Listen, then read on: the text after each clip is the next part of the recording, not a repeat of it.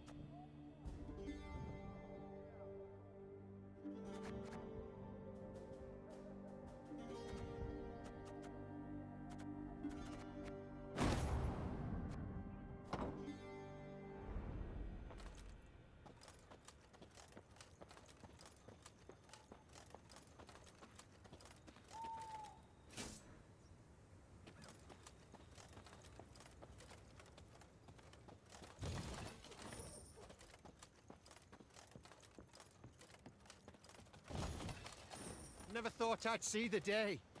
The Queen's returned. Know this, Your Grace. Blackclads have shut themselves up in our cities. They give no hint of surrender. My. We've gathered donations to support the war effort. Help.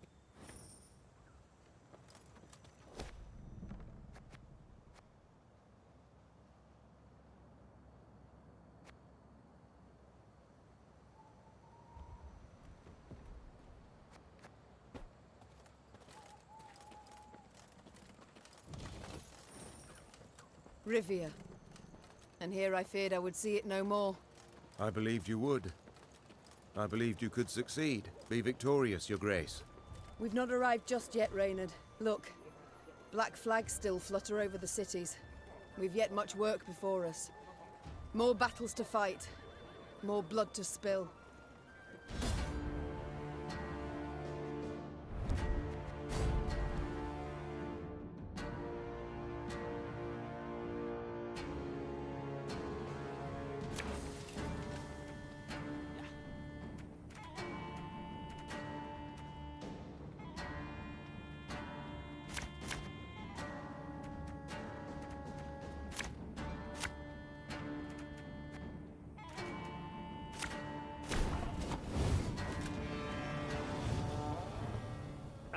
Should've listened to me, old lady.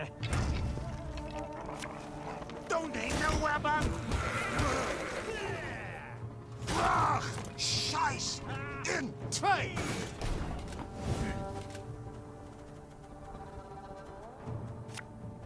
Wanna know why I got my scar? Off to the front yet again.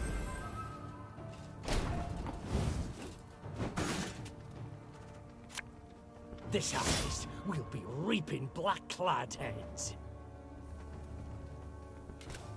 Ha!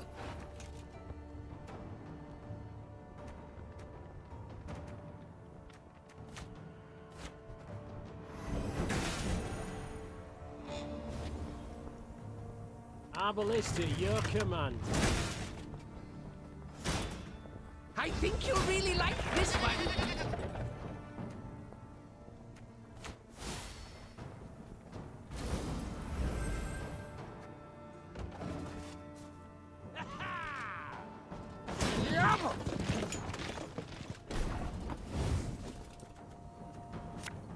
Armor wars, sir.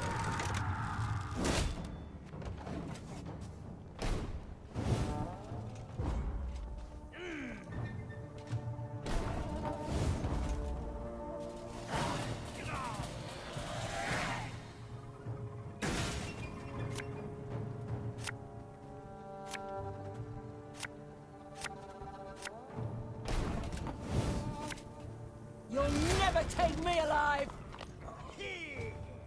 Must be an important lesson in this. But what?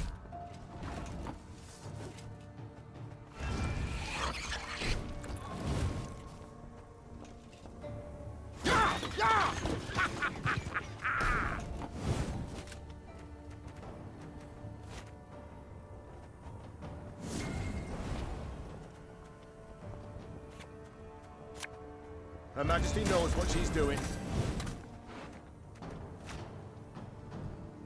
Lyria!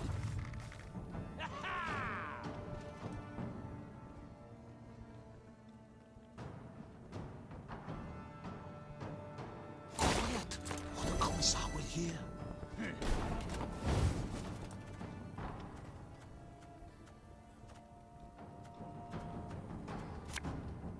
Catch!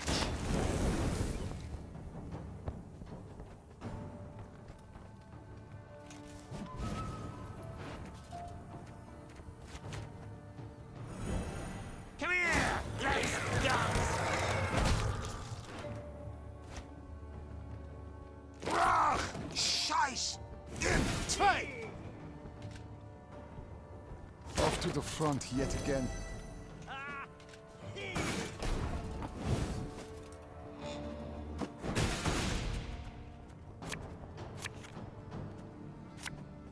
Your life is mine now.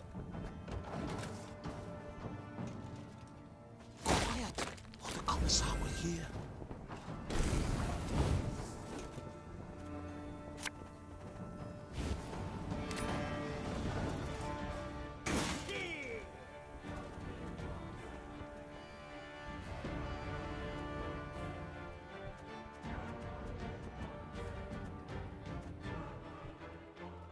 Herzer.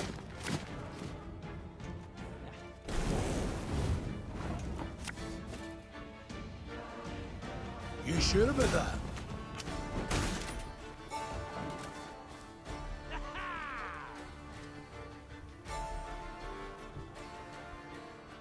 Then that's right!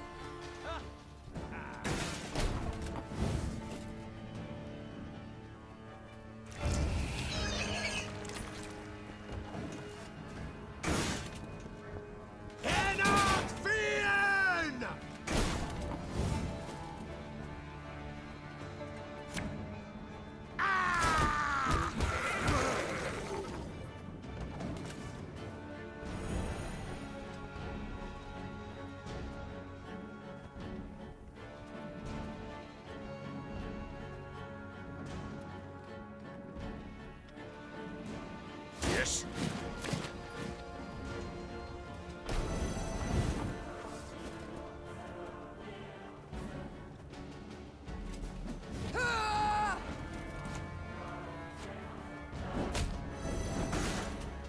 Oh, could murder a pint. Brach! Scheiß! In train!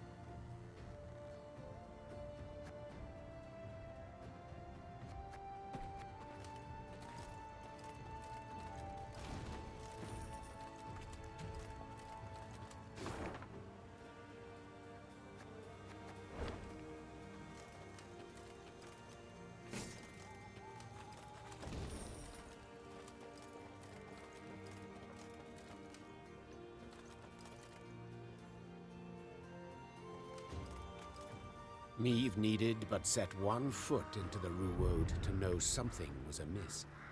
The sickening stench of rot hung in the air. Flies swarmed in thick clouds, and crows cawed in a deafening cacophony. What had caused this murder to amass? Well, Meve's scouts soon found out, Your Majesty, reported a certain Sergeant Nadamur. not far from here. Past the bend, there's a cotton and it's full of bodies. Our boys and the Blackclads alike. Bodies mutilated, horribly so, guts ripped open, entrails strewn about, heads locked. Somewhere, like Yes? branches embrace him, grip him tight, as if the trees, they strangled him. Hearing this, the Queen ordered a halt to their march. They would go no further, she thought, till they knew what had killed those men. Luckily, witnesses were soon found. A haggard band of resin burners emerged from a nearby dugout, black with dirt, covered in dried blood. Milady, Their eldest stammered. Blackins came and started felling the wood. Forced folk to chop away, to make way for a town, they said. They pushed hard, right to the heart of the forest where the old oaks grow, and awoke some foulness. The whole camp, blackclads and loggers alike. Done in one night. No time even to draw their weapons. We was lucky. Found pits to hide in. Just heard as something huffed and puffed while talking to the trees, no less. Reynard ordered medics to tend to the tar makers, then turned to Meve. We cannot wash our hands of this, Your Grace. The Nilfgaardians awoke the monster, yes, but it kills Rivians just as readily. Meve stood at the edge of the clearing and pricked her ears. The Ruode echoed with the cawing of crows, which seemed to perch on its every twig. She also heard the howling of wolves and a hollow rattling, as if branches whipped in the wind, though the day was fair and still. That Geralt. He just had to desert me. The Queen removed her cloak to avoid snags and trundled toward the heart of the wood. Her soldiers followed, clutching cocked crossbows to sweaty cheeks. Thank ye, your majesty.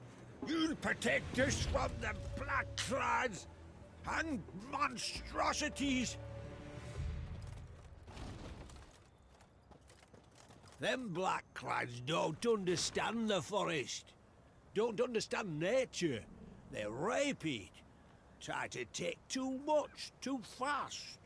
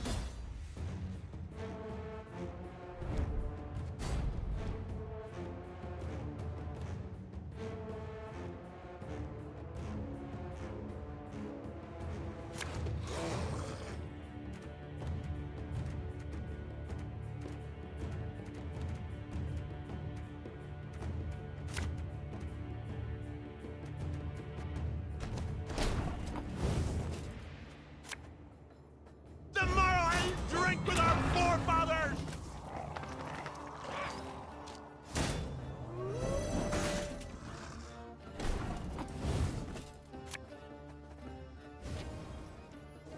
I'm a monster.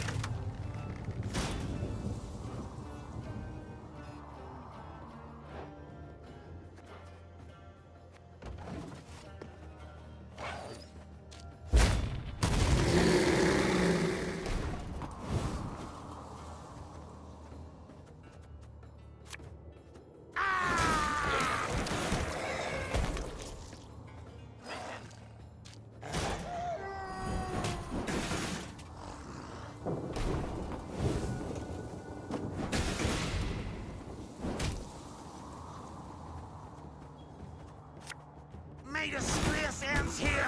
Timer wiped it away!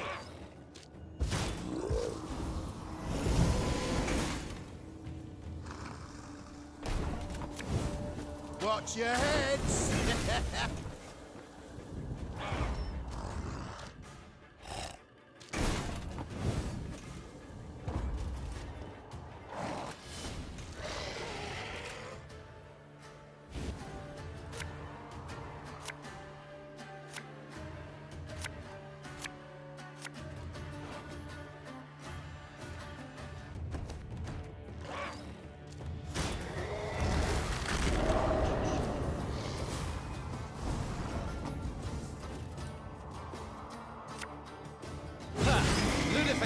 Give me some of that.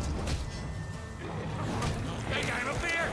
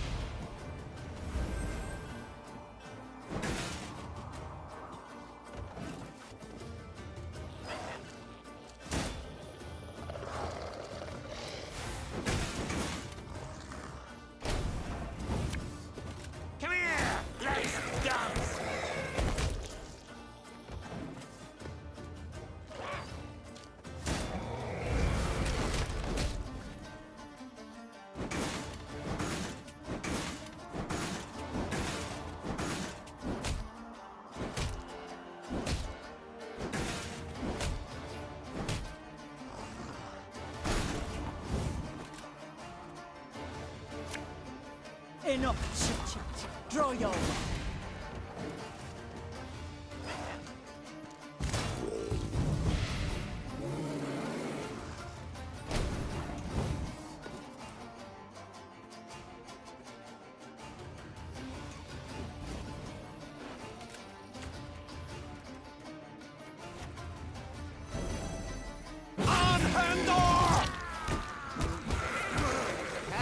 Not supposed to be any smoke.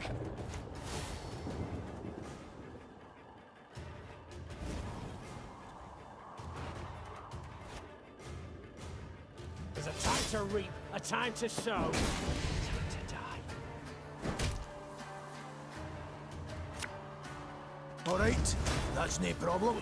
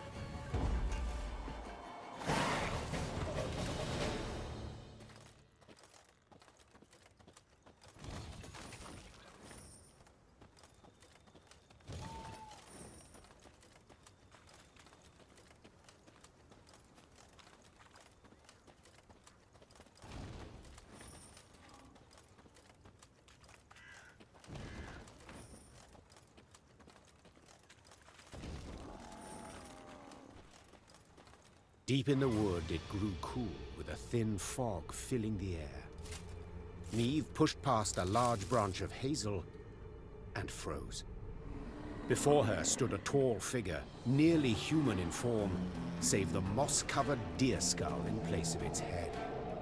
Empty eye sockets burning with naked flame, the monstrosity hurled itself at Meve with a roar. Rally to me! Cried Meve, raising her shield. Everyone! Anyone, to me!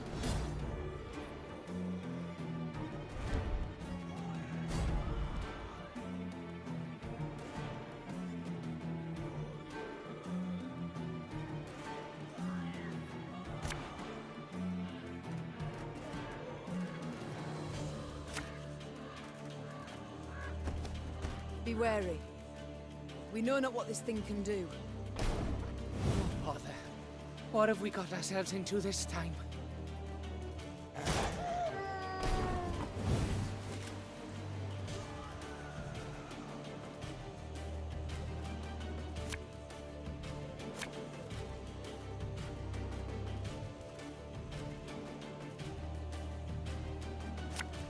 You mad?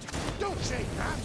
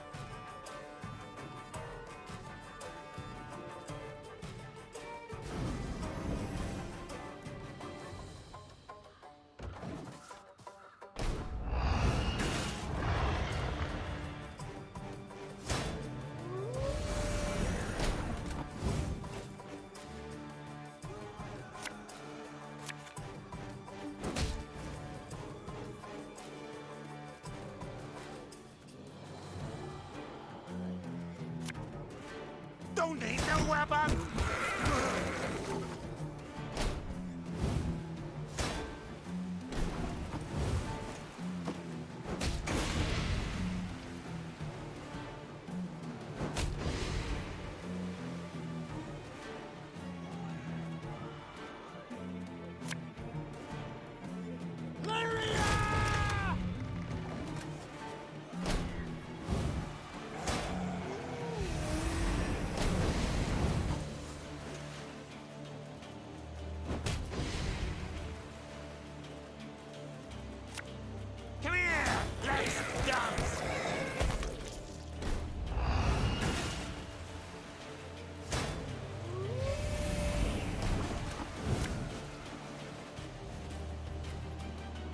a time to reap, a time to sow, a time to die.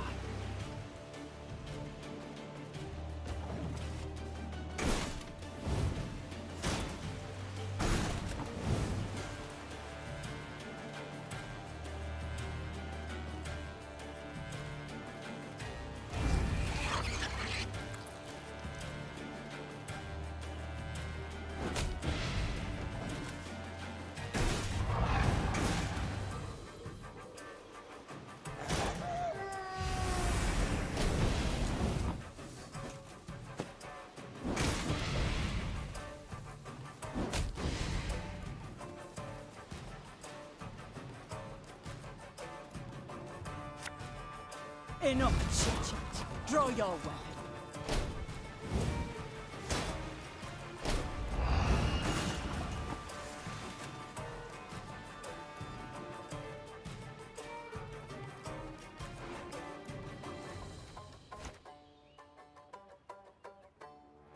Company, forward march!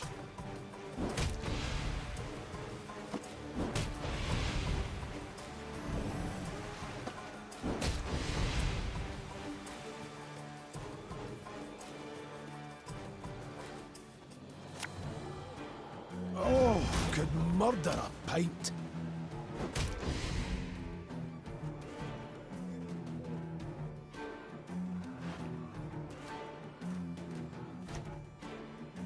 God is Rivia!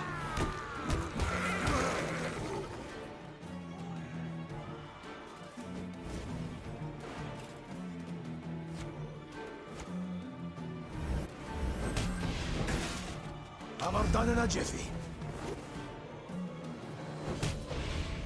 May disgrace ends here!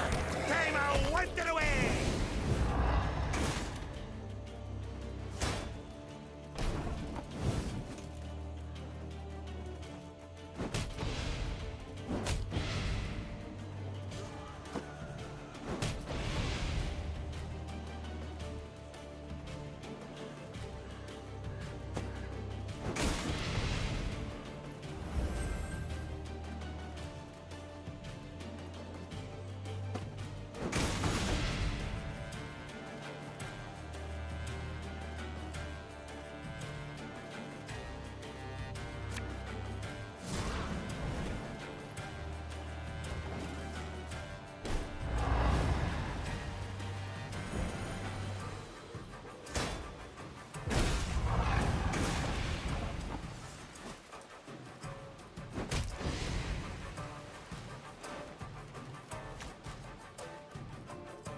One boat.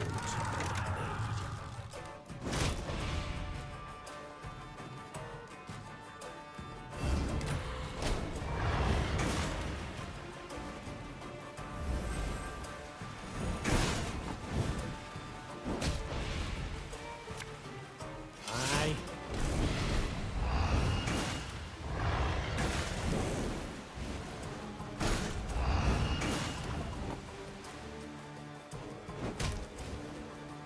Believe it's dead, whatever that means for such a thing. Attacked from all sides, the monster teetered and swayed, fighting off their blows with ever greater difficulty. Finally, it fell to the ground and fell apart, like an undone bundle of twigs. In disbelief, Meve towed the pile of dried branches and scraps of bark. She saw no blood, no entrails, as if no monster had ever stood there. As if it had all been a dream. We return to the road. Meve said, crushing the beast's deer-like skull under her heel. Ah, and Reynard, I've a request. Yes, Your Grace? Once we regain the realm and return to the capital, remind me to issue an edict. No one is to enter these woods, not to log nor even to gather brush. Just in case. Those dwelling near the Ruwode heaved a sigh of relief, and the Lyrians returned to fighting an invader who, after what they'd faced in those woods, no longer seemed so frightening.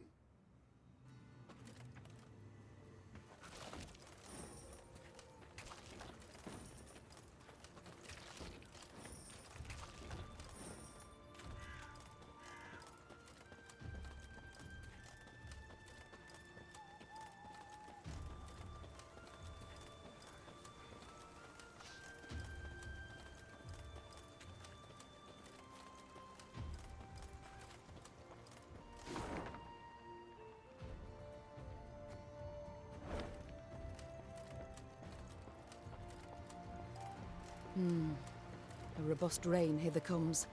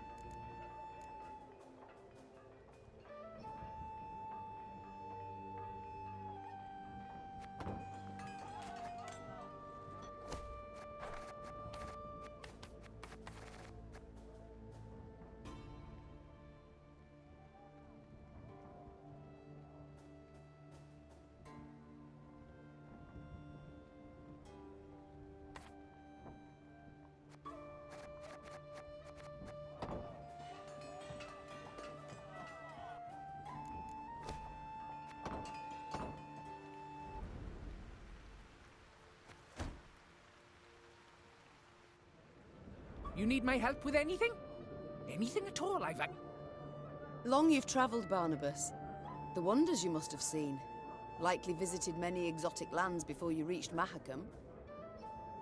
Corvia, yes. Matina, yes. Nazir, Zericania, gods, yes. And Korath, even.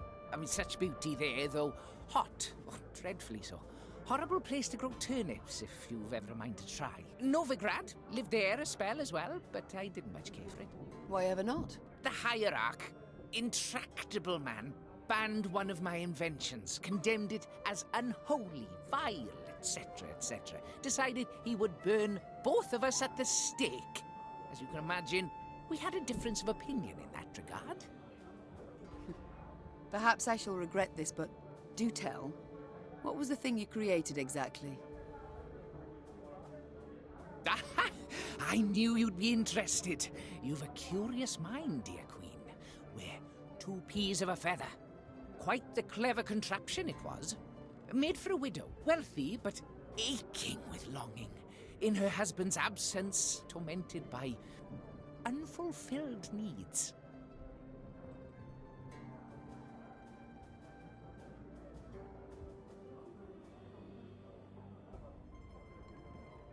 Stop right there. I knew I'd regret asking. See, it had this special crank that when rotated... Barnabas, no, enough! As you command, Your Majesty. But if you ever get the urge to see it, I've the prototype still tucked away in my trunk. Noted. But by the gods, please, let's change the subject. Time I attended to other matters. Ah, yes, you're still here. Off you go, then. Arnulf, find a place at one of the tables. Have a drink. Meet my men. Think there's been a failure to communicate, lass. I didn't join your army to meet men, but to meet death. A good, honourable death. Quicker you lead me to that, the better. I wish not to pry, but why do you long for death? For only death can cleanse me of shame. You must have heard what they call me. Arnulf the Patricide.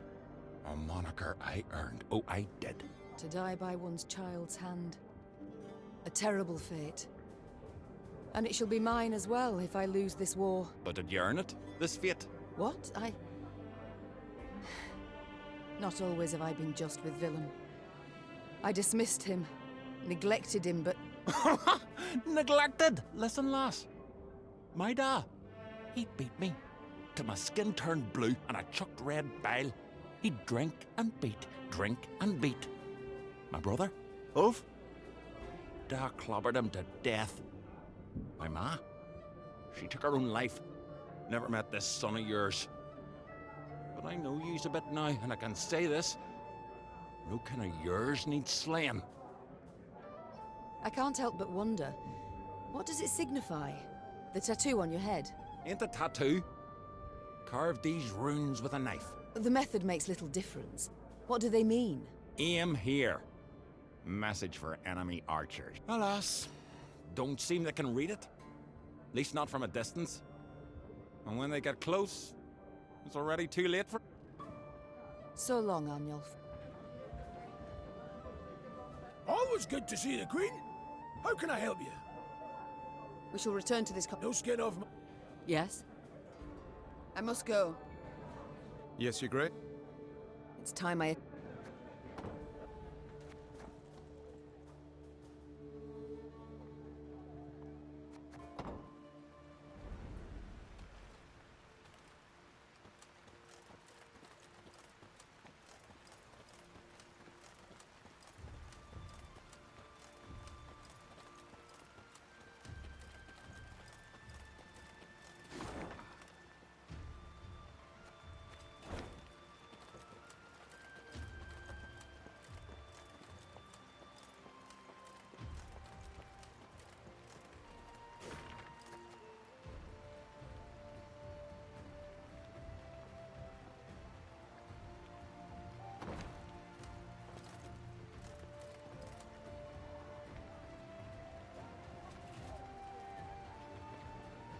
Meve arrived at the walls of Gradabor, famed for fine rugs and woven tapestries.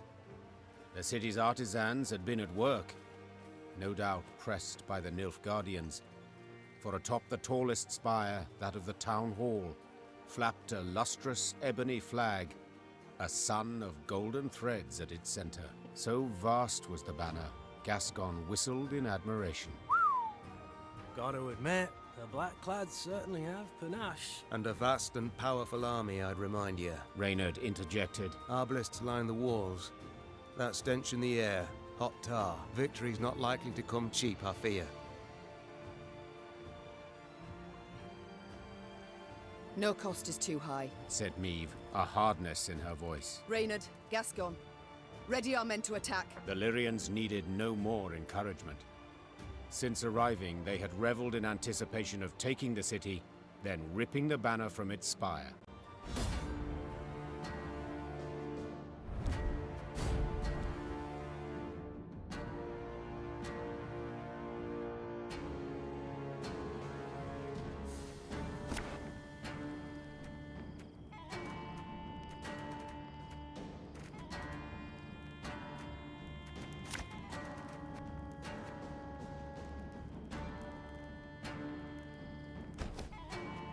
It will be difficult, Your Grace. The walls are strong.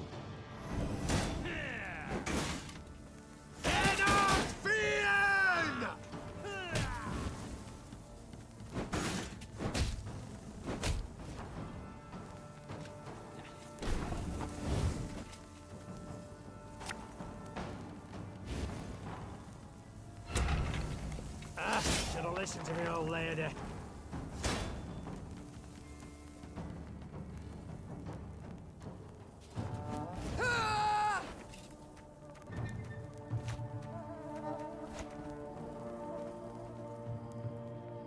Death is only the beginning!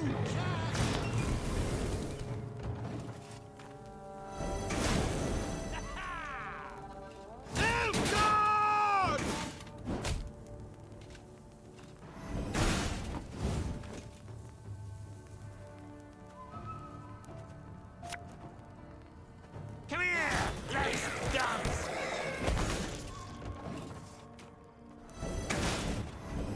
Gate! Someone's opening the gate! Forward, march!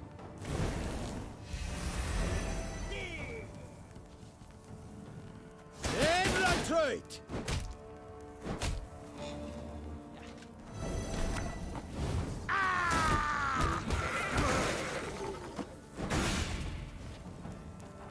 I'm a one, sir. This harvest will be reaping Blackclad heads.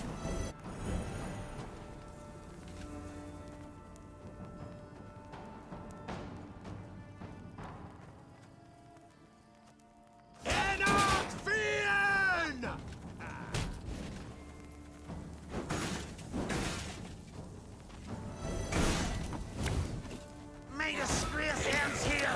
Time I wiped it away!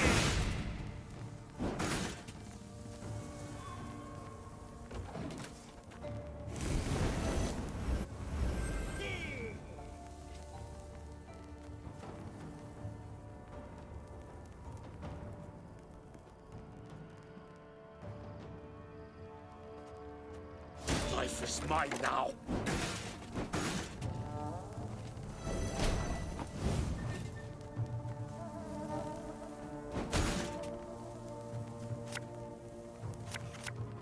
You'll never take me alive!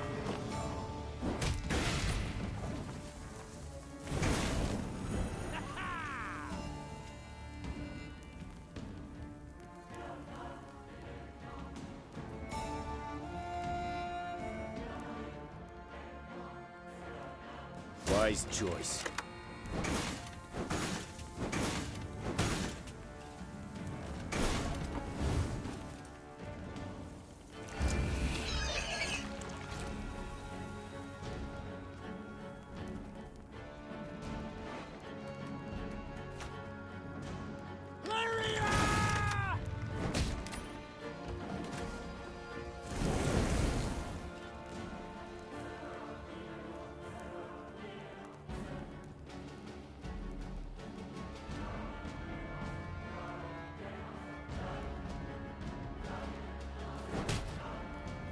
Very glad.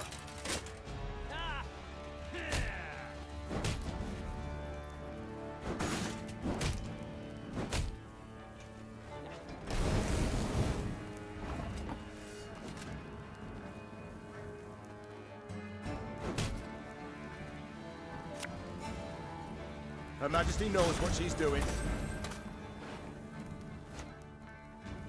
One vote.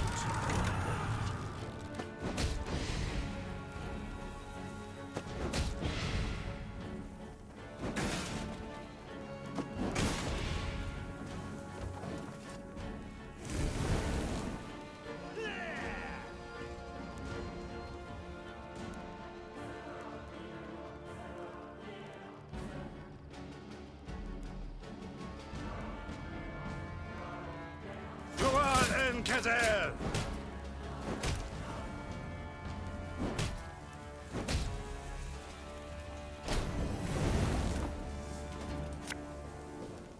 You sure about that?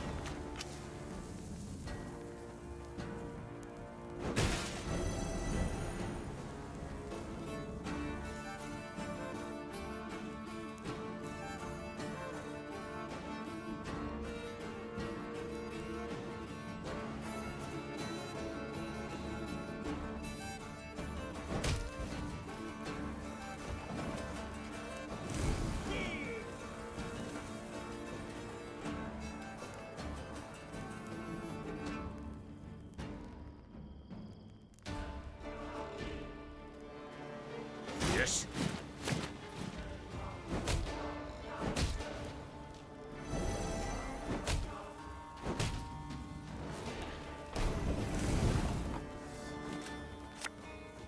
On Handor!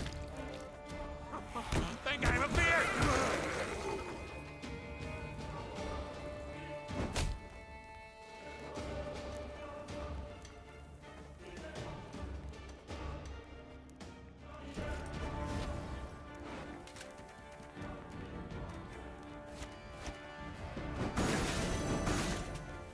Oh, could murder a pint. Sorry, turnips back for an encore.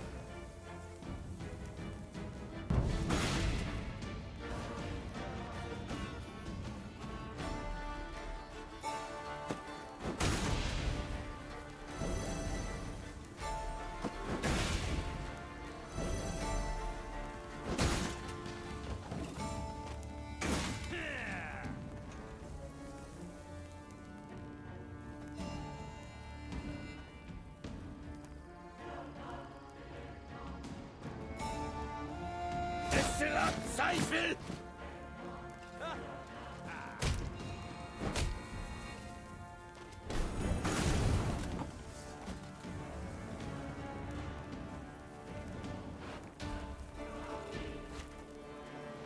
Give me a target.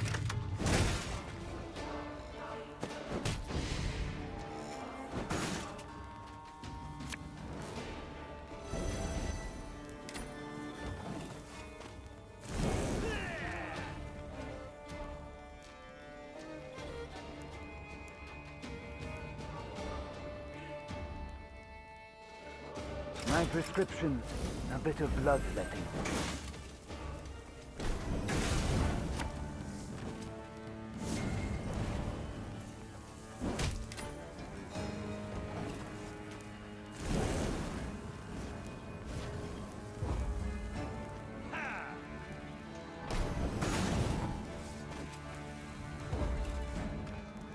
Victory, Your Grace!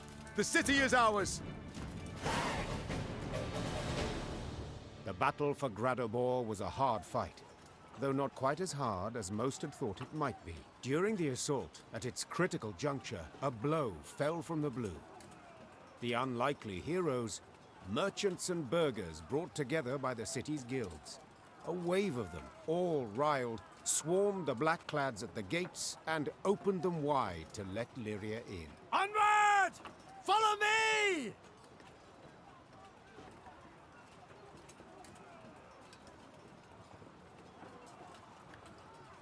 As fighting died down around the city, Meve rode for the town hall on a personal quest. Nilfgaard's vast, garish banner rippled overhead. With its halyard cut, it plunged like a great black bird, stricken. It was the last any would see of the golden sun over Gradobor. 3 cheers! Hip, hip, The Lyrians were victorious, though not without aid.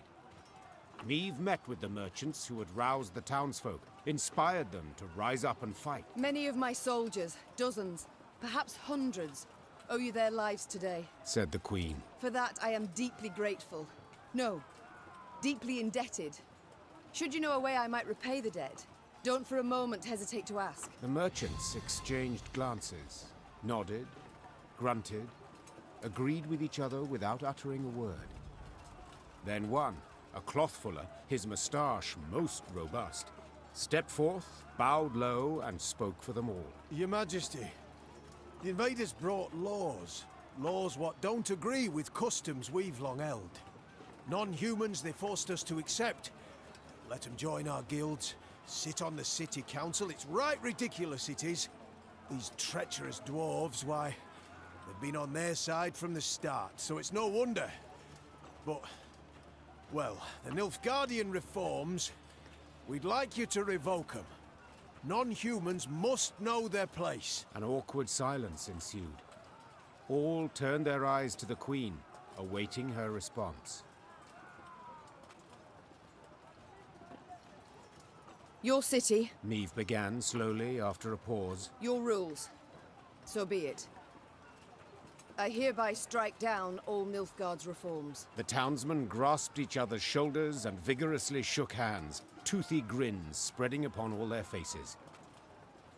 Yet when they asked the Queen to stay and feast, she politely but firmly declined. Her army left Gradabor that very day. She rode at its fore, angry and silent. I know. Meve finally blurted to Reynard, her eyes still facing forward. I know I granted a wicked request.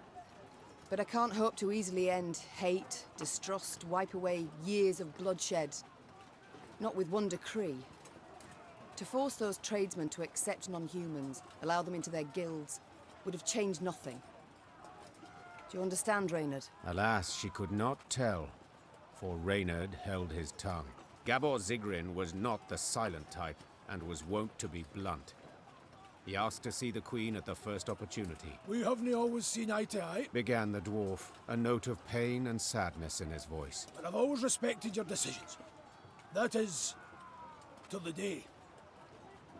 I fear this is where we part, lass. I got to go.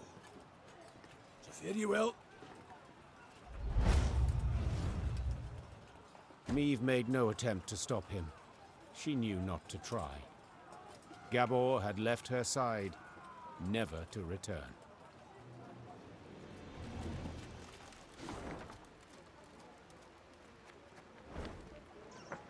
Rivia for Rivians. Dwarves to the mountains, elves to the forests, halflings to their halfling holes.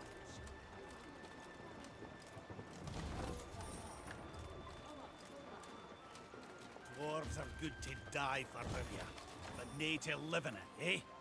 Dwarves are good to die. Dwarves are good to die for Rivia, but nae to live in it.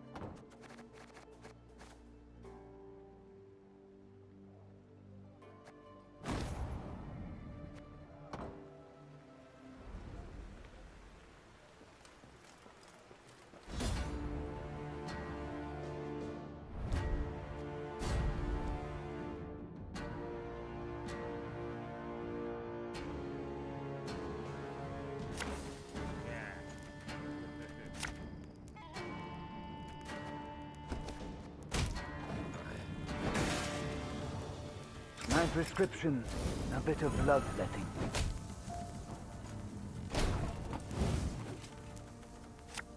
Blood washes away all shame! New orders? No? Ah.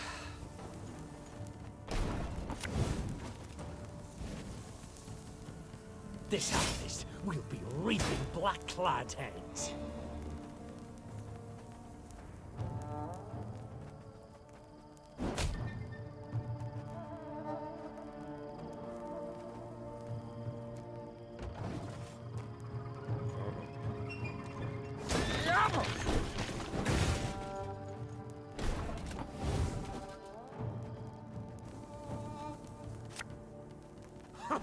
Think I have a beard!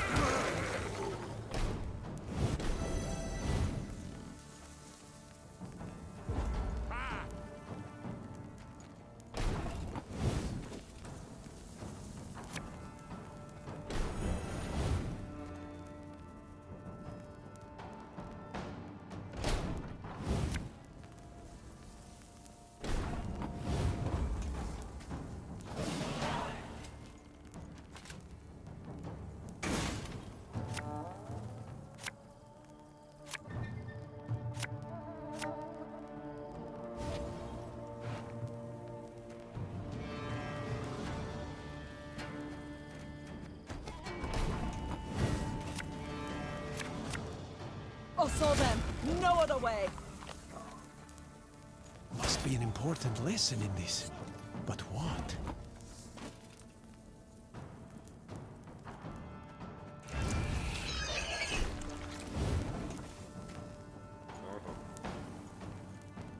Yes?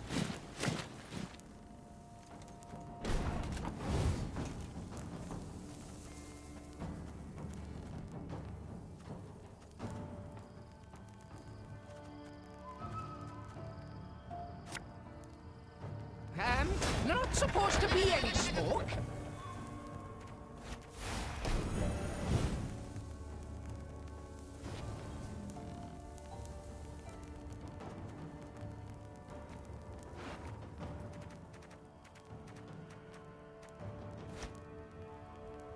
This could hurt.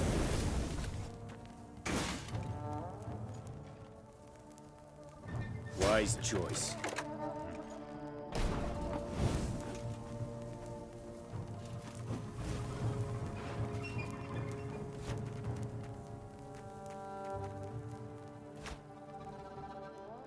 Discipline shall bring us victory! Watch your heads! Arbalist at your command.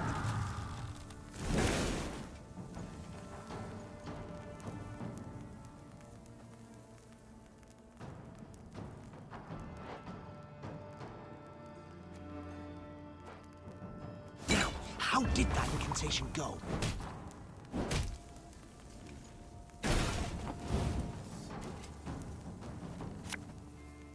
Armor won't stay. Lyria!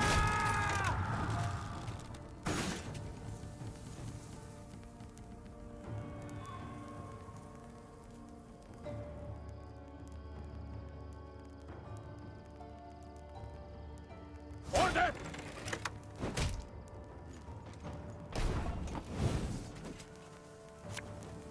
Don't need no weapon!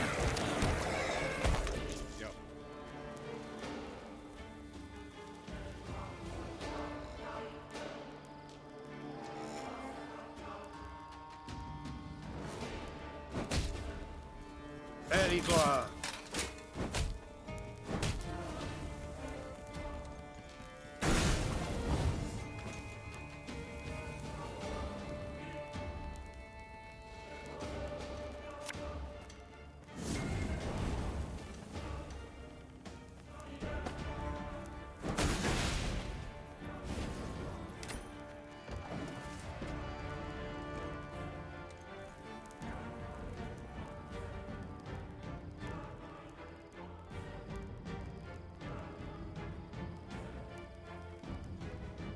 Life is mine now.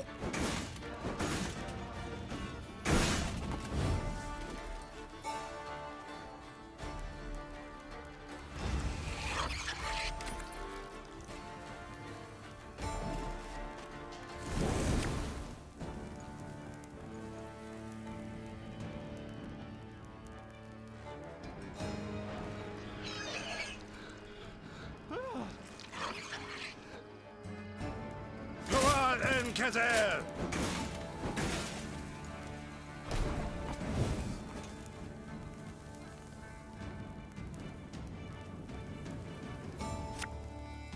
On Pandor! Come here! Let's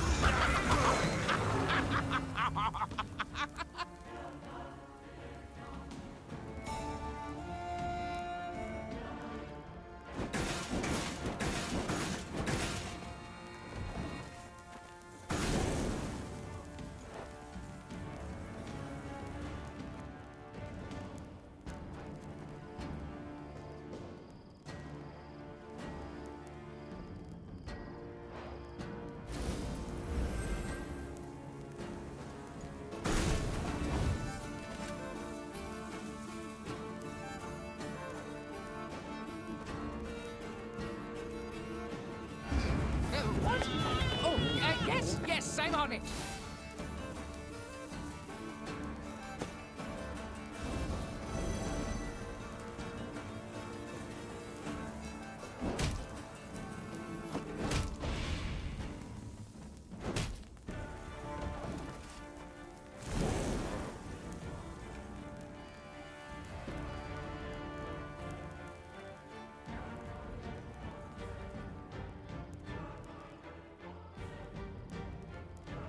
Discipline.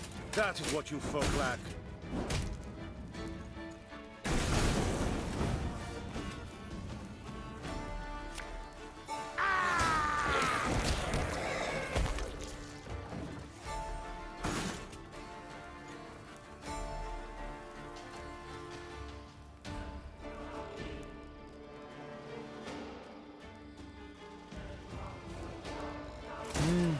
A highly curious case.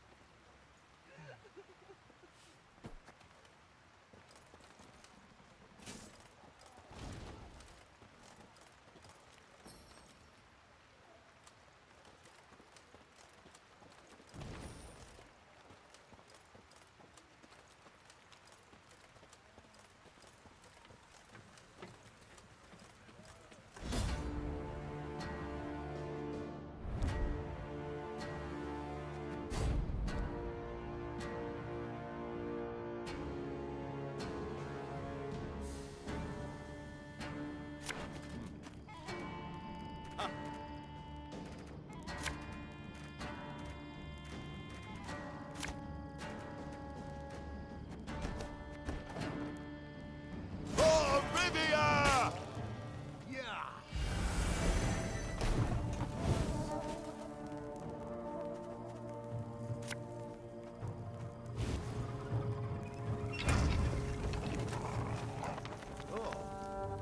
Gardy Vittles, hungry like a wolf I am.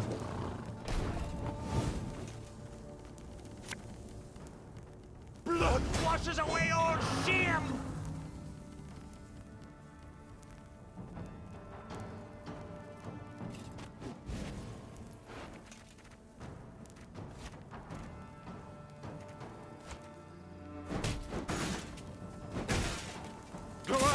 Ankazel! Nice Tedatu. Aye.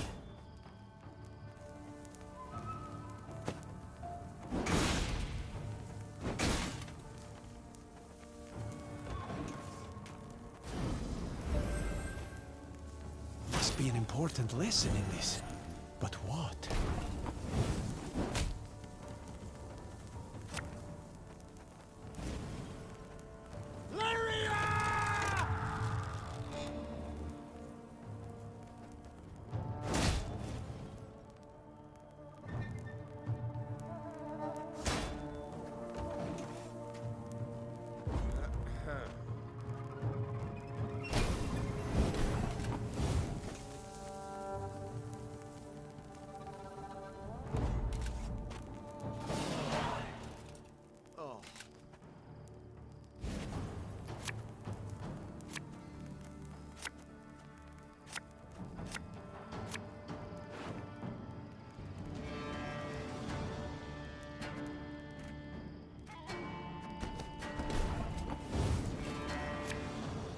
I saw them.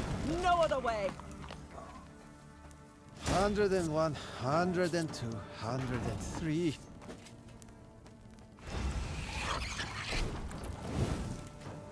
Oh.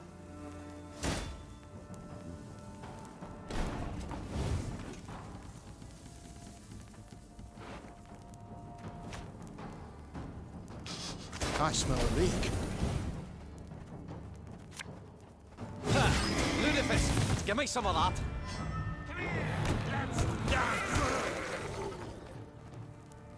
Again and again and again.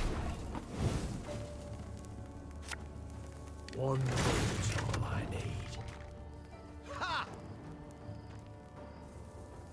152, 154.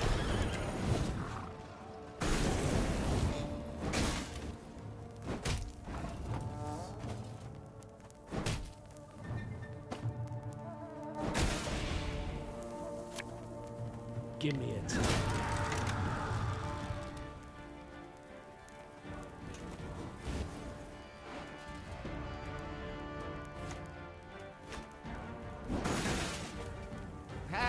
Not supposed to be any smoke.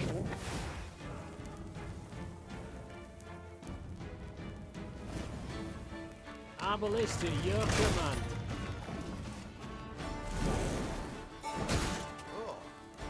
I live to serve you. Should have listened to me, old lady.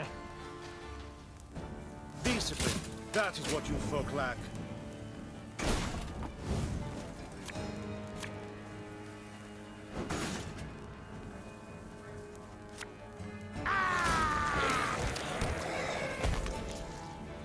Take it anymore.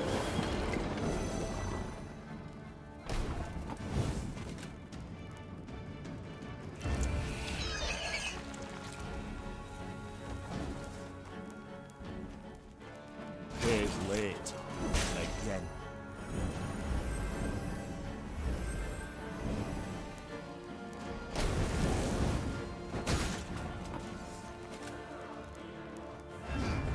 What? Oh, yes, I'm on it. You mad?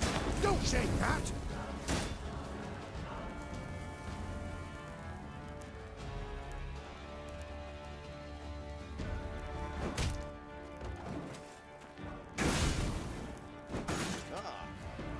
Guy battles, hungry like a wolf I am.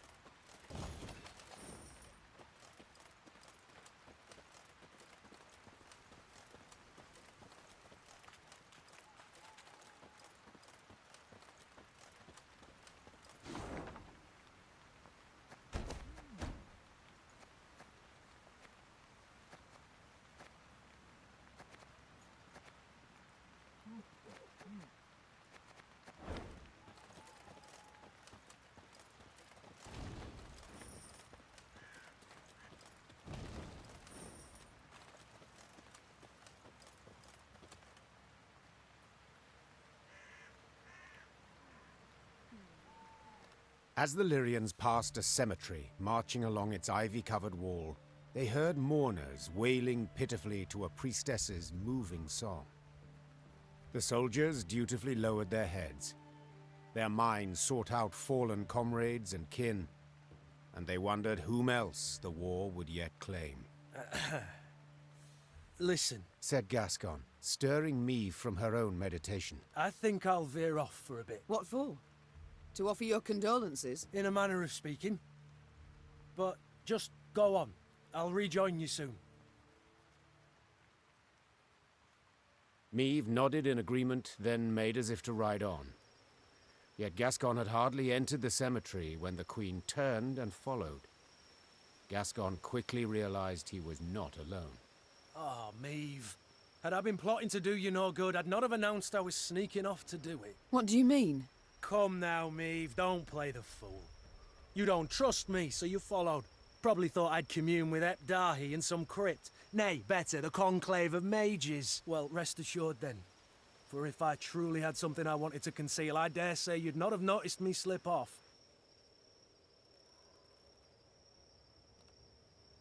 I was merely curious to see what you would do here. Ah, indeed. It is rather curious what folk do in cemeteries. Play tiddlywinks, perhaps? Or take in the sun? Gascon, I've grown used to you bending the rules of decorum, but now you overstep, sir. You overstep. Oh, will you have me flogged? Hold your tongue, sir, or I shall indeed. Splendid. Now tell me why you've come here. If you absolutely must know, then follow me. Gascon led Meve through the ruins of a mausoleum, past its decapitated statues, past ancient gravestones effaced, past sarcophagi smashed to pieces. Whose is it? Could it be... Yes, Meve.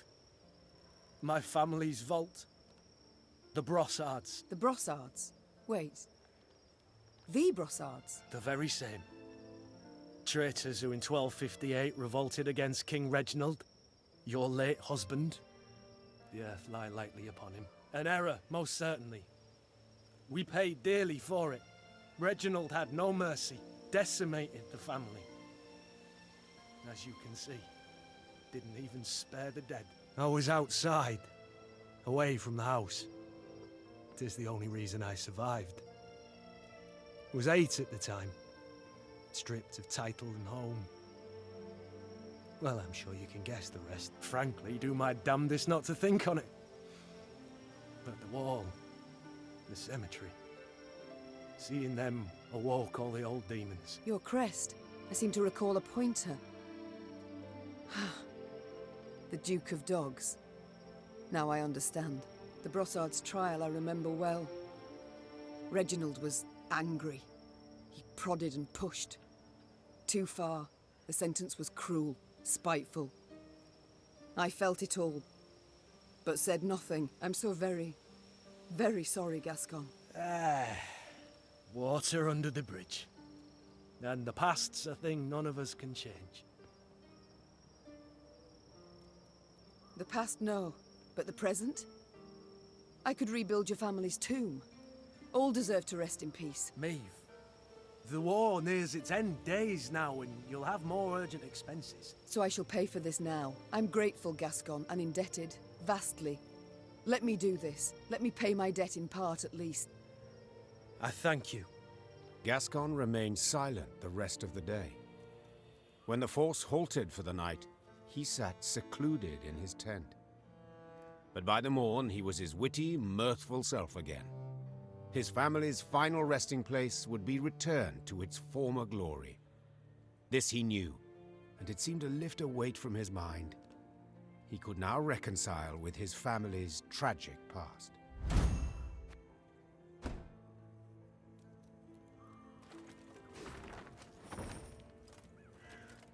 Good mother. Move that... Oh...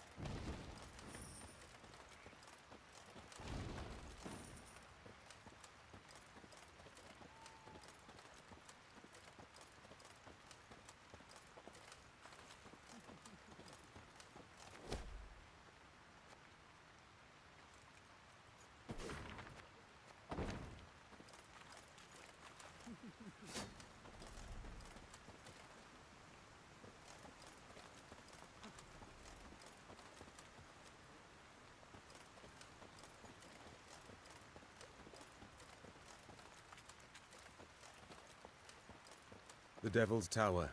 We draw near, Your Grace. No sign of Willem yet, far as I can see. Unsurprising. Prompt he never was.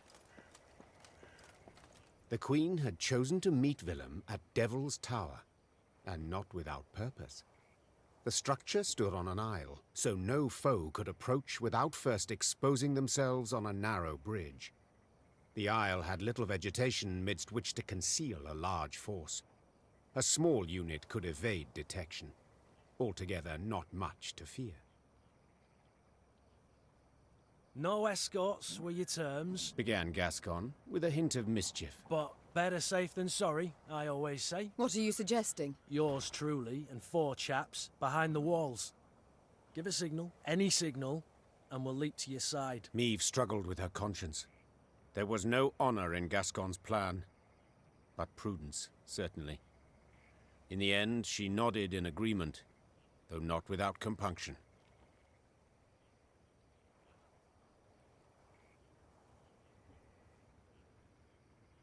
Willem arrived soon after, the heavily armored cavalry he had in tow clearly there to boost his courage. He left them at the foot of the bridge and rode across alone. A stiff wind from the river nearly made off with his ermine fur cloak. Willem and the mother who'd borne him stood face to face. They gazed into each other's eyes, waiting to see who would look away first. When neither did, Meve broke the silence. Time flies, and I've a kingdom to liberate.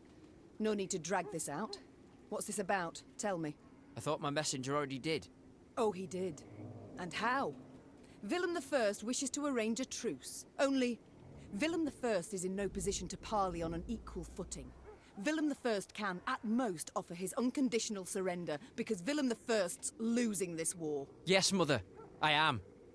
And I see that by losing I've at last made you content.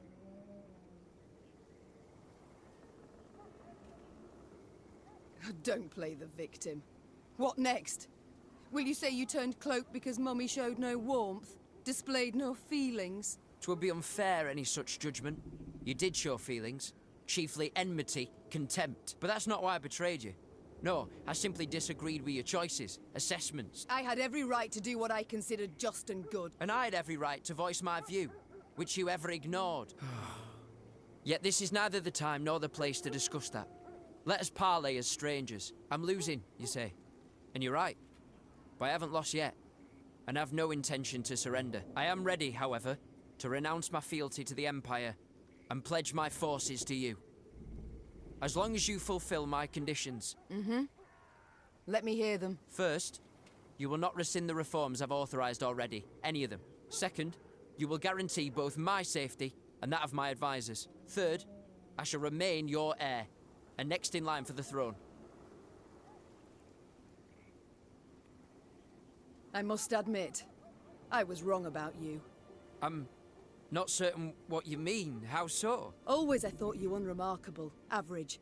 But this insolence today is anything but dull. It's unparalleled. Did you truly think I could forgive you? After you betrayed me, humiliated me so. Not worthy of my crown, that's what you are. Not now, not ever. Oh my.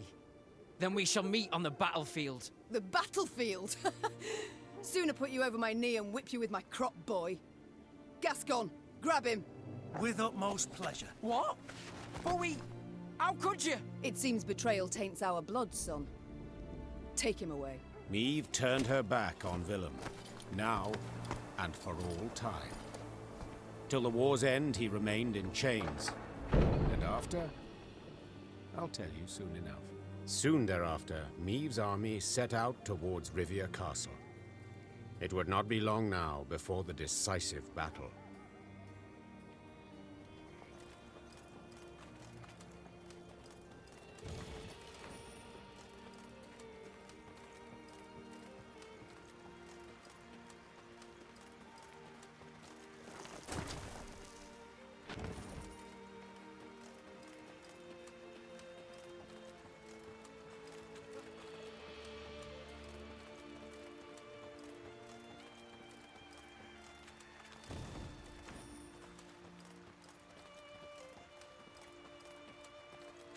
Your Grace, said Reynard, saluting and clicking his heels. Peasants from the Scala region have arrived at camp.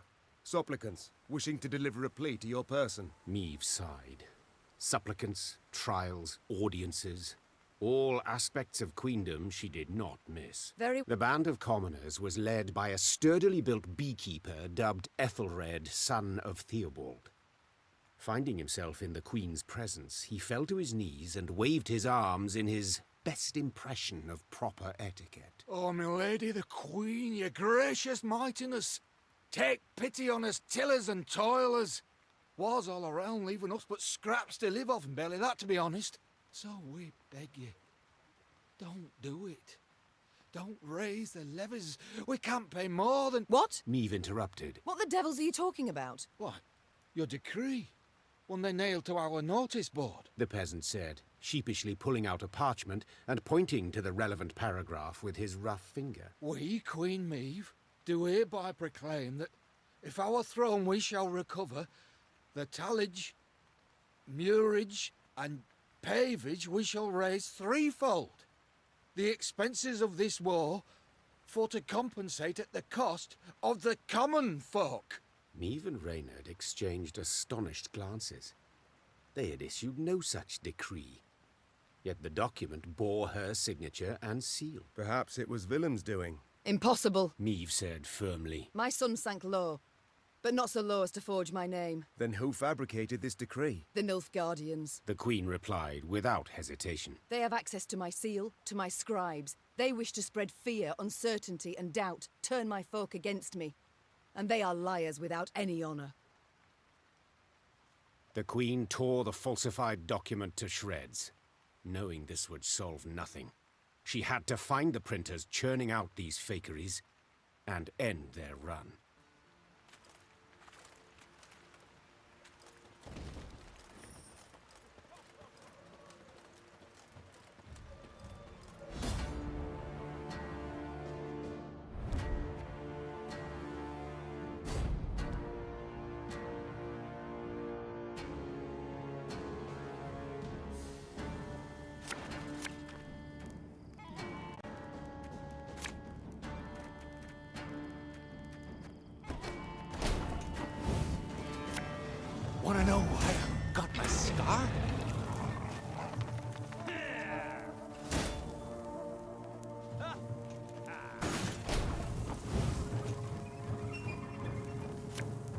Give me a time.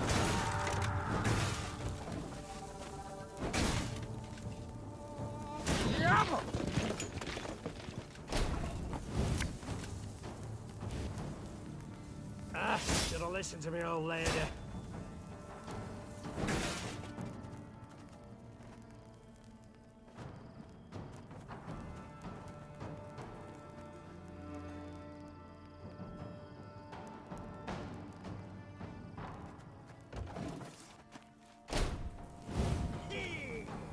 New orders? No?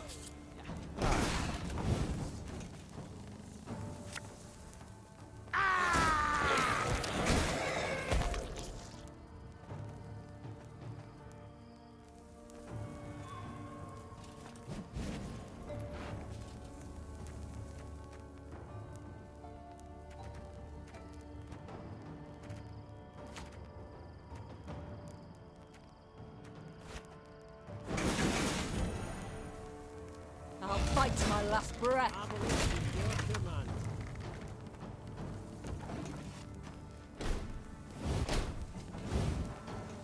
Must be an important lesson in this. But what?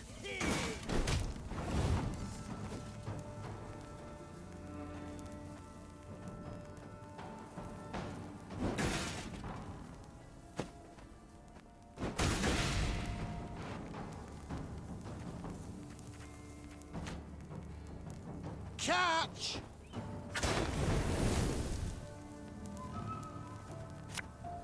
May disgrace ends here! Tamer wiped it away! Eddard Fane!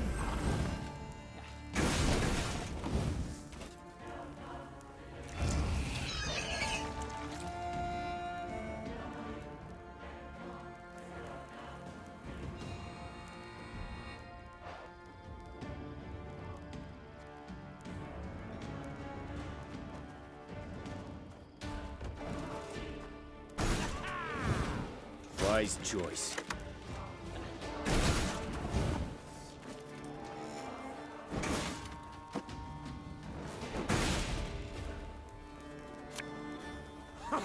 Hey, I'm up here!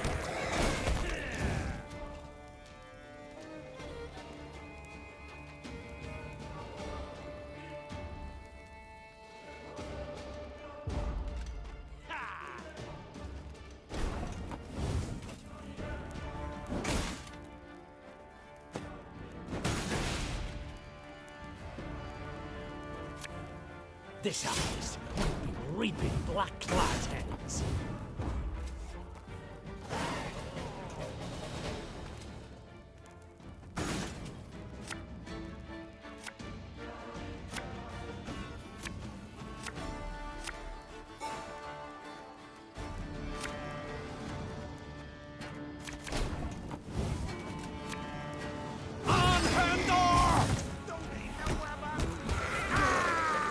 Death is only the beginning!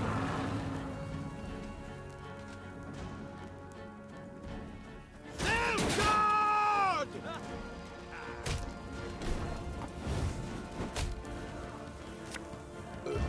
Sorry, turnips back for an encore.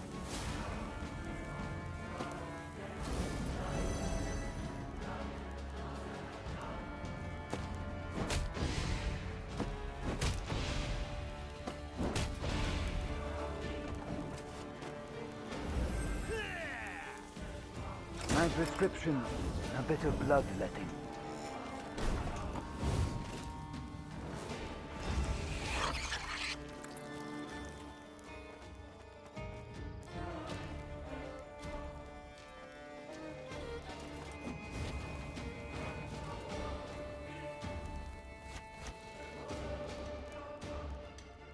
Her Majesty is exceptional.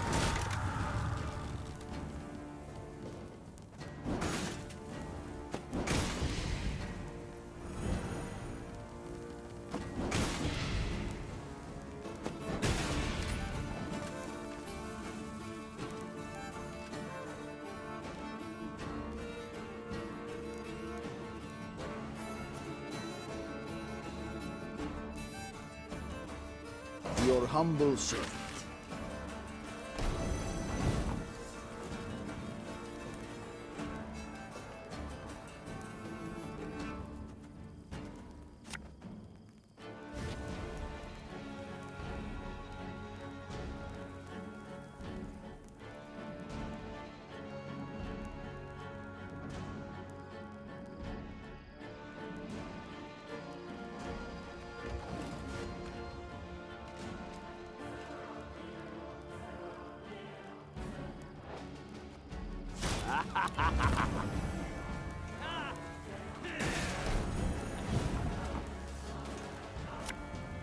Off to the front yet again.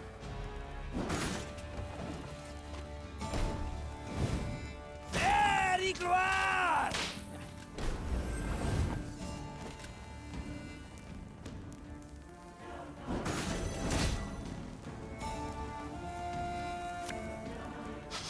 I smell a leak.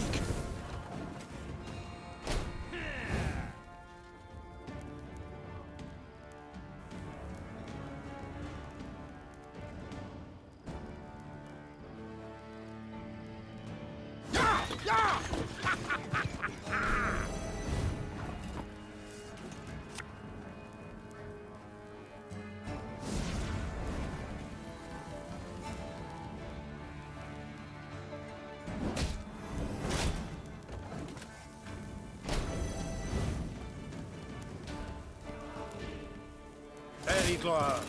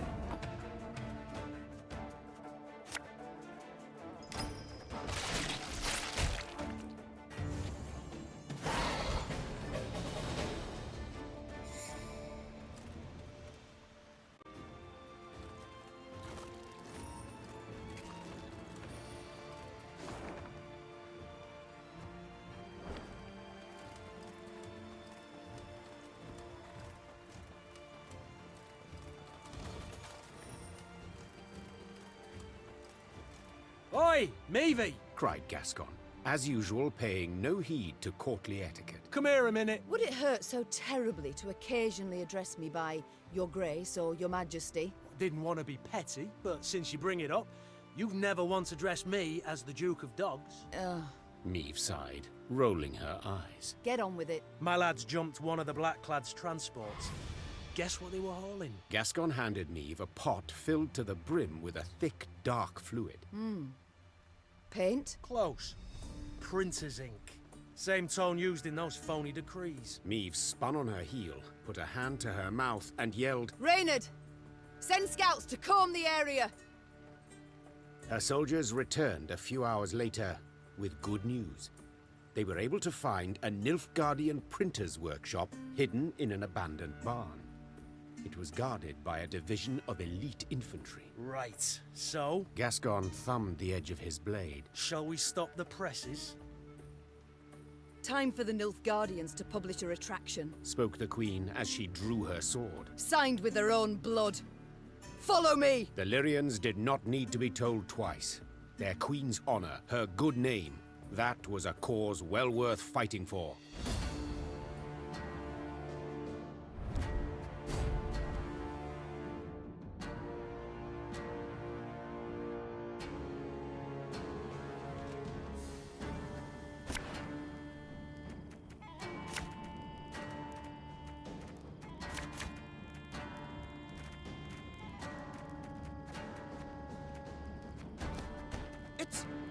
It's her! Yes, you fool her! Sound the alarm! Larum! Order!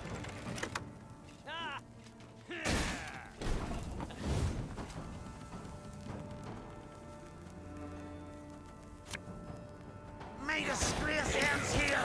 Time I wiped it away! Eddie Gloire.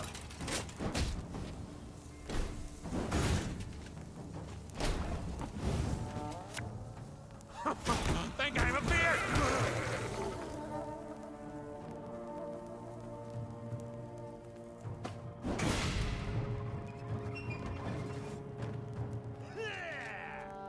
Life is mine now.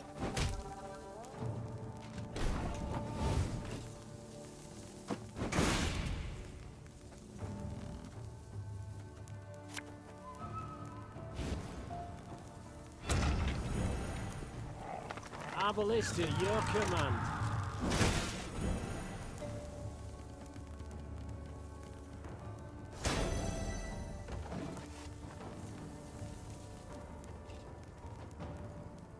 Hellcatzer!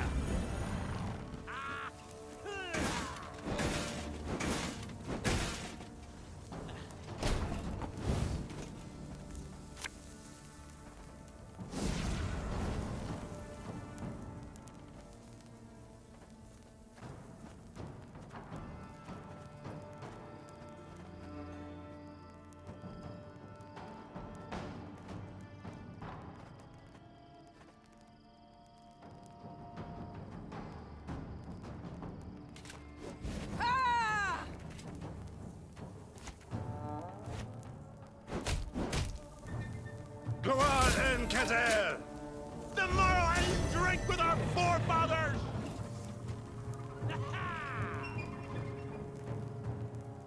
Eddard Fane!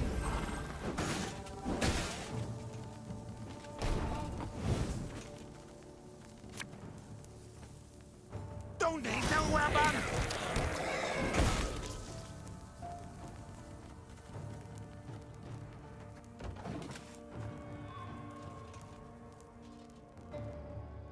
Off to the front yet again.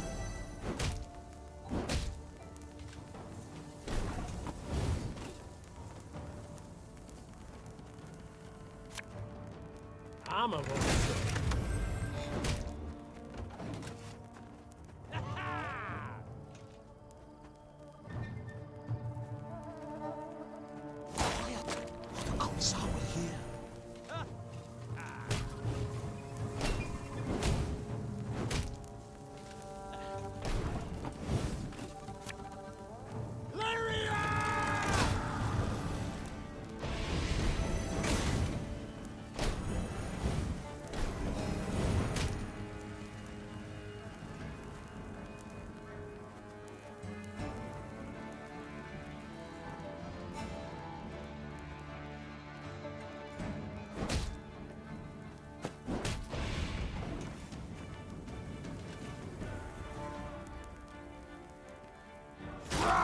Scheiß!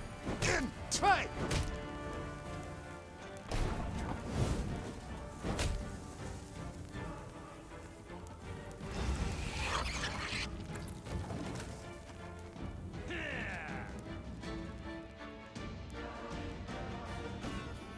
Off to the front yet again.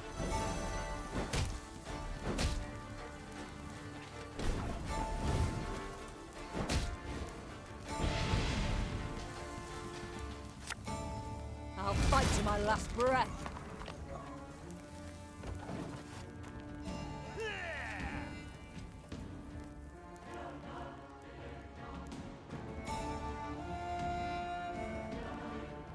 Quiet! What a comes our here?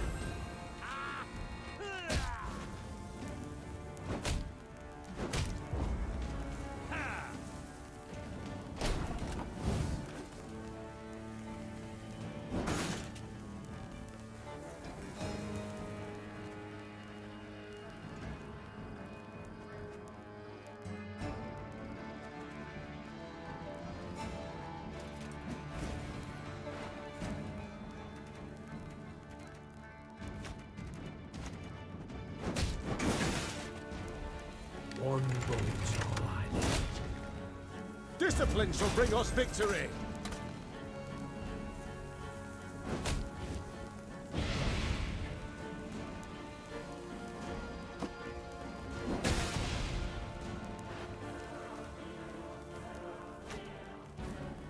You mad? Don't shake that!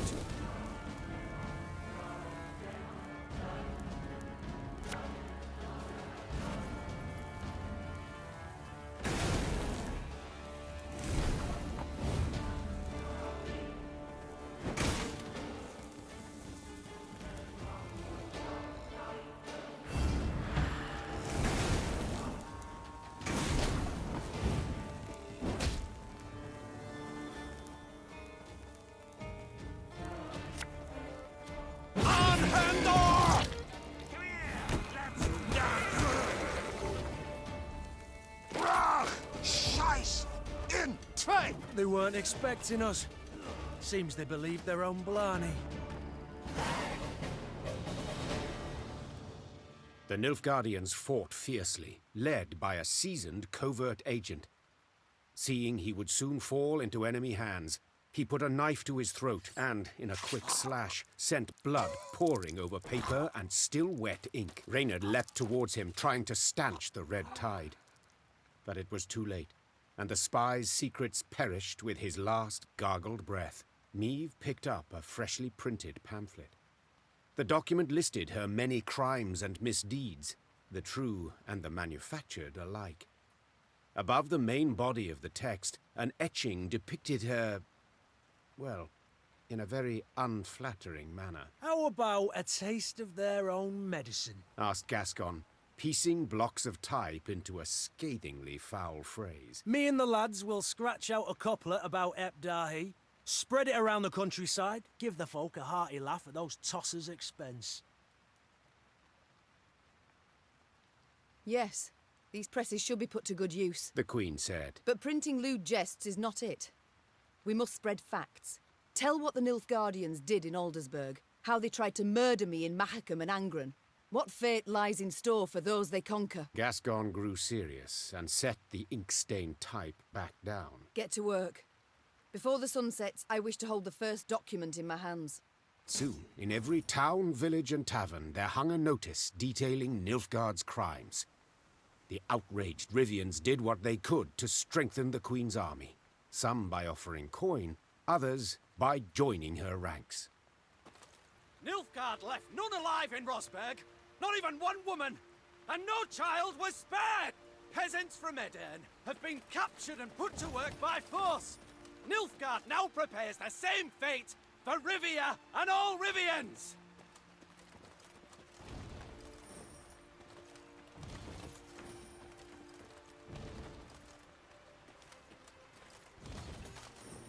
Emperor Emir var Emrys is a Vran imposter! A Vran Doppler!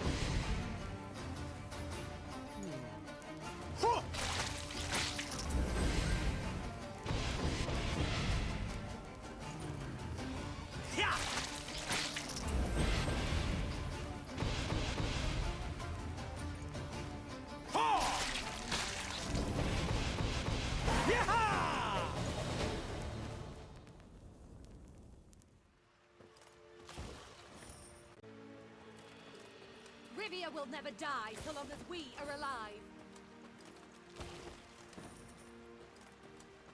Nilfgaard! Lady, the traitors run before you. Find me a map, and I'll show you where they buried the loot. Rivia will never die so long as we are alive. Rivia will never... Nilfgaard will not spit in our maws!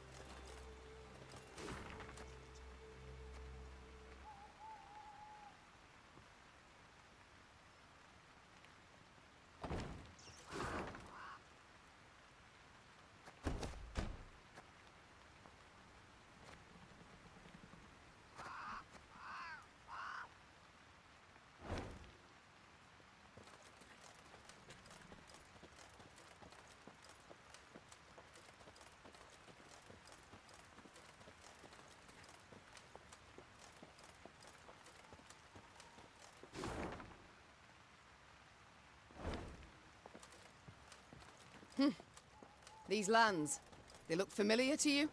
Naturally, Your Grace. They're the venerable Count Caldwell's. War, death, chaos. Everywhere but here. This land's positively pastoral.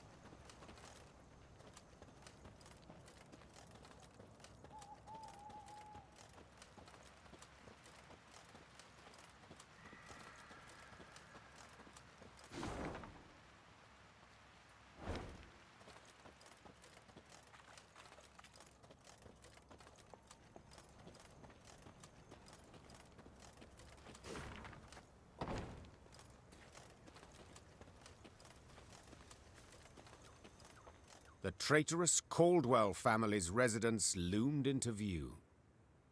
Against the horizon, it looked suitably sinister. Yet the manor had changed since Meve last saw it. 2 new wings, ornate towers, a grand colonnade.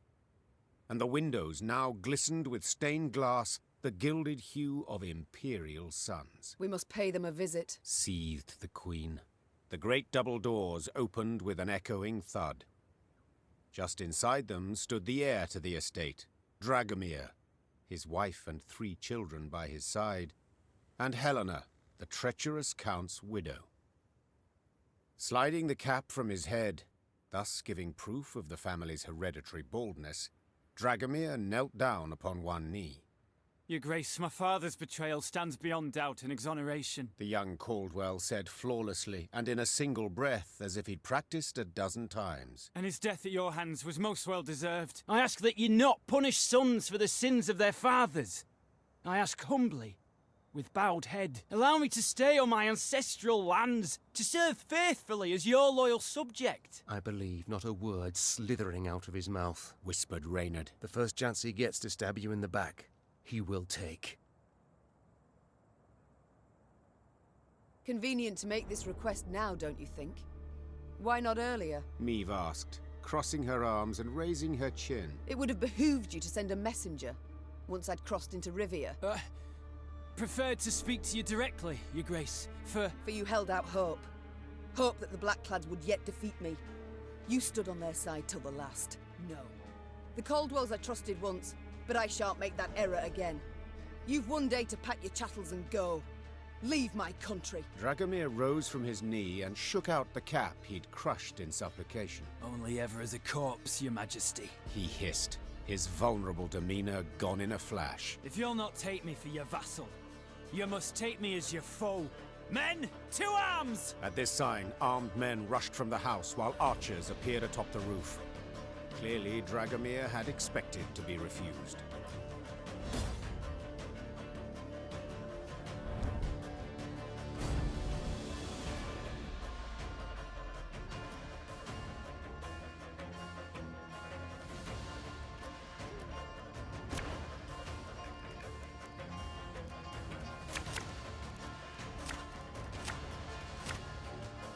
You'll not not destroy my family! I won't allow it!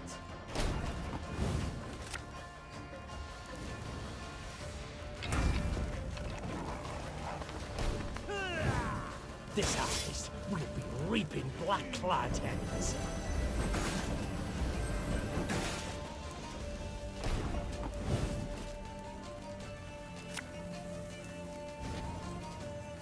One bolt I need.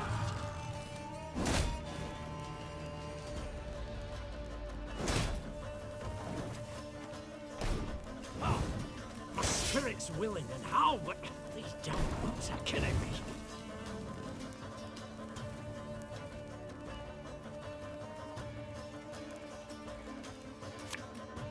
Give me a time.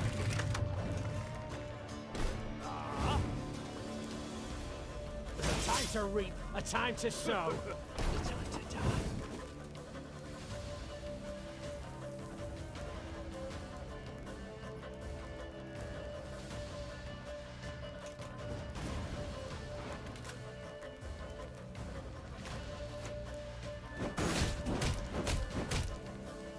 Blood washes away all shame! Watch your heads! I'll fight to my last breath.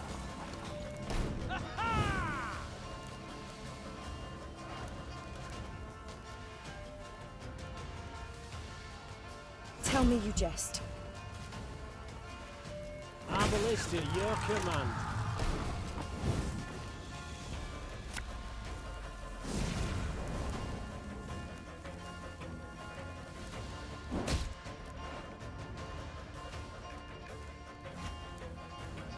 Feel any burning? See a local healer or wise woman?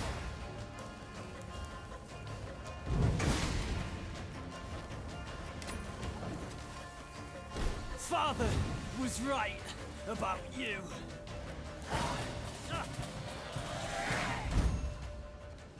Dragomir lay in the courtyard of his extravagant manor. With the last of his strength, he clawed at the colored gravel.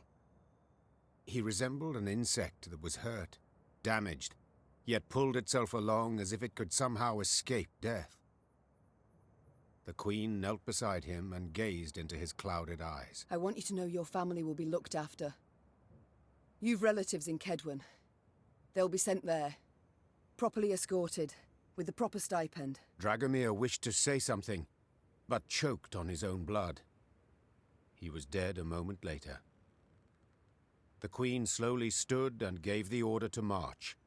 She rode at the front of the column, deep in thought.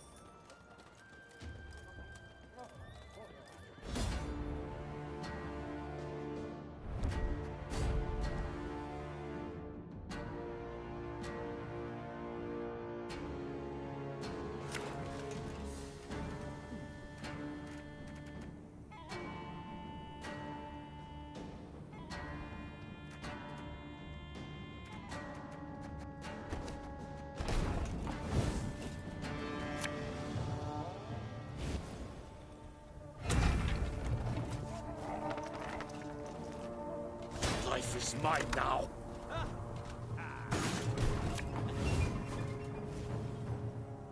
Arbalest, your command.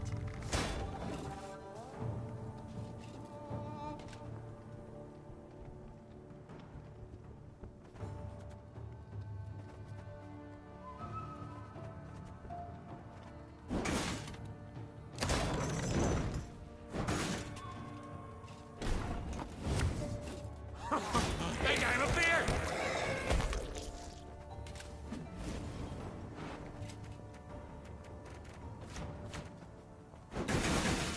The moral I drink with our forefathers!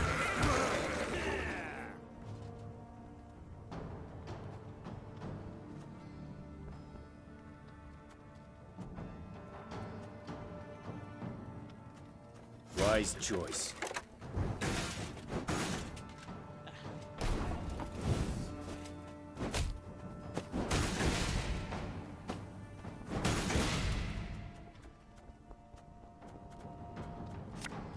There's a time to reap, a time to sow.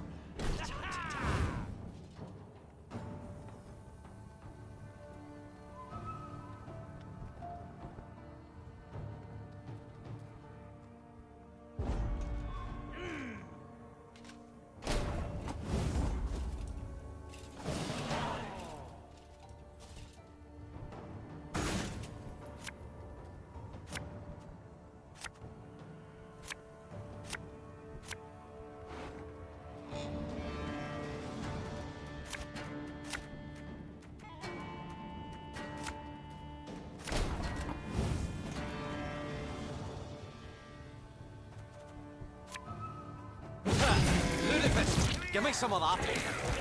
Blood washes away all shame!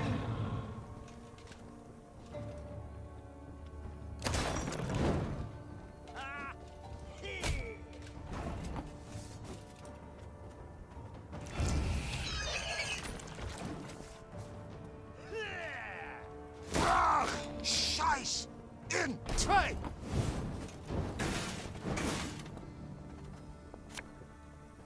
I think you'll really like this one.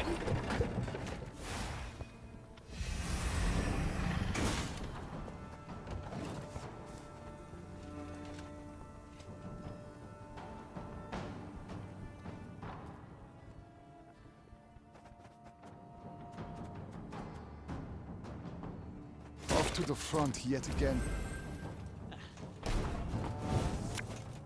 Aye.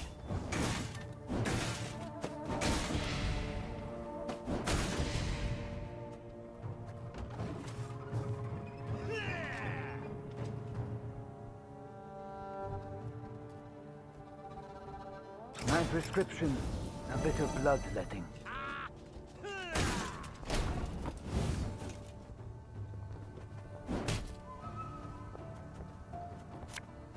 Discipline shall bring us victory!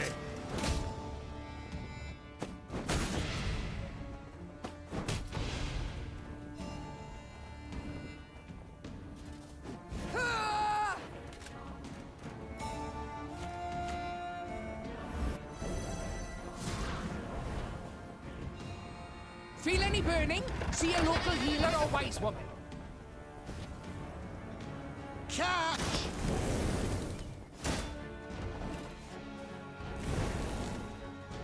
Quiet! Or the commissar will hear.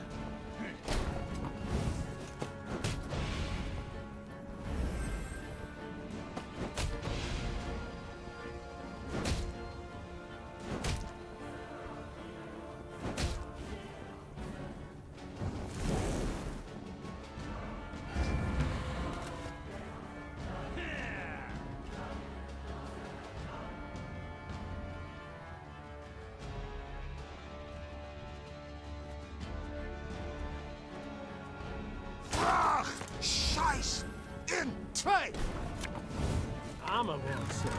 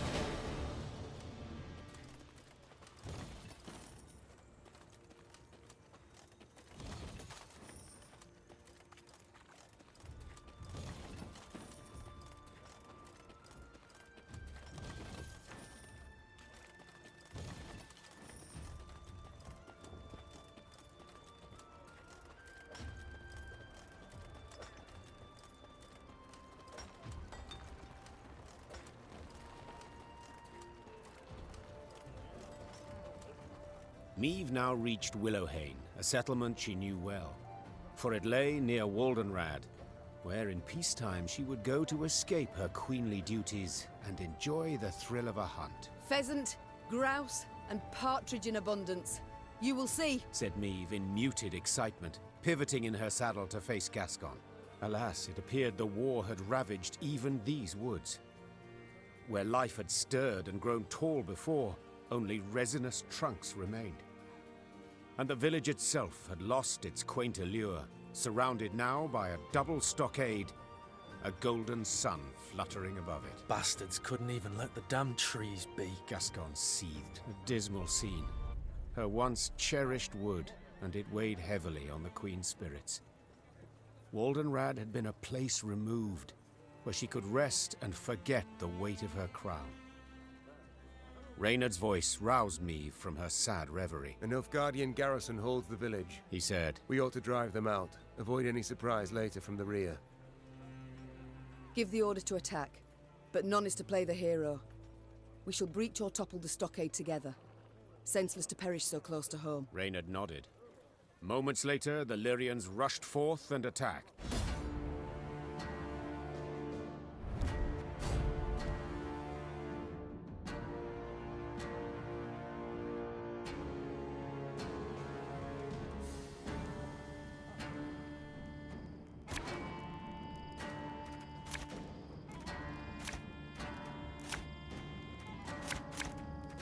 The time has come to purge these devils from our homes!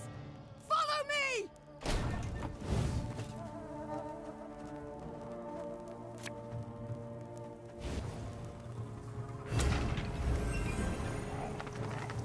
Give me a target.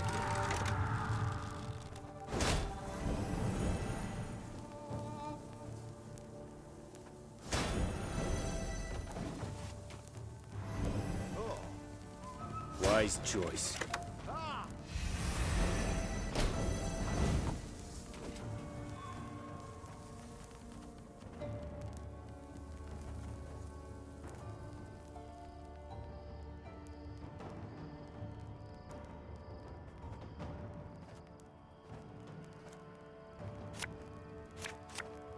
May disgrace ends here! Time I wiped it away!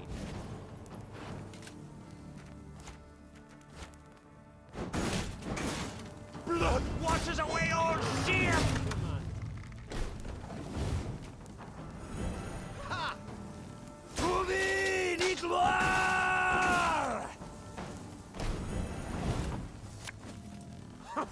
Think I'm a beard!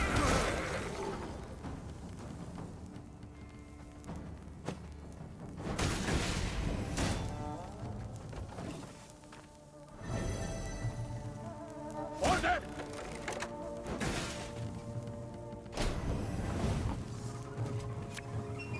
Don't need no weapon!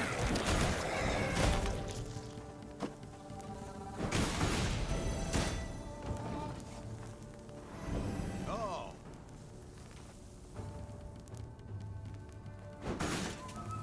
Alba!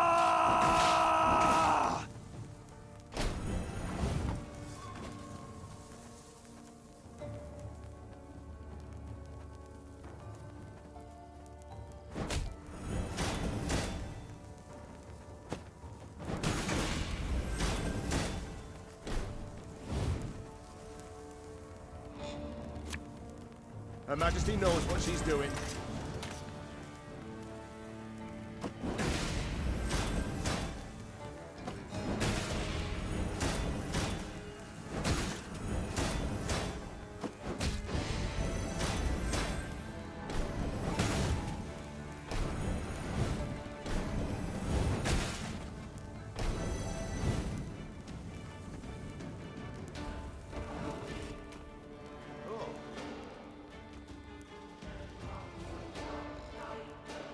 Life is mine now.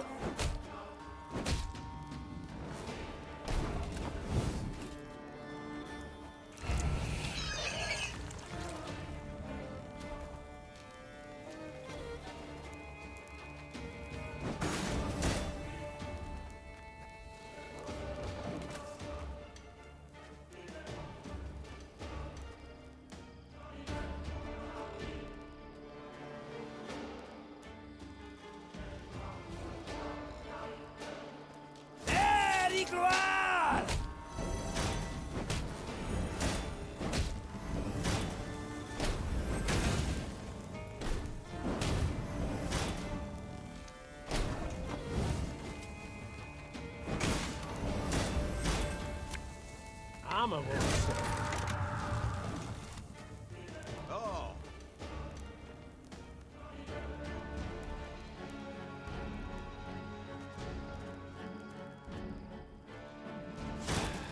Be able to pass.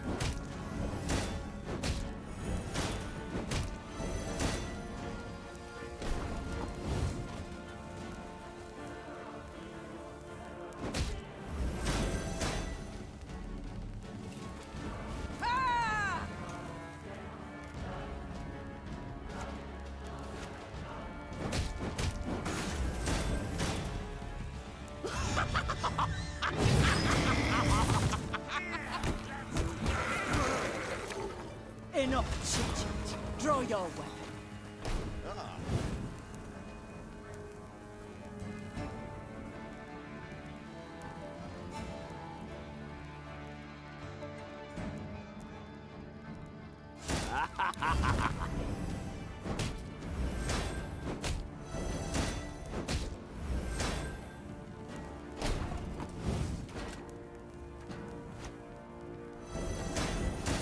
I think you'll really like this one.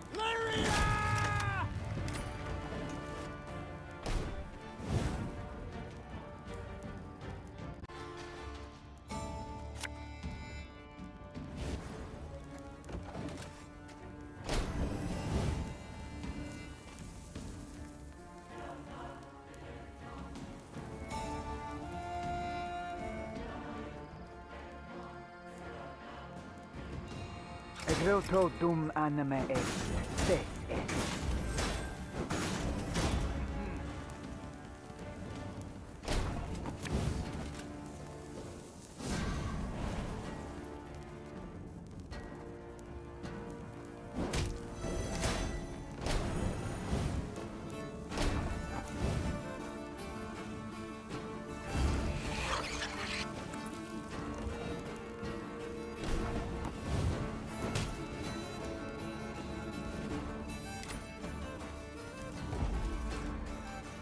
Rivia is ours!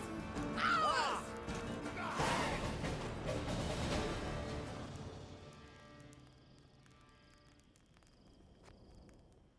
When the battle dust had settled, Meve instructed her soldiers to gather Willowhane's inhabitants. Upon spotting their armed liberators, the common folk cowered in terror. No longer need you fear. The Queen shouted. No longer must you worry about homes and loved ones. The war's nearly done. Of a sudden, a villager dropped to his knees and raised his hands to the heavens in supplication. Drake! Guide back then! Meve broke off oddly, baffled by the man's outburst. And then it dawned on her. The Rivians of Willowhane had been driven away. Taking their place, Nilfgaardian settlers brought in to transform the near-subsistence plots of local peasants into great estates producing for the Empire. Reynard managed to grasp the essence of the Nilfgaardian peasants' frantic pleas. They wish to stay. They've come to love the land. They pledged to renounce their emperor, swear allegiance to you as their rightful ruler. Meve had stopped listening. She turned to survey the hamlet. The walls of the huts freshly whitewashed, tools neatly arranged, flower beds well tended. A young girl of 6 or 7 summers peered out from her hiding place in a sunflower patch. Your Majesty? Asked Reynard, having noted that Meve's mind had wandered. What are your orders? They can stay on 2 conditions. Tell them. For 15 years, they'll pay double the tax. And if any of the previous inhabitants return, they're to be given their huts, lands, and any crops produced in their absence without delay. The Nilfgaardian settlers accepted the terms with relief. Meve's soldiers with markedly less enthusiasm. As the force left Willowhane, the troops made a show of knocking aside any food or drink the peasants offered. Hail Reina, Meve! Here, Eagle One!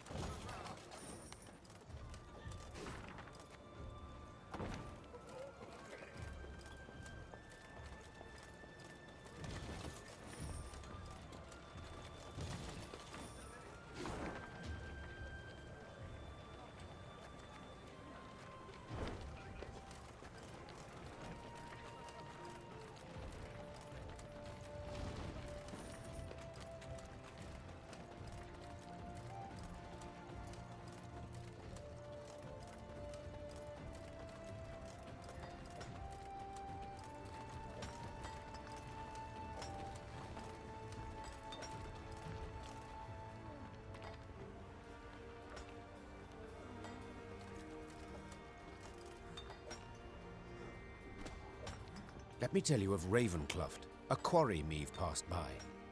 A quarry with a dark history. For years earlier, its wall had collapsed, burying dozens alive. Scholars summoned from Oxenfurt were unanimous in their findings. The rock was fragile, further digging would likely cause slides.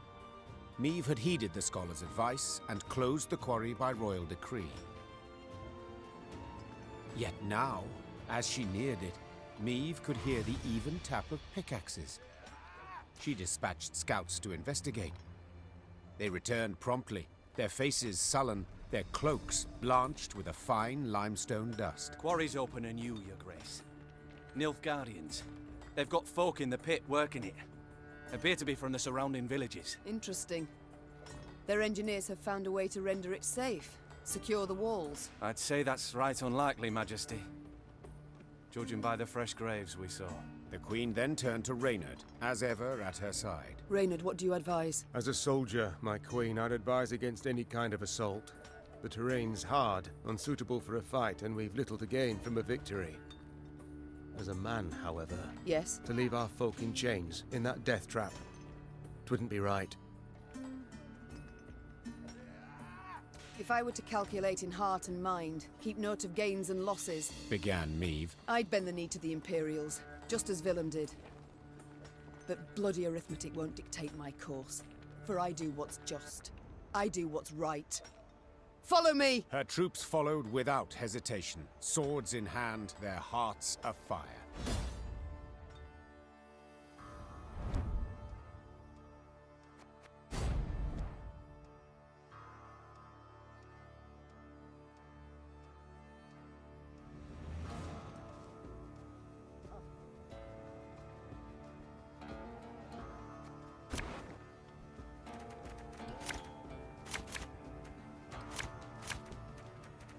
Those Horsons, forcing my own subjects to fight us.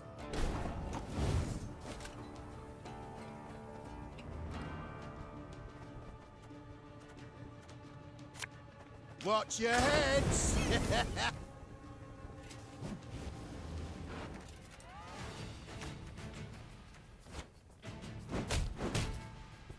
Wanna know why I got my scar?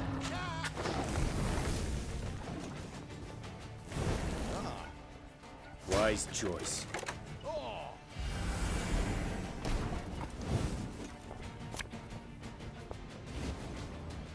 One boat.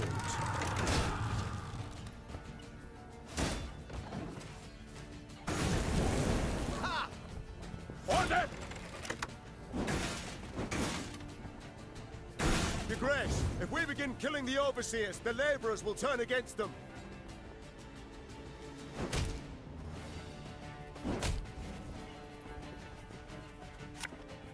Give me it.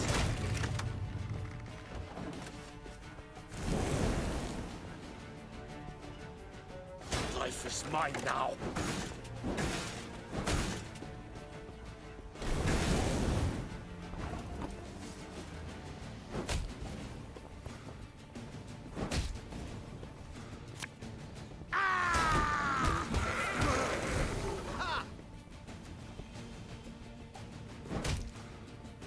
Zericania! Source of the best goods.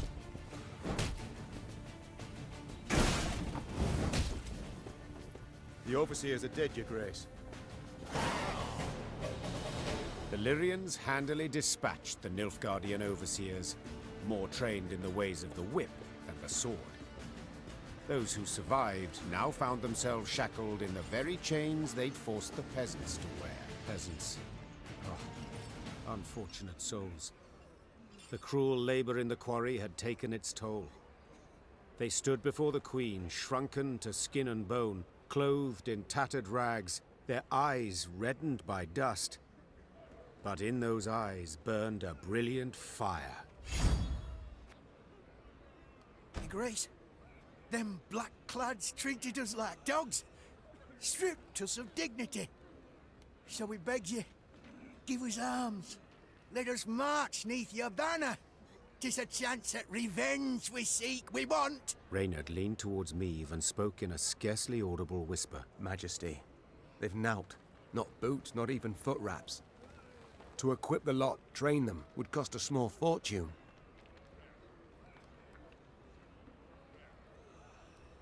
You can fight for your homeland in more ways than one. Urged the Queen. Not just sword in hand. Return to your homes, your families and fields.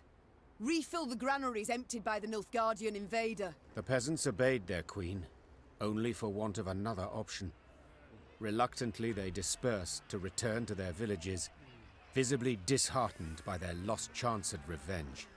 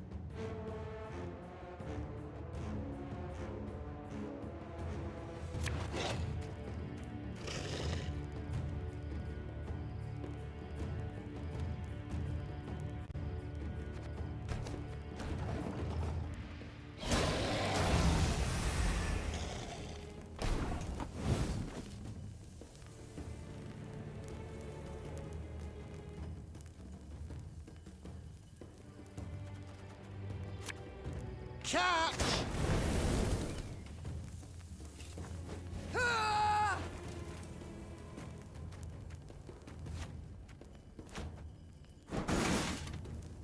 Wanna know why I've got my scar?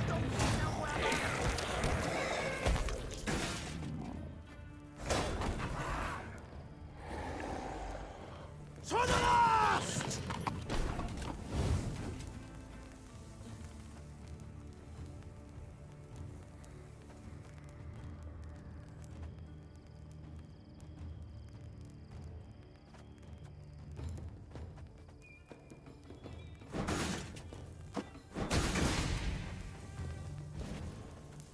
Discipline shall bring us victory!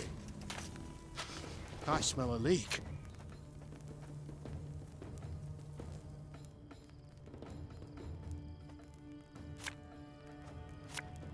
Come here! Let's dance!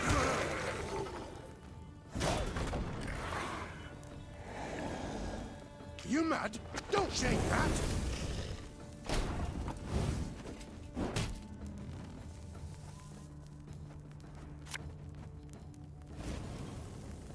March on, march on.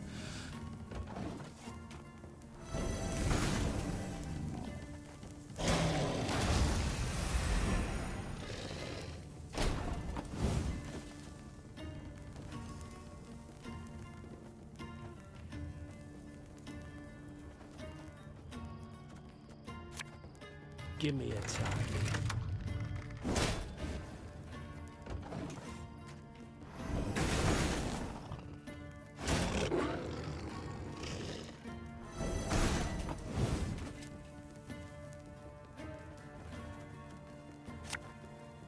Arbalist is your command.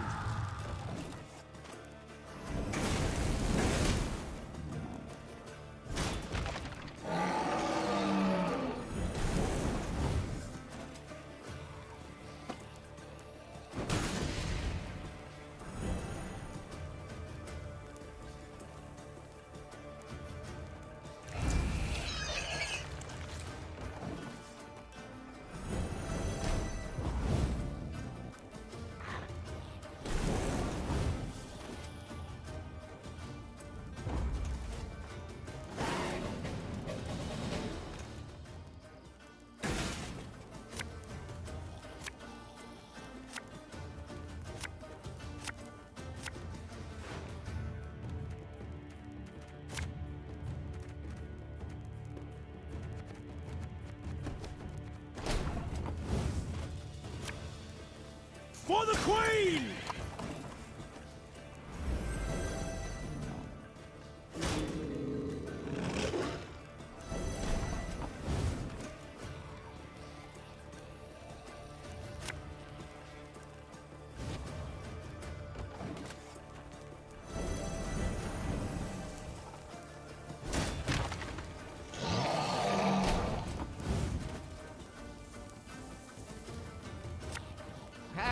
Not supposed to be any smoke. I'm a boss.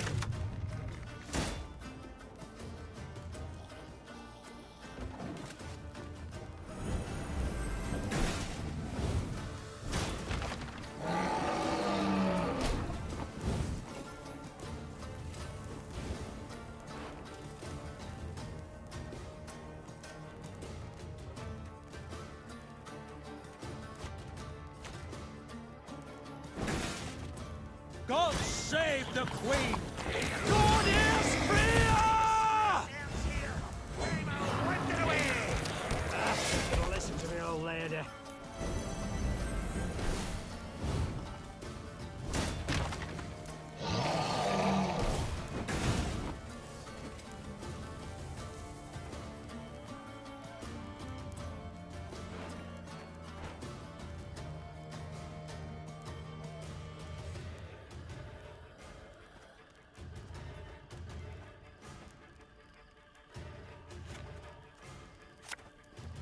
Saw them. No other way.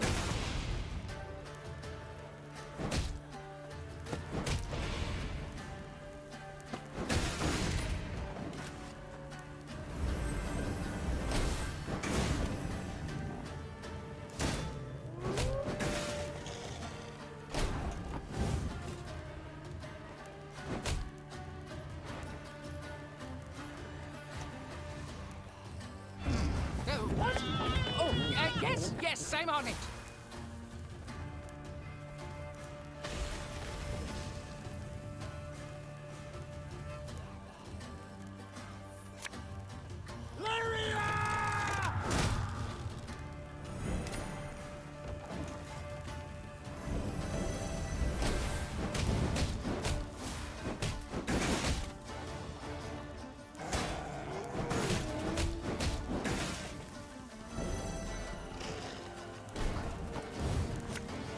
This harvest, we'll be reaping black-clad heads.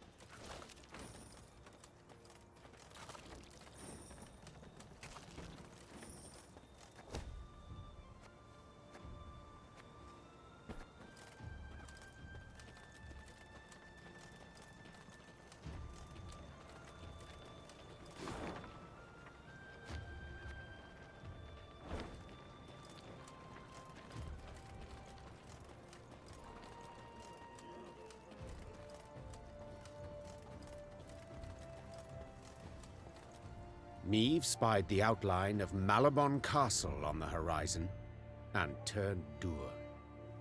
True, no golden suns waved atop its towers, yet that did not mean those within supported her. Malabon belonged to House Obert, long in conflict with Meve's own, and with Meve herself. Behind their ramparts. Do you see them, Reynard? Asked Meve, shaking her head. Countless ballistae, collecting dust, while war rages all around. Perhaps the Oberts will lend us aid, Reynard replied. True, you've been at odds with them in the past, but perhaps now, faced with a common foe. A common foe? Snorted the Queen. You mean Nilfgaard, to whom they opened their gates? Caldwell, whom they supported? For they were convinced the Empire would win this war, and resistance pointless. Yet you have shown all the North the Blackclads can be defeated. So perhaps they shall forget old wrongs. The things I do for the good of my realm. Meve sighed. So be it. Reynard, send a runner to the castle.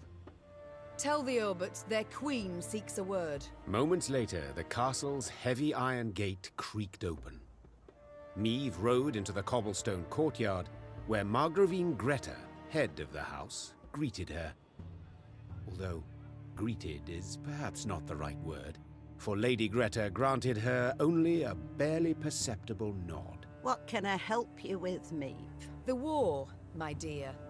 The one being fought outside the walls of your castle. Greta smiled to herself, then intertwined her brittle, ring-covered fingers. I'm afraid that's impossible. It is a vassal's sacred duty to serve her liege, and... And my liege is King Willem. Greta calmly retorted. Whom you, your grace, have unlawfully captured. I command not enough men to free him from that captivity, but more than enough courage to refuse you. You dare speak of courage? Hissed Meve. You, who handed your homeland to its enemy without a fight. I followed the Council of Peers' ruling. Nothing more have I to say to you. Leave my home. Begone from my lands.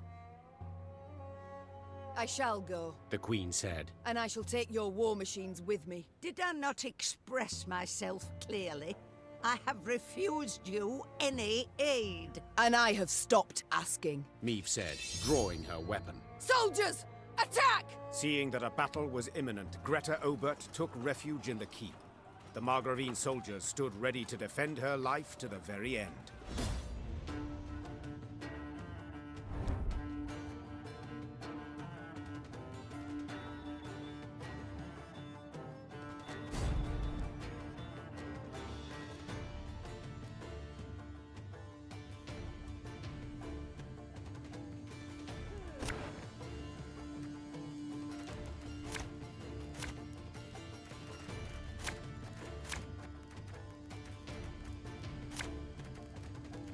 You and Epdahi, you were no different. Should have listened to me, old lady.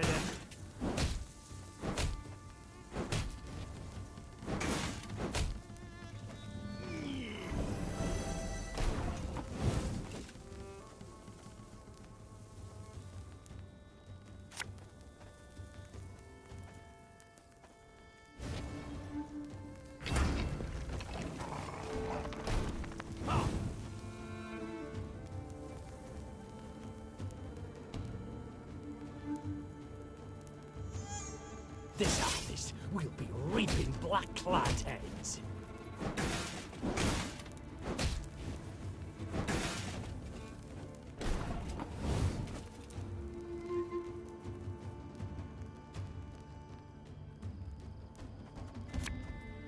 Tomorrow I'll drink with our forefathers!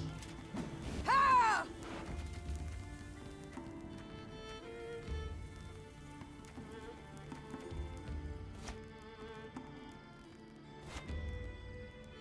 Give me a time. I'm a list at your command.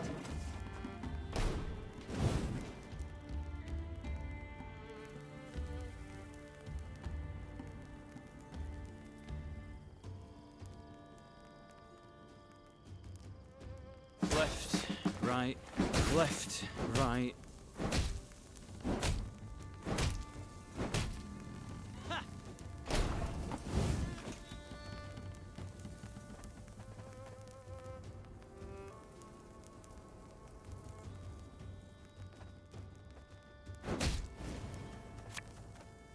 I'm a warsaw.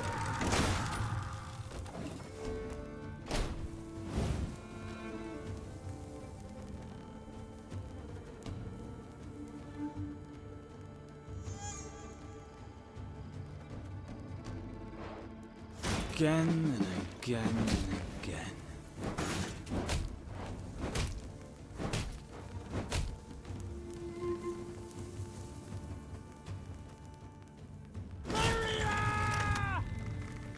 Long live me!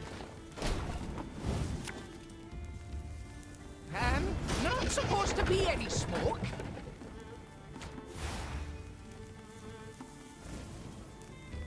March on, march on.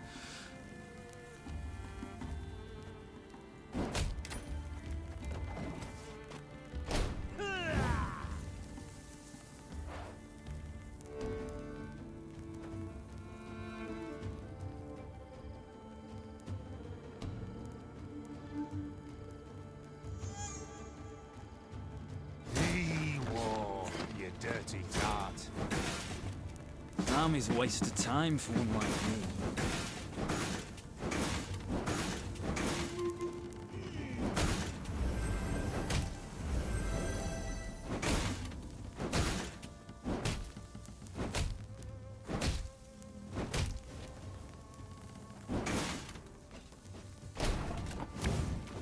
One vote I need. Congratulations. You've defeated an old woman. Shocked by this sudden attack, the Oberts never stood a chance of resisting Meve. Realizing their inevitable defeat, Margravine Greta tried to escape, but her horse, frightened by the tumult of battle, tossed her from the saddle and bolted. Meve left Malabon Castle strengthened by the Oberts' war machines, but in dour spirits. She understood that even if she won the war and chased the Nilfgaardians behind the Yaruga, she would still have enemies left on her land.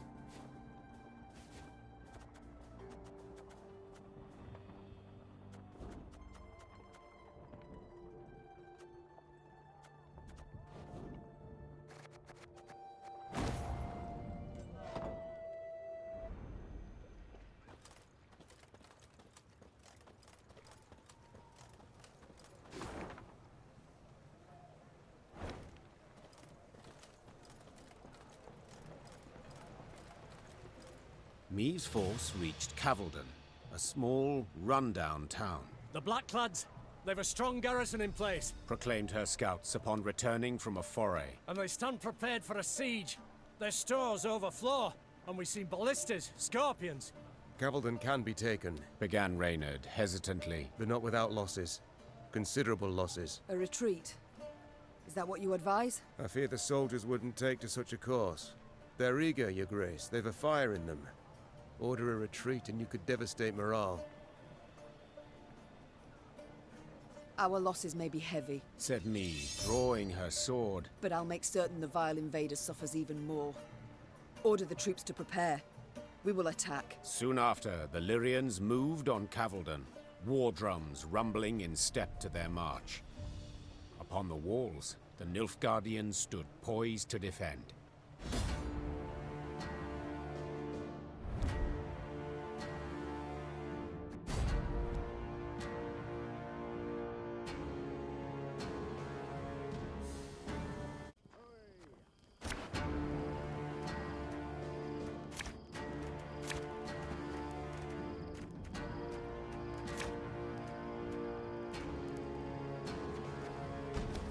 I won't leave a single city to these invader scum!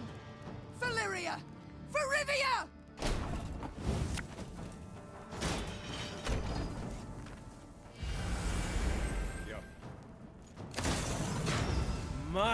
My, now that is some fancy weaponry. And it's still got that new war machine smell. We must bring down their walls! Crush them! This could hurt.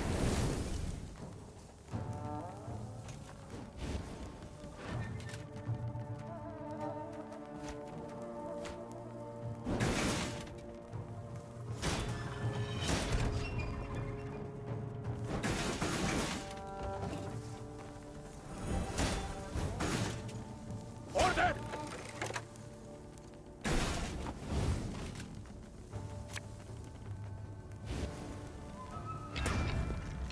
I'm a wrong set.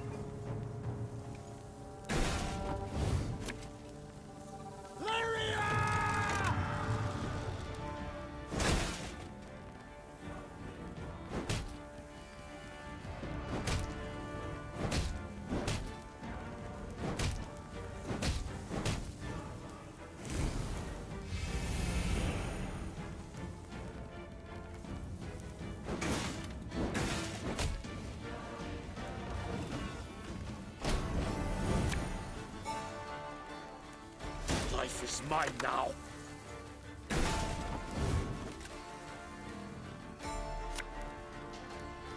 May disgrace ends here! Time I whipped it away!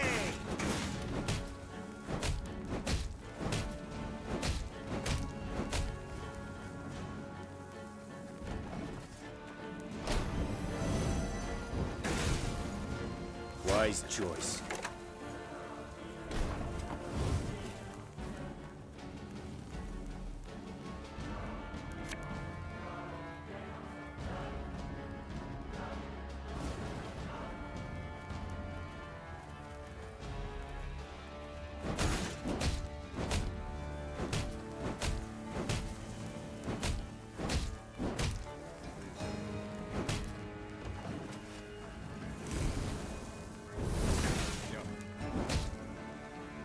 Of course, as you wish, master.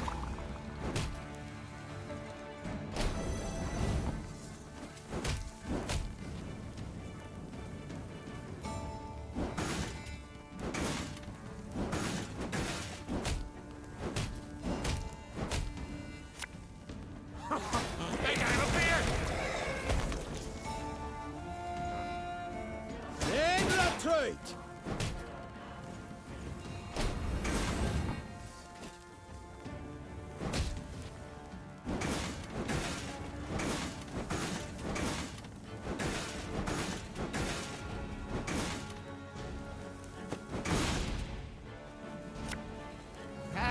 Not supposed to be any smoke.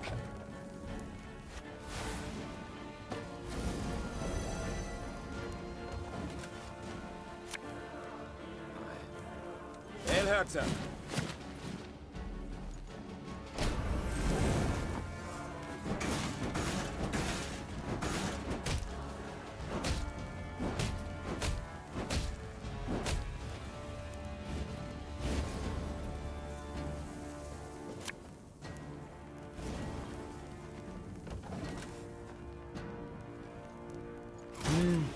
A highly curious case.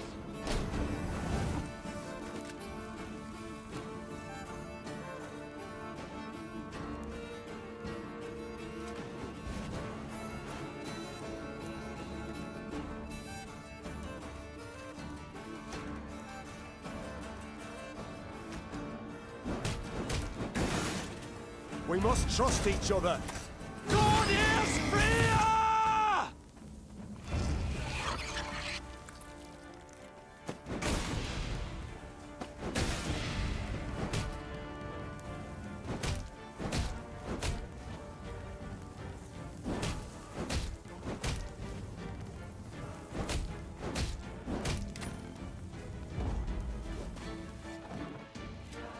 Edroto dum anima est, fe est.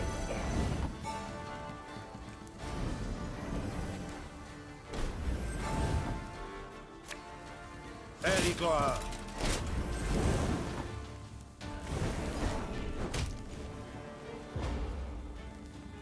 We did it, Your Grace. The city is ours.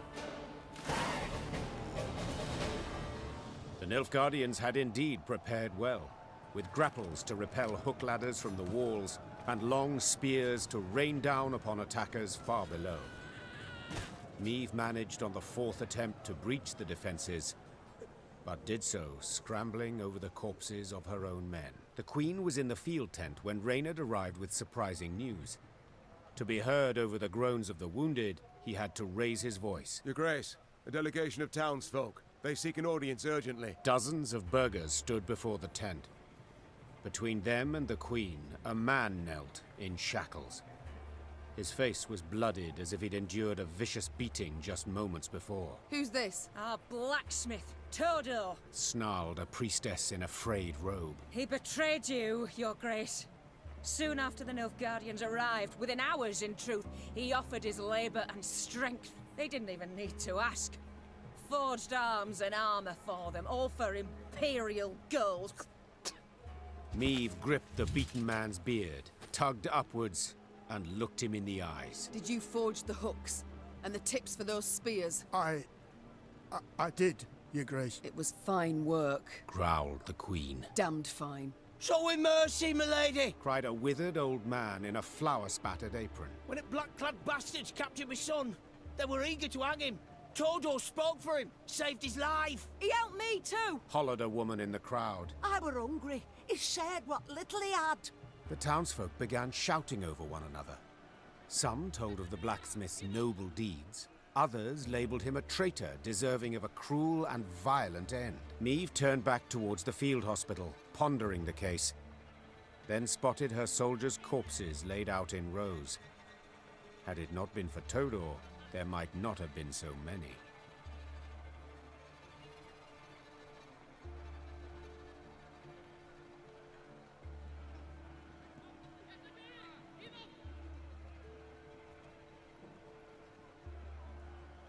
"20 soldiers died today, wresting Cavaldon from Nilfgaard's grip," said Meve, her tone cold and unforgiving. "'Twas your iron that felled them. 'Twill be your blood that pays the debt. 5 lashes for each of the fallen." Todor's torturers were several, as no one man's arm could complete 100 blows. Amazingly, Todor survived the ordeal, but his body had been broken. He'd never put hammer to anvil again, and spent the rest of his days a beggar.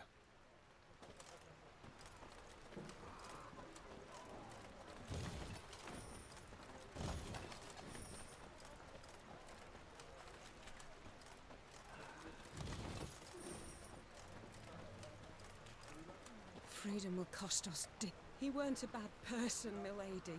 He strayed, aye, but freedom will cost us. He weren't a bad person, milady. He strayed, aye, but Your Majesty, the hut's untouched. Ripe grain in the fields, 'tis hard to believe. I feared we'd have another Edirn here, with the Blackclads setting fire to all. I feared nothing of the sort. Nilfgaard's not stupid. Lands it aims to hold, it doesn't destroy. And Willem did bend the knee to the Emperor.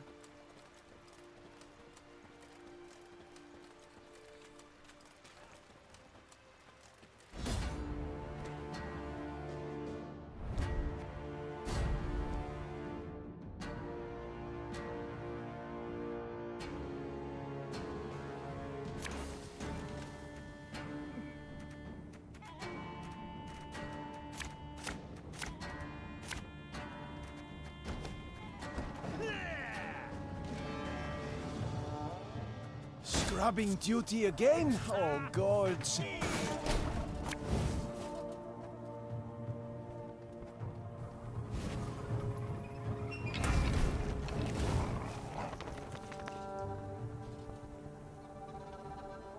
New orders?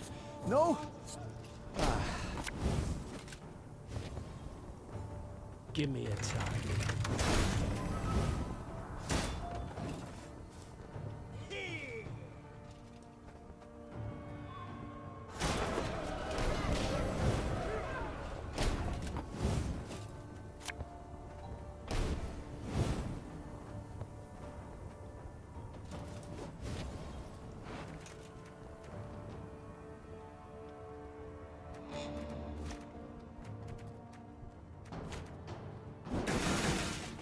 Must be an important lesson in this.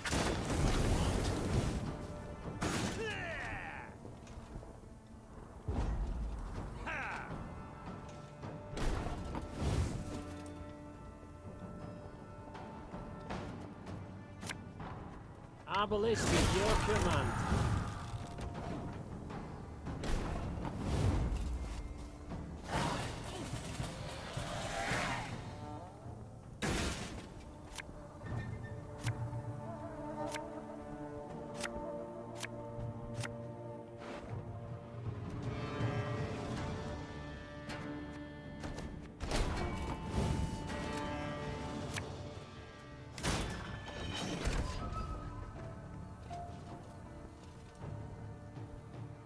Zericania! Source of the best goods.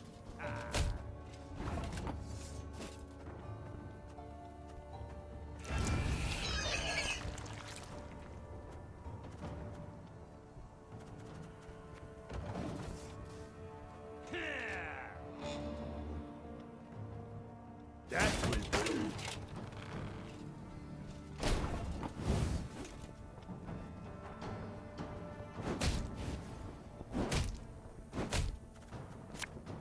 Death is only the beginning!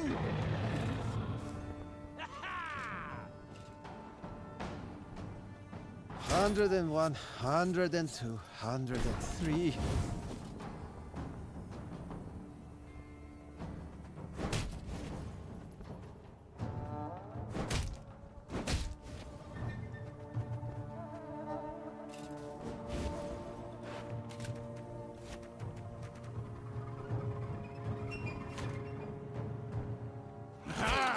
This one's got spirit.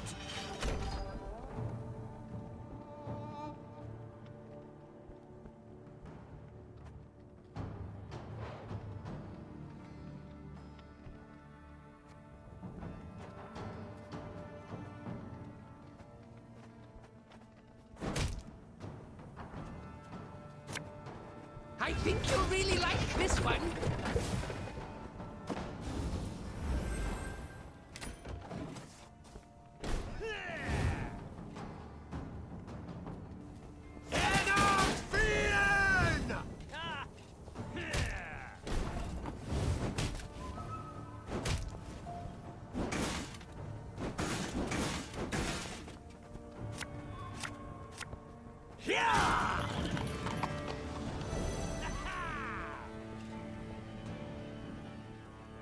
Life is mine now.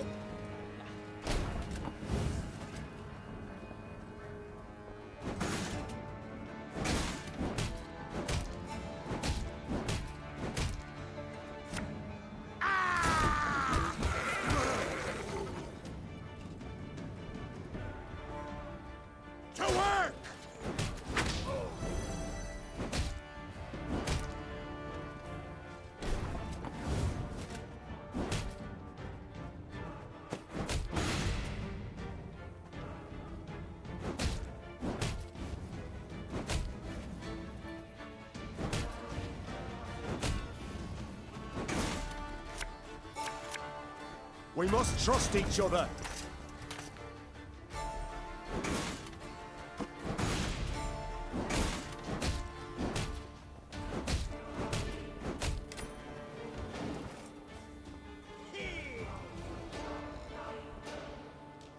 Catch him! He's worth 20 florins!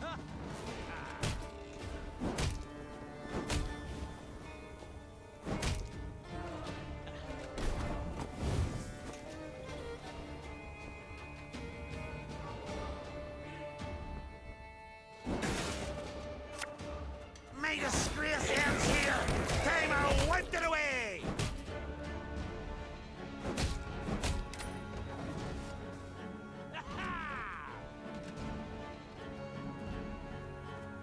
Obedience or the lash!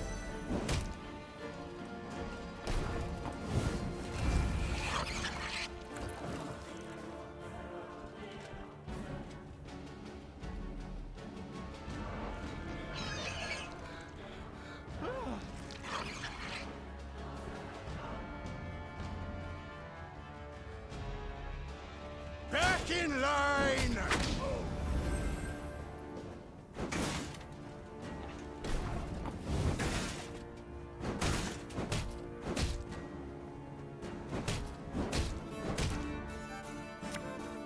God is Rivia!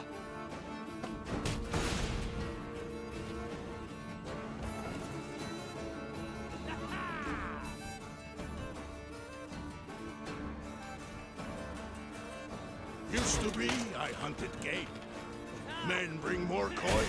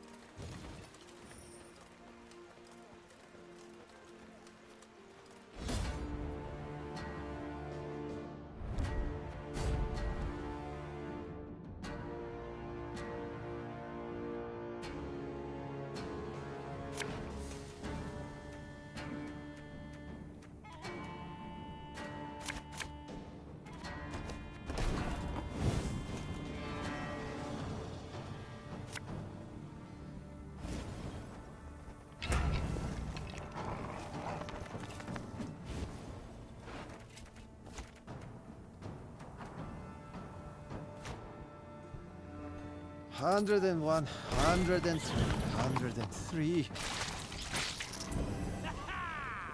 152, 154.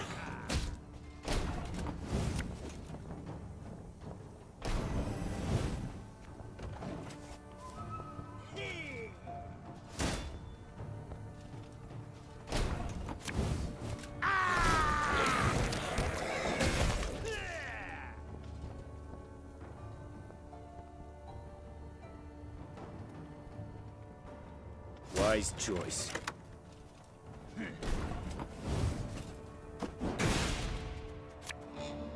Abalista, your command.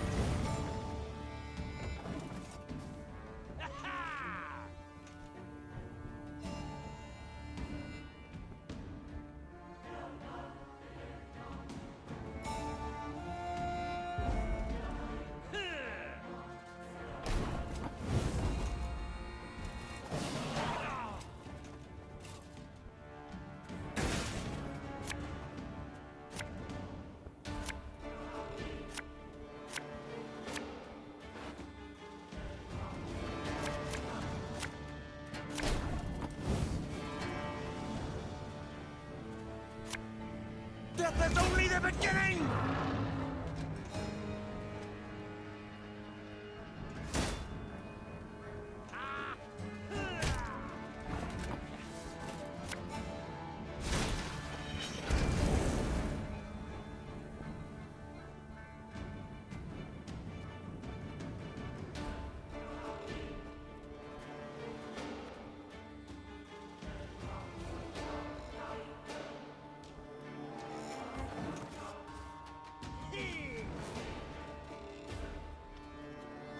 Order!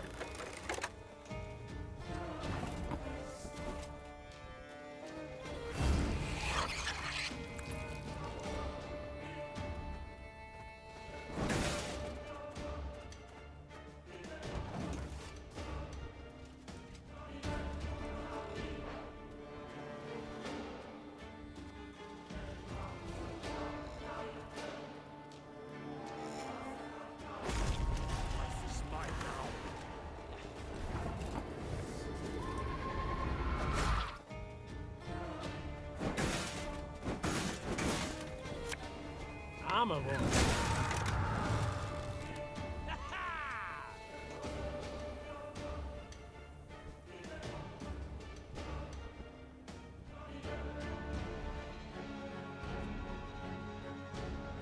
That was not in the spell books.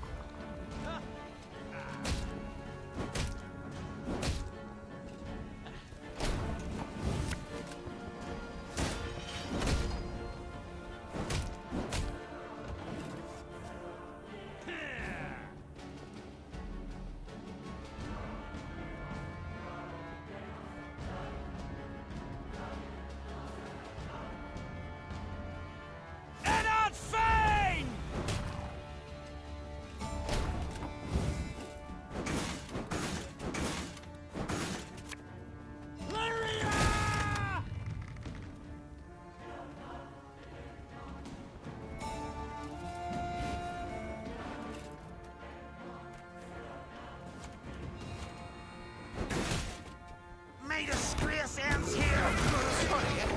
Turnips back for an encore.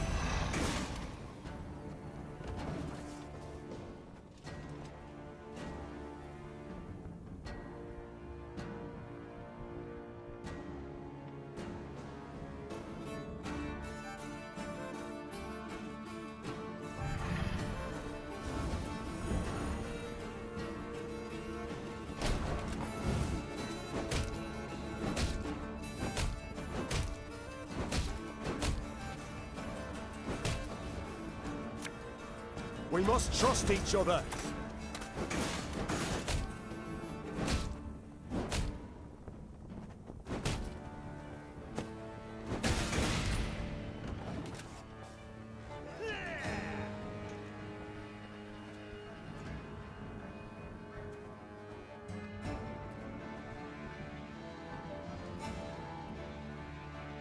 Now, how did that incantation go?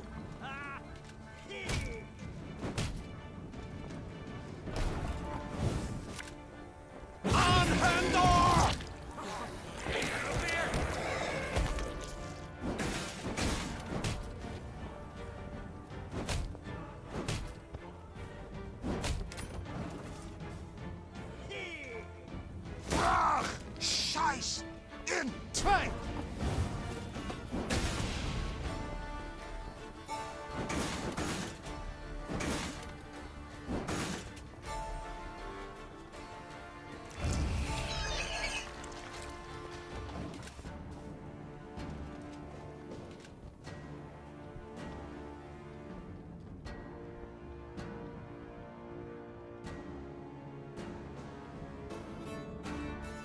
Off to the front yet again.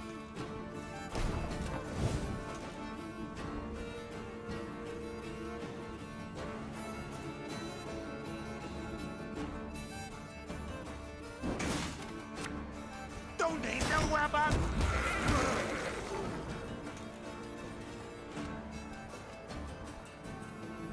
Quiet! The Commissar will hear.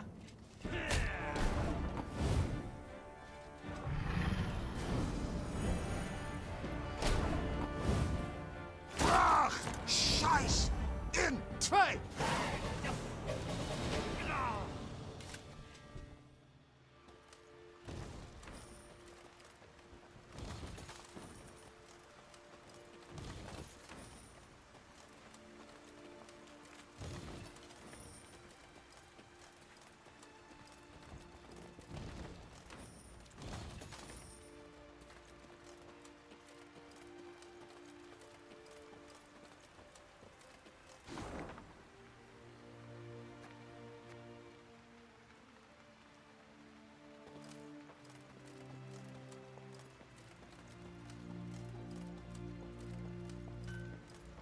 Broadhead now loomed before Meve and her force. Once famous for its glowing forges and clanking manufactories, the city now stood silent. Why, you might ask? Because Mahakam. Decades past, it had opened its gates to human merchants and dwarven arms, exquisitely crafted and not nearly as dear as those made by man. The caravans had simply stopped coming to Broadhead. When its black-clad garrison spotted the Lyrians approaching, they'd hastily fled, left the city's gates open wide. Yet, they did not leave empty-handed. Their convoy comprising at least a dozen wagons loaded ostensibly to the hilt. With what might they have fled? With something damn heavy, replied Gascon, squinting his eyes. Look at this. 2 horses to pull each wagon, and the wheels cut deep into the road. What they've taken from my city, began the Queen. they've taken from me. And I will have it back. Follow me! Meve spurred her horse and galloped off in pursuit of the fleeing caravan. When the Blackclads realized they had no hope of escape,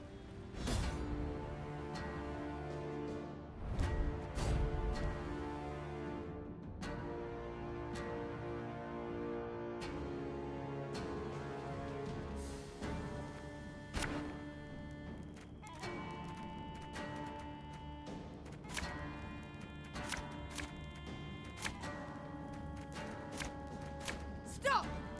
Whatever you carry belongs to me! They gain ground! Dal Seifel!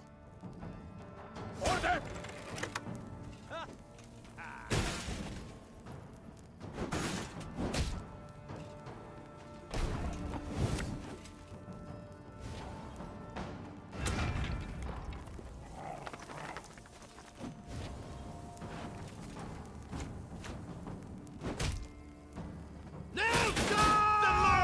Drink with our forefathers!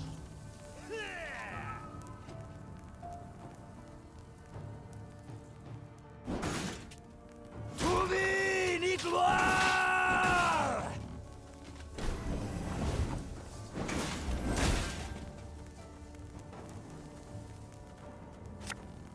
Arbalist at your command.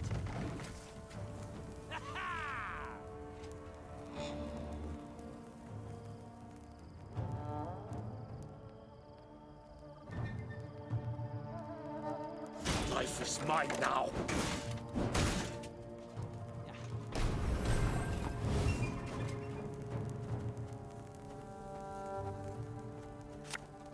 I'm a horse.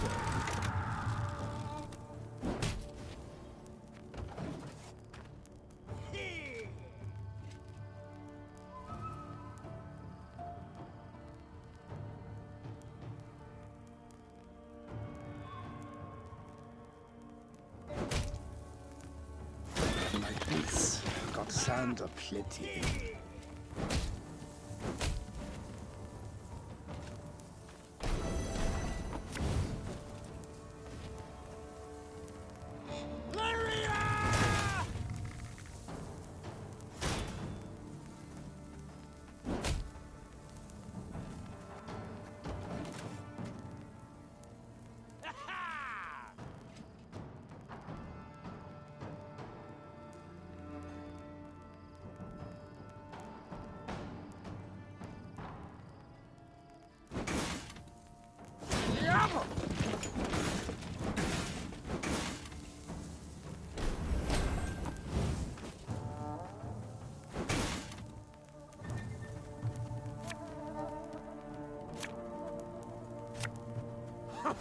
Think I have a beer!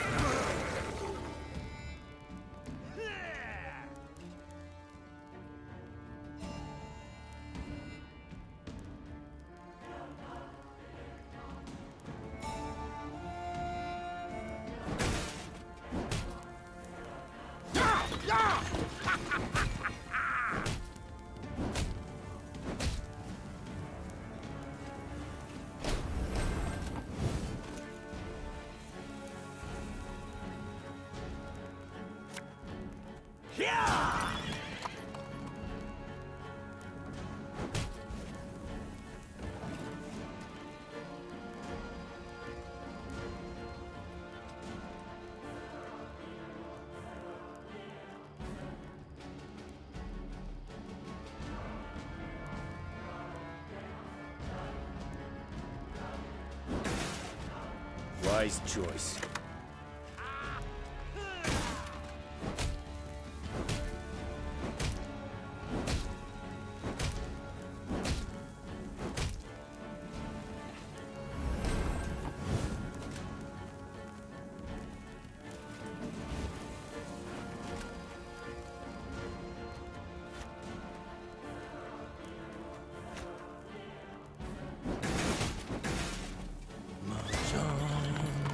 John. Retreat! Watch your heads!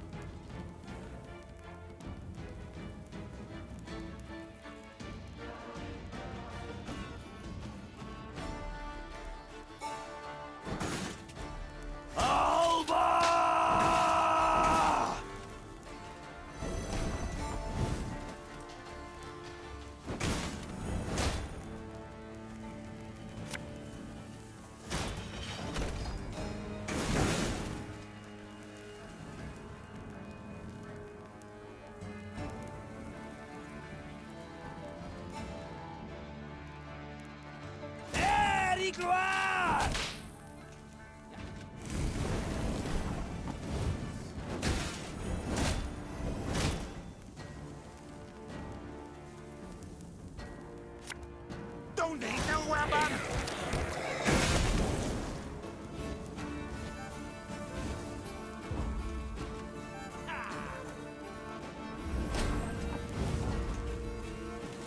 Enough! I refuse to die for these scraps! Meve personally, and none too gently, shackled the Nilfgaardian commander, a young nobleman with a precisely trimmed moustache. Like many noble Imperials, he spoke fluent common. The wagons.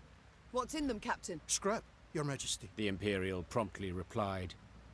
Noting the Queen's confusion, he elaborated. To be melted down and recast into arrowheads and spear tips. Our engineers originally planned to use the foundries in Broadhead, yet these proved too primitive. We were ordered to remove the scrap, take it elsewhere. Any pride from the victory vanished in an instant. And Meve swelled with anger, but also with shame. The shame came from realizing that to the invader, her realm was naught more than a weak, underdeveloped backwater. Meve slammed the chest she'd opened shut. Blast it! Back to Broadhead. Let's ride. Crumbling walls, shattered windows, rotted wood. Broadhead was bleak, a dull shadow of its former self. As the Lyrians entered, the somber townsfolk glared at the arrivals and uttered not a word. Meve resolved to address the crowd. Folk of Broadhead, you're free at last. The Nilfgaardian occupation is done. Aye, and a new one starts now. Are you madman? Don't you recognize our banners? The Lyrian army stands before you. Oh, I recognize banners. Served neath them as a sergeant 15 long years, and then I came back to my hometown. Know what I found? Hardship and squalor, your grace. All had gone to shite. On account of damn dwarves. Been flooding Rivia with their metal goods for years now. Us smiths don't so much as light their pipes in their foundries no more. You call yourselves the Lyrian army. Colours and banners confirm it. Well, what about your arms? Weren't forged in us fires, but in Mahakams, by us worst foes. Hell, I even see some at knobheads in your ranks. So what freedom's it you're giving us, your grace?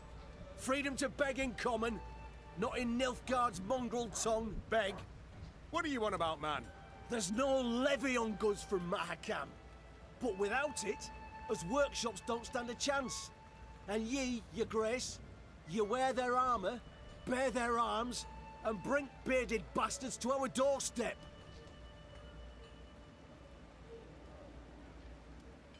The dwarves are faithful allies. They help us because... 'Cause they've got something to gain. Simple as that. Enough. Silence. Consider yourself lucky you've a merciful queen. I'd have had your head off by now. Move along. Before Meve could leave the market square, Barnabas politely interjected. Frankly speaking, there's a bit of truth to what the man says. I'm perfectly aware of that. But what do you want? I don't mean to toot my own horn, but perhaps I might be of some help. Do tell how. I'm all ears. Everything your folk make here, the dwarves of Mahakam make twice as fast and twice as well. You must find a so-called niche, an innovation. And it just so happens innovations are your speciality. At the risk of being immodest, exactly. Besides, it might serve the cause of peace to show the folk here, non-humans, are not all bad, that they can help. Not just steal human jobs and piss in their milk. I'll consider it, Barnabas. I shall think and let you know. The time came to leave Broadhead, so Meve summoned her advisors, eager to hear their counsel. They put forth ideas, many of merit, but the Queen would decide the city's future.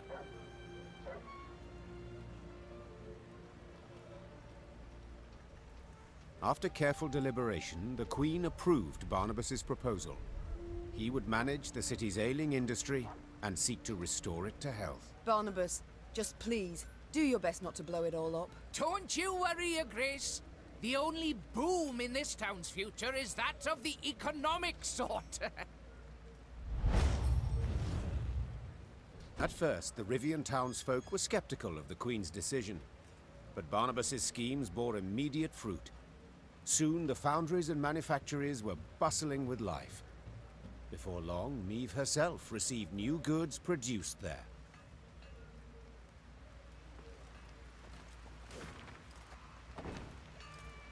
Now, I'm no ally of gnomes or any freaks, but this Barnabas bloke, he's not a bad apple. Now, I'm no ally... Now, I'm no ally...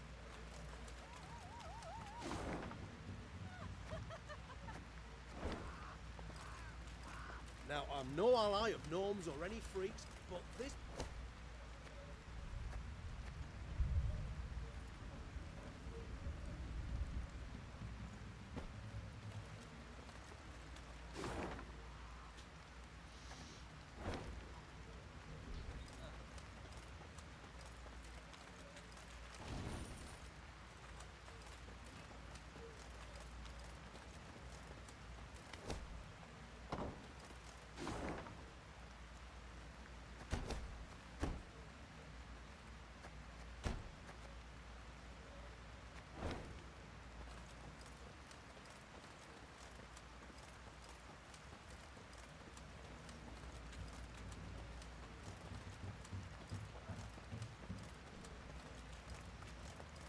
The wind howls like a ghastly apparition.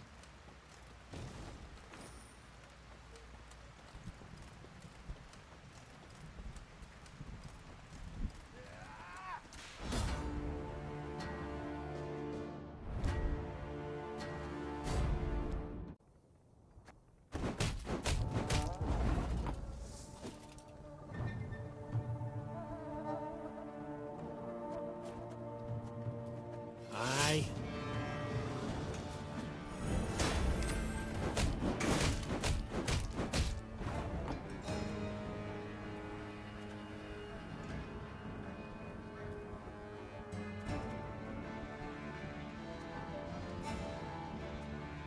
You might have got away had you not been hauling so damn much. There's been a mistake. I'm no mage.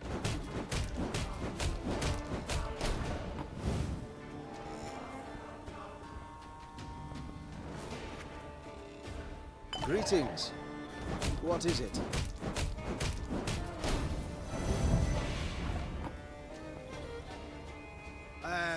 Pointy end upwards, right?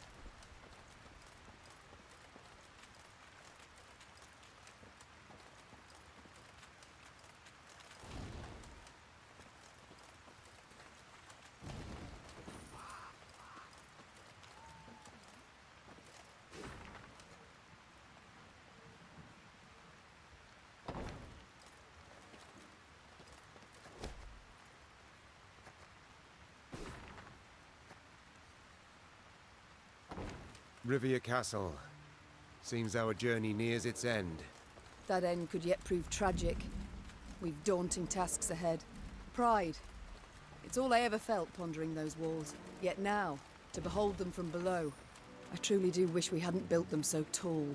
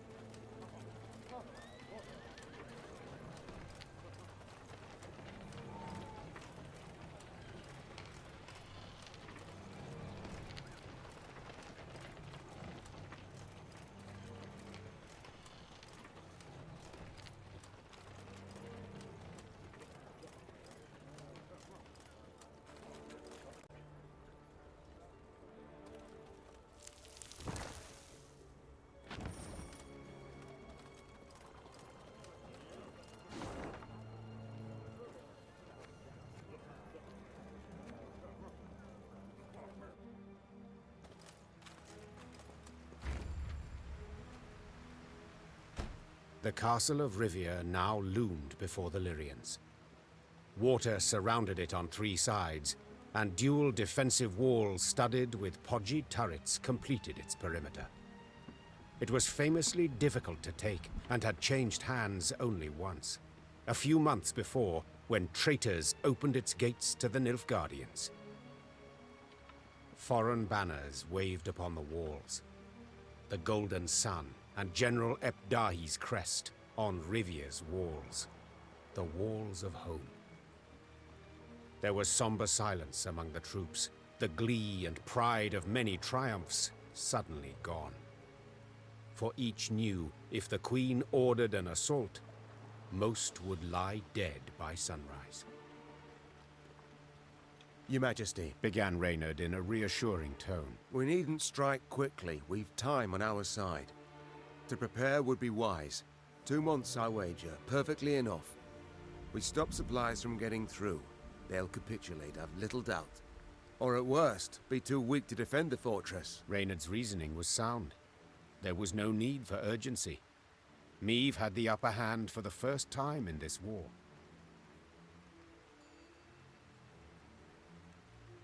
These invaders have grown fond of Rivia Castle, said Meve. So let them stay and rot. Reynard, erect road barricades and guard posts between city and citadel. Gascon, seize all boats, barges, anything that floats. Stop anything from entering from the lake. Move! Soon, Rivia Castle stood isolated from the world outside its walls. All roads leading to it were blocked, impassable. Fishing boats, a cordon, embraced the fortress on Loch Escalot.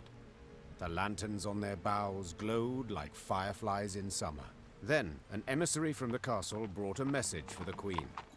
General Epdahi wished to meet, face to face, and half the way between the citadel and the Lyrian camp. Well, well, some general, smirked Gascon. We've barely snapped the trap shut, yet he's already shaking in his knickers. Meve proceeded to the meeting point without delay. A lone rider soon appeared on the horizon. He came adorned in rich black robes, their golden trim shimmering in stray sunbeams. She'd seen him before, in Edirn, through the megascope. You came as I requested. Good. Very good. I couldn't possibly refuse such a courteous invitation, especially as compared to your previous missive. The art of diplomacy, you've improved your grasp. Your realm fell quickly. I expended little strength in seizing it. This left me much time to study. But please, we must set aside this bitterness. I'd like to formally welcome you to Rivia, dear Queen. I see you've readily adopted the role of gracious host in my home. In point of fact, I've grown fond of the castle. Fortifications impressive, atypical of the north.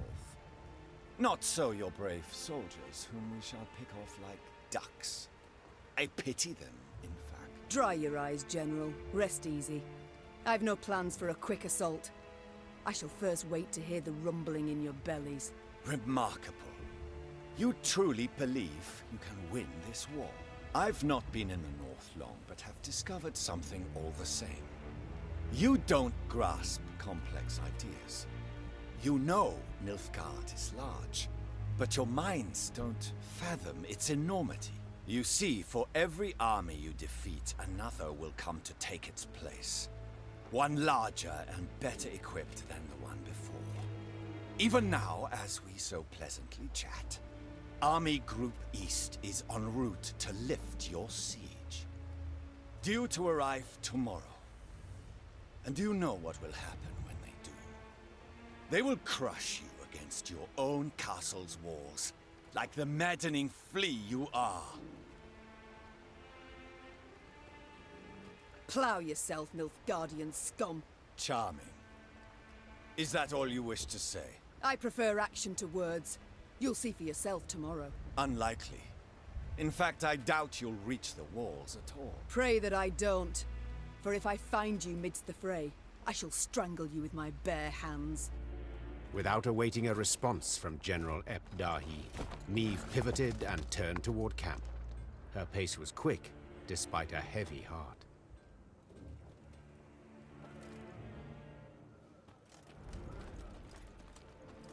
And I thought Rosberg had strong walls. No turning back now. I'll fight by your side, my lady. And I thought Rosberg...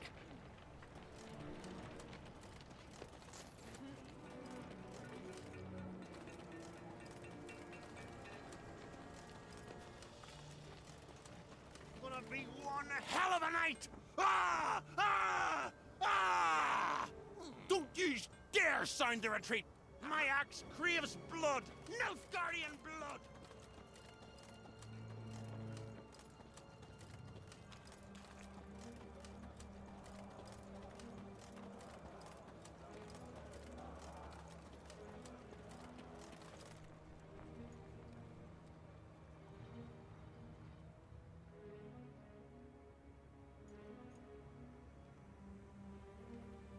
Meve's closest advisors already awaited her in the command tent. In a few brief words, the Queen gave a report of the meeting, only with great effort masking the quavering in her voice. An army, an immense one, approaches from the west. If we meet in open battle, we stand not a chance. Damn it! Why did no one warn me? Our scouts were discovered, captured. It must be that. We must flee? Not at all heroic, I admit, but sure as hell better than being trampled into the dirt. Easily said, but for a problem. Our force is chiefly infantry. The army that draws near includes cavalry, several regiments. We cannot hope to escape them. We cannot hope to hide. What do you advise? We've two options. Capitulate, Out of the question. or take the castle. Tonight. Suppose for a moment it's possible. Tell me how and at what cost. Are we to scale a mountain of comrades' corpses to reach the top of the wall? I know we're at war and many die, but to command our troops to take that citadel is to condemn them to certain death. Rivia's walls are unassailable, I fully agree. But there's more than one way to take any fort, and this fort too. I think I like where this is going. I know this citadel like no one else. I know its one potential weakness. The boat landing. Wait, that narrowest of piers between the two turrets? The one where the fishermen would land? The same. As I'm sure you recall, Your Grace, at that narrow pier's end stands a narrow door leading straight into the fortress. A small detachment could approach unnoticed, overwhelm any sentries, and get inside. What then? They would need to pass through the fort to the winch in the guardhouse, open the gate for the rest of the force. Reynard, I'll be honest. This sounds right mad. Perhaps. But as options go, we have it alone. And I'm to choose to send folk there? Most certainly to die. You needn't choose anyone, for I volunteer. And will take only those willing to do the very same. Bloody wretched plan. And you've a better one, do you? Of course. I'll go instead. Beg your pardon? I don't. Face it, Reynard, you couldn't sneak past a corpse. Sound like a bloody tambourine in that armour. Apart from which, you're Meve's right hand. So you ought to be by her side when the fighting starts. Firstly, Reynard, I'm grateful. Well done, my friend. Thank you, Your Grace. But truth be told, I did indeed hear you walking to the tent from the other side of camp. And yes, you know Rivia Castle better than anyone else. But the assault must transpire silently. Gascon will lead the force. Understood, Your Grace. Cheers, Meve. I'll try not to disappoint. You won't, I'm sure. God speed you on your way, and please, try your damnedest not to die. Gascon hand-picked his men, those most adept with daggers, not swords. Noiselessly, they glided through the dark toward the castle, the light of its lanterns blurred by the evening mist. Meve watched anxiously as the boats glided away, her heart pounding in her ears. All depended on this mission. The fate of her realms, perhaps all the North, the lives of her troops, and her own. Now there was naught she could do but wait. Good luck, she whispered, gazing at the fortress walls, cloaked by the dark that seemed to surround all now.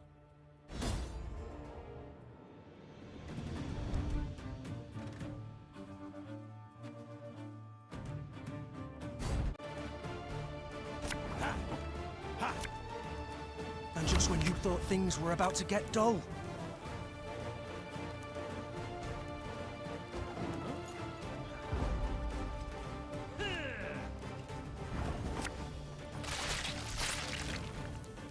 Knock him off the wall! Let's teach him to fly! Huh! Ah!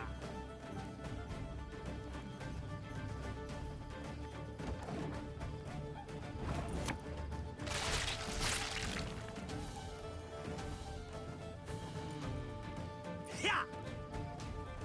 You see to the winch! We'll hold them off!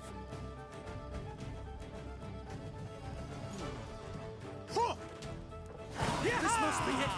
Grab the winch! Open the gates! The Lyrians prepared for battle, their silence absolute, in darkness, illuminated only by the pale light of the moon. Meve was restless. She paced nervously in a circular pattern, awaiting the signal they'd agreed upon. Blast, it's taking long. Much too long. Finally, a torch's faint glow appeared atop the towering walls. It disappeared, then glowed again, and one more time around.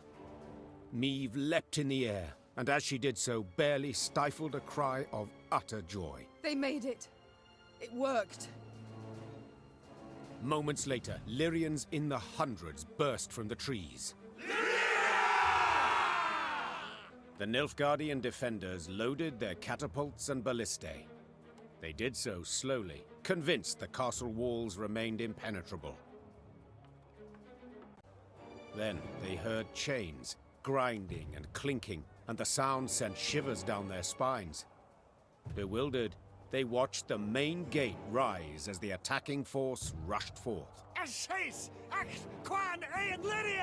General Epdahi dispatched an elite unit to take back the winch at once. Yet he saw this was in vain and all was lost when Meve rode into the castle courtyard. Meve had begun the day known as a great warrior. Yet by night's end, legend was the cloak she wore.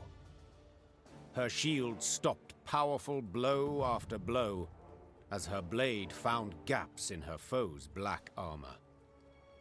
At first, Nilfgaardians scoured the fray in search of the Queen, hoping to prove great heroes. Soon, she was their chief scourge, and they began to flee before her blade that sung their death. Retreat! Retreat! What was this extraordinary vigor that surged through Meve? Naturally, she wished to liberate her castle and realm, drive off the invaders, defeat the arrogant General Epdahi. But in that moment, above all else, she longed to fight her way through to the guardhouse and bring Gascon's party relief. Follow me! Move! Move! As she stepped through the door into the tower, the silence told Meve she'd arrived too late. Gascon's men lay slaughtered in pools of their own blood. The man himself slumped over the winch's crank. 3 arrows in his chest rose and fell with his each ragged breath. Meve tore off her cloak and pressed it against him, desperate to stem the bleeding. Help's on the way. Don't you even think of dying. You know... wheezed Gascon, a slight smirk on his lips. I always enjoyed doing things just to spite you. Medics on the stairs in the guardhouse, steps away, heard a long, blood-curdling wail. They entered the room to find the Queen kneeling, pounding the wall with her fists, her eyes flooded with tears. Gascon lay motionless beside her, covered by her cloak. The Queen rose, her fists clenched, her shoulders rigid, her knuckles white. Her face betrayed no sorrow, no despair, just rage, hot as a forge, immeasurable. Now's not the time to mourn. Seethed Meve, struggling to stay calm. Now's the time for war, for slaughter, revenge. With victory today, we'll recover our home, return to our kin and set our blades aside at last. Yet until victory is ours, they must drink. Drink greedily of Nilfgaardian blood! The Lyrians were at the brink, near their breaking point. They'd followed me for thousands of miles, over snow-clad peaks, through forbidding swamps. They'd fought, survived countless battles at her side. And though their gazes were now weary, she knew they'd follow her into fire. Your Grace, the Blackclads, they've holed themselves up in the upper keep. We went to breach the wall, alas to no avail. Meve nodded, twirled her sword, then leapt upon a mount. Her eyes spoke pure determination. So we'll bloody well try again.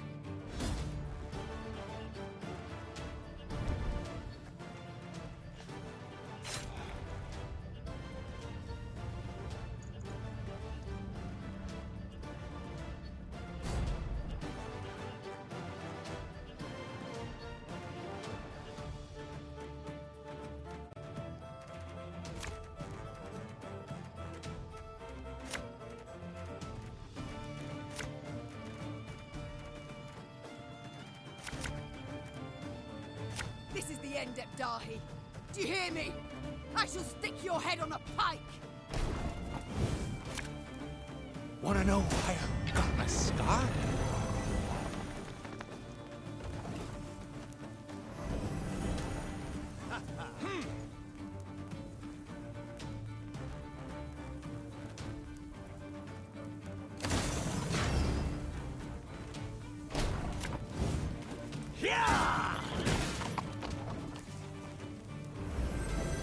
I must thank you. Your fortress has superbly solid walls.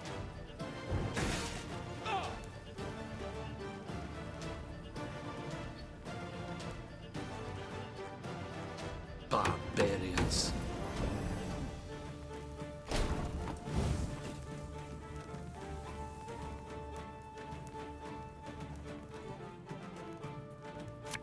Catch!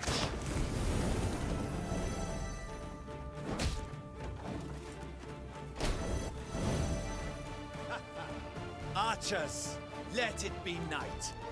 Obscure the sun with arrows.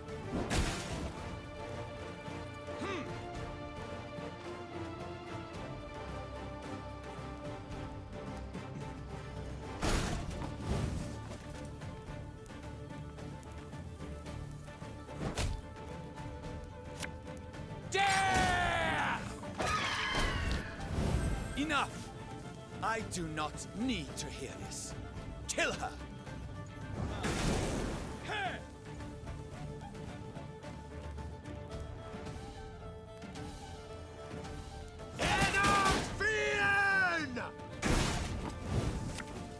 May disgrace ends here!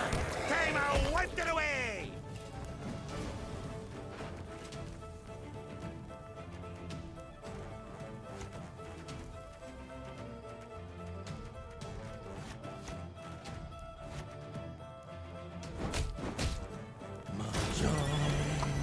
Mahjong.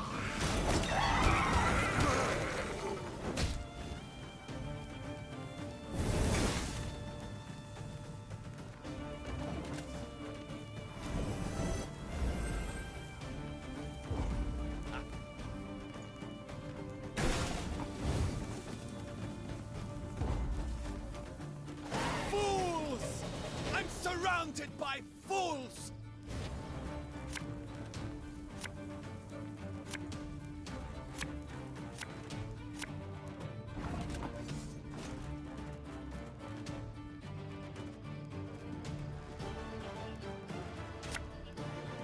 Again and again and again. Warum?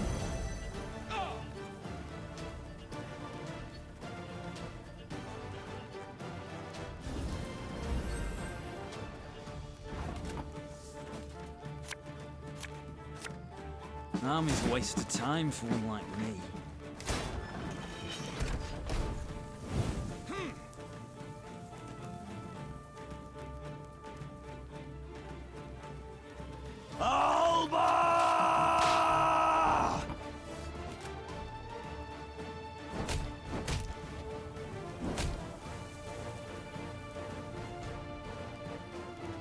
Discipline shall bring us victory!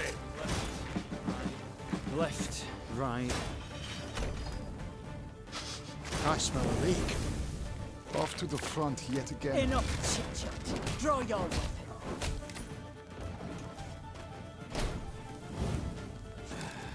Able to pass.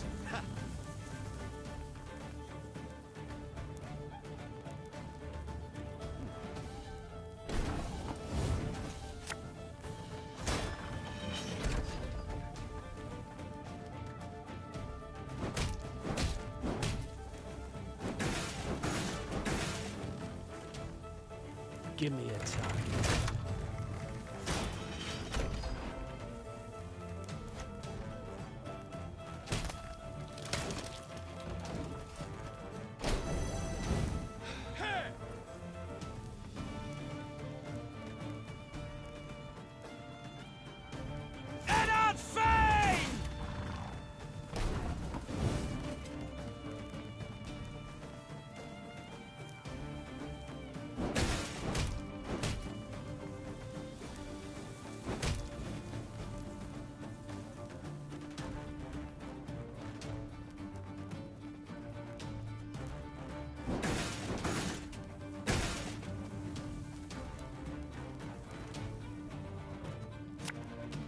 Don't need no weapon!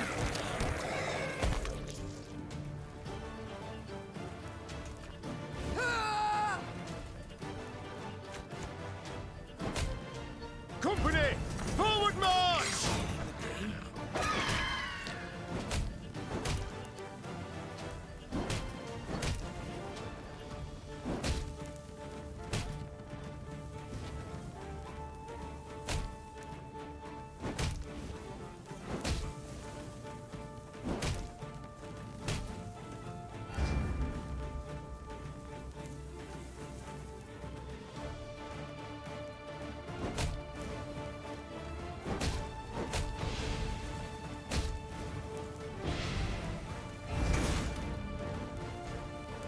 Abelis to your command.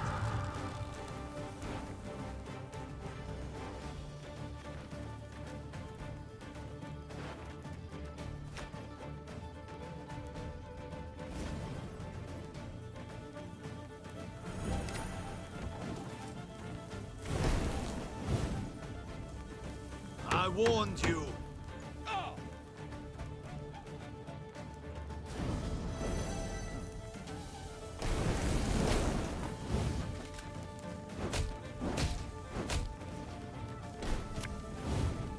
I'm a monster.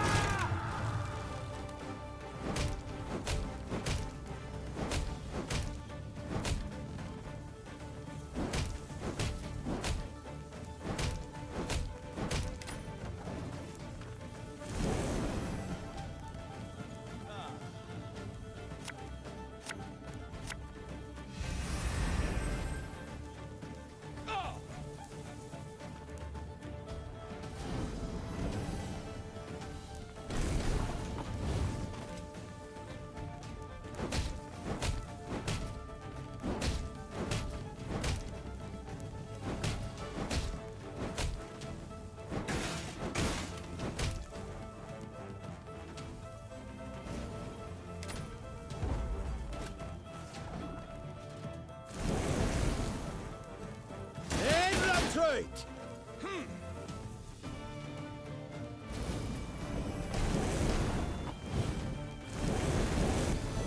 Quiet, or the Commissar will hear.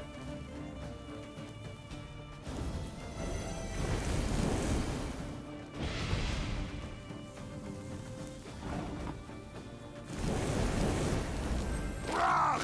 Scheiß! In Trade!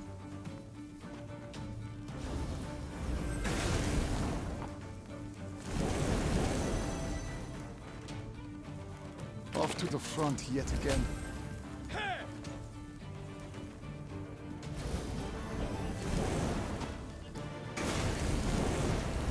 Quiet, or the Commissar will hear.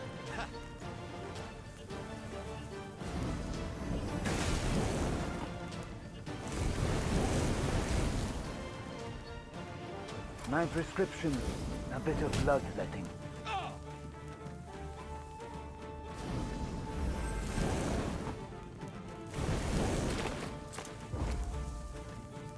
Where is he? Tell me where! Nilfgaard had the upper hand, yet the black-clad spirits had suffered. They now made more use of shields than of swords. When Meve finally broke through their line, they raised their arms in surrender. Rivia Castle had fallen. It was hers once more. Trocker! Nein to wien! Meve showed her prisoners of war mercy, knowing full well they'd only followed orders. Death would be the fate of only Ardal ep Dahi, the one Nilfgaardian who'd issued those commands. Alas, the general had disappeared. A prisoner revealed ep Dahi had fled as soon as the Lyrians had surged towards the upper keep. He had glided down to the lower castle in a wicker basket for transporting food. Curled up beneath potato skins and other scraps, he'd scurried away not unlike a common maggot. Meve cursed her luck and leaned back against a merlin. Dawn was yet a few hours off, but the horizon had already begun to glow blood red. The Nilfgaardian reserves now drew near, too late to prevent the castle's fall. I'll get him, muttered the queen, more to herself than anyone else. I swear on all that's sacred I'll catch the bastard. But now we've a pressing matter to see to. Preparing the defense. That night, the war turned, with the battle for Rivia Castle as its fulcrum. Meve's great victory, not only retaking the stronghold in a single evening, but also fending off a further invading army, proved the Nilfgaardian Colossus had feet of clay.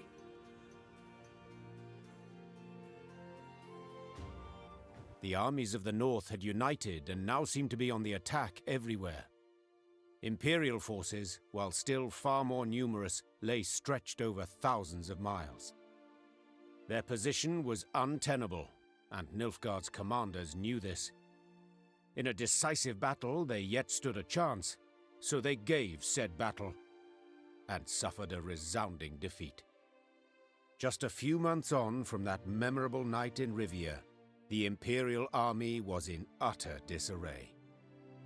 Aldersburg, the fortress, remained a last point of resistance. General ep Dahi and what had survived of Army Group East had dug in there, this place, where Nilfgaard had triumphed grandly in the war's early days, would now bear witness to its impending defeat. It seems history, after all, has a sense of justice, or humor, or both. Though Meve had already reclaimed her realm, she refused to retire her sword just yet. For King Demavend had requested her aid in purging Edirn of the invader. How could she refuse? She owed the king a favor, firstly. Yet she also had a burning desire to settle the score with ep Dahi. Demavend's envoy and I spoke, Your Majesty. The king has Aldersburg surrounded. He awaits and won't begin the assault till you arrive. Good. I truly hate to miss it. Tell the troops to prepare. Gear and ire. Of course, Your Grace. Yes? Is there something else? Pardon my boldness, Your Grace, but I can't help but be concerned. You don't sleep. You've the air of illness about you. I think back to that night in Rivia often, to Gascon's death. Perhaps I made a mistake. Perhaps he didn't have to die. He didn't, Your Majesty. He needn't have been there at all. I'm a soldier. I swore to serve you. Gascon, not so. He might have left at any time. Guilt, pity trouble you, Your Grace. I know. But he signed on willingly and knew exactly what for. Gascon gave his life for he thought you worthy of it. There's no greater proof of friendship, no greater gift one can give. Accept it, Your Grace, and remember him with gratitude, not sorrow. You're right. I thank you, Reynard. That I needed to hear. We've talked enough. We must march on to Aldersburg.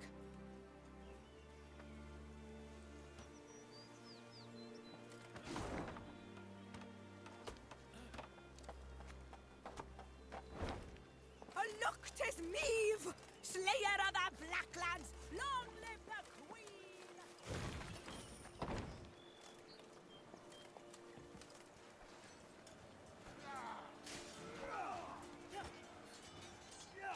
The Lyrian army had grown into a great serpent.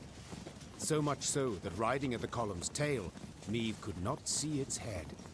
Footmen, cavalry, and archers stretched like a glistening snake between two horizons.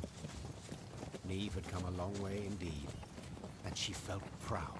Suddenly, Meve heard angry cries and the clash of steel against steel, all at the column's front. Those ranks! To the left! Man's left! Support the flank! Meve drew her sword, spurred her horse, and galloped forward along the line of troops. Then, through the swirling battle dust, she spotted shimmering golden suns.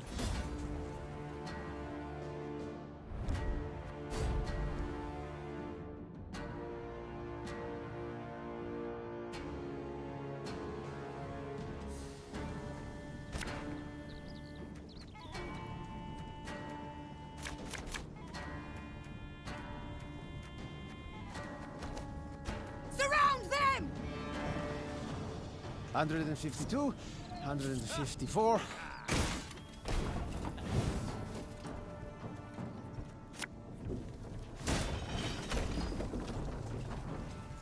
Scrubbing duty again? Oh, gods.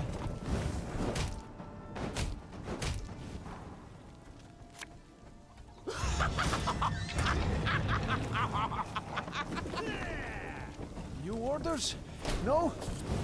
Ah.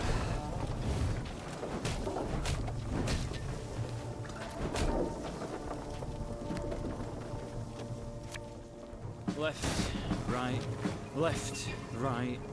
Must be an important lesson in this. But what?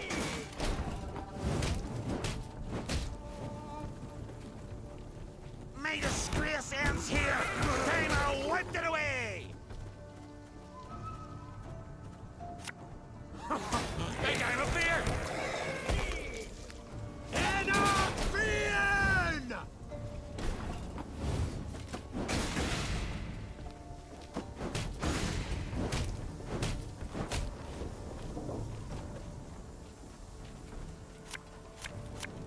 Company!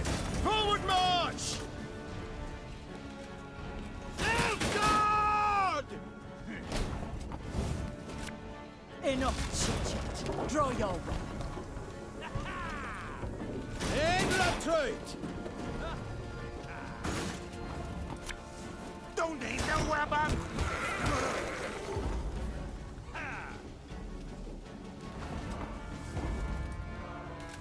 Mercy! Have mercy! Normally disciplined, determined to an extreme, these Nilfgaardians quickly broke rank and ran. Deserters!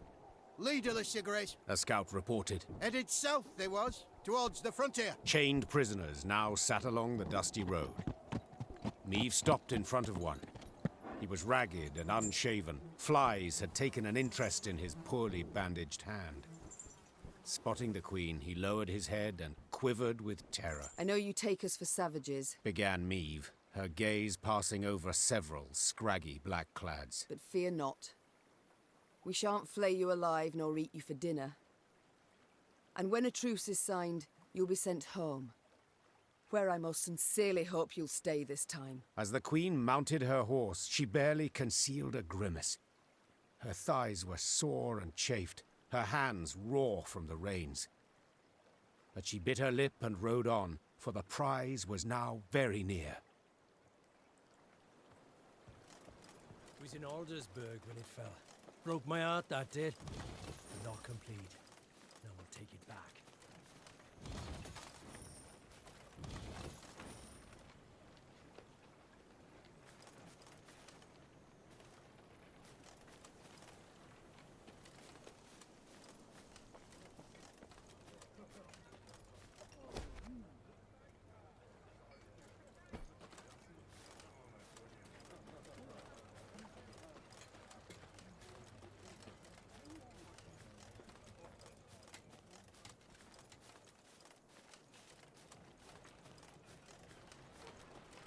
Long live Meve! Long live the Queen!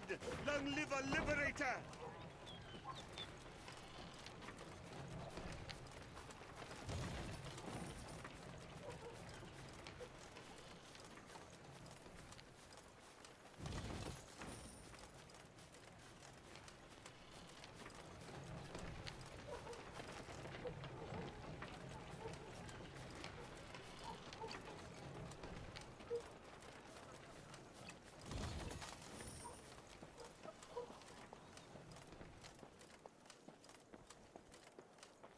The good mothers guided you to victory.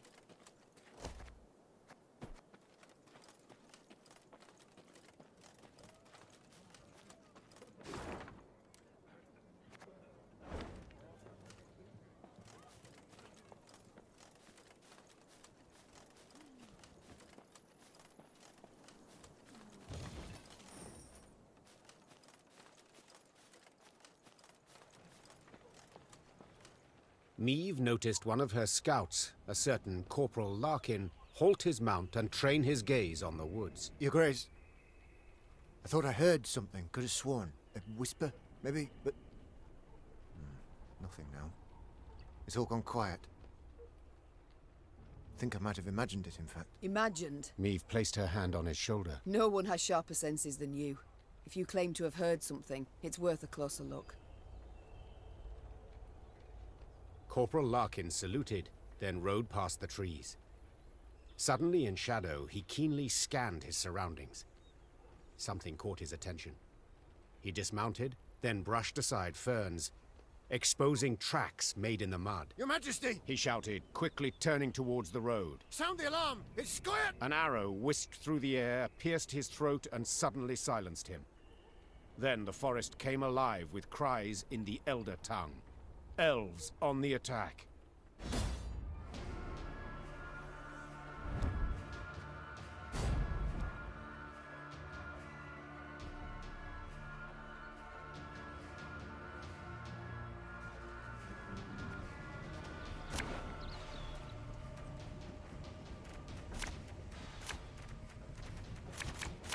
It's a trap! 2 arms! I told you it'll never end. Got business for me?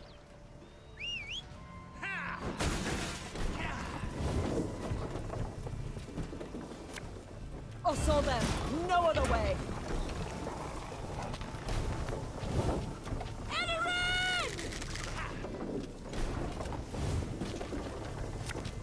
Ballista, your command. I'm a officer.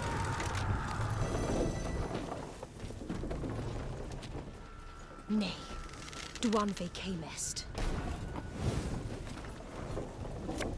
We must trust each other.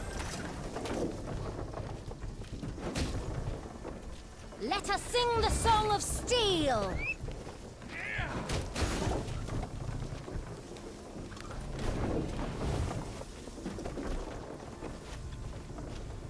God save the Queen! None shall tread on us!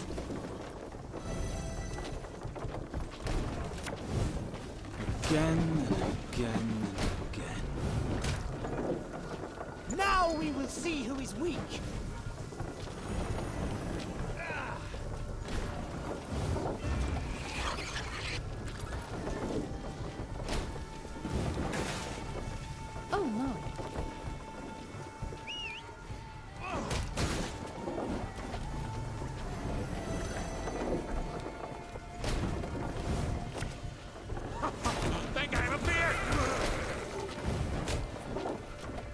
storm is coming.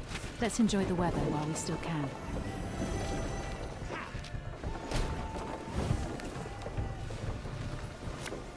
Catch!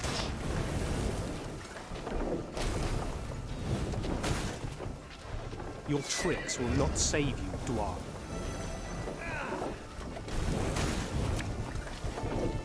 An army's a waste of time for him like me.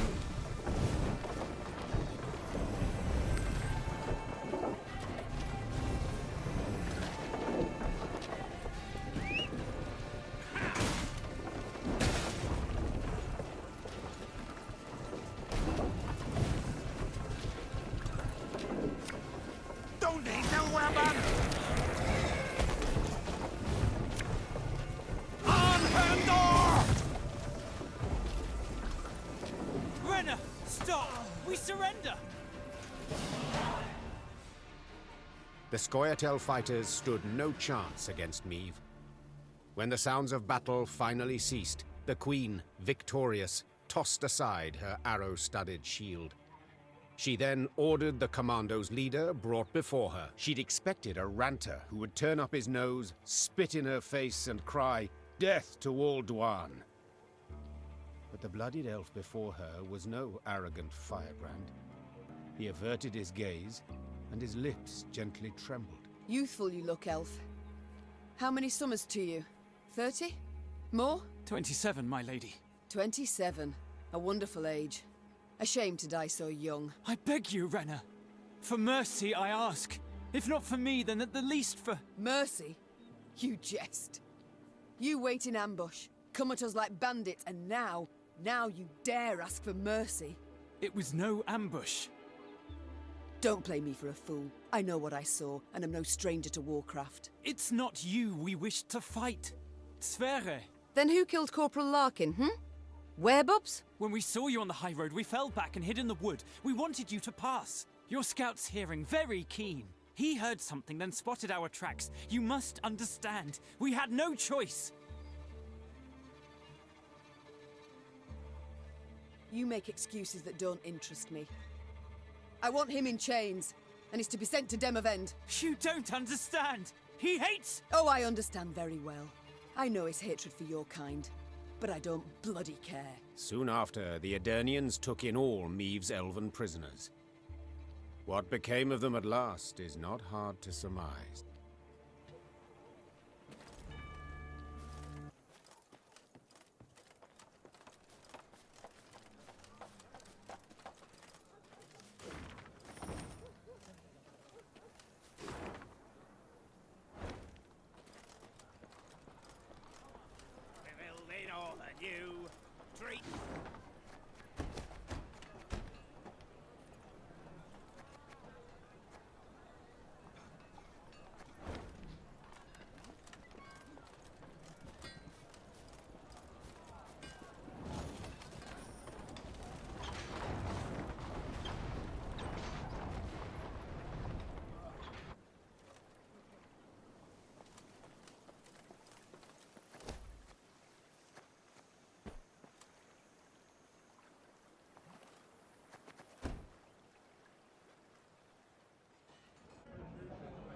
Yes, Your Grace?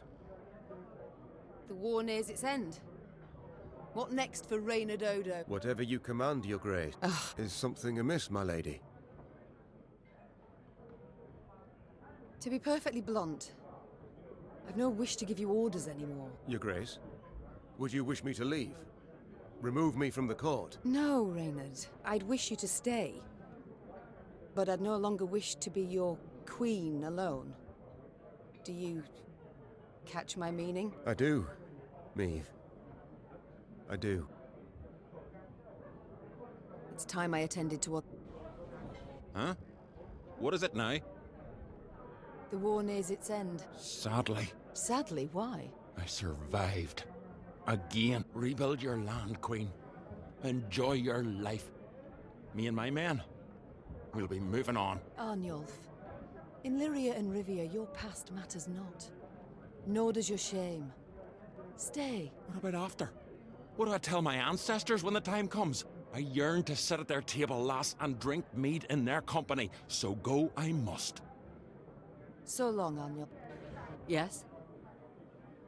War's nearly over. What will you do? Where will you go? The war against Nilfgaard, perhaps. But others drag on, and will continue to do so. What do you mean? What war will persist? Scoia'tael survivors still hide in the forests. Yes, but I've heard they retreat to the east. Simply let them go. Let them leave our lands. Why ever not? To see them return even stronger? No. We must slit their throats, one and all. Now. Crush them like worms beneath our boots. Rayla, at some point one must admit there's been pain enough. One must put away the bloodlust. I shall do so in my grave, and not a moment sooner. I must go.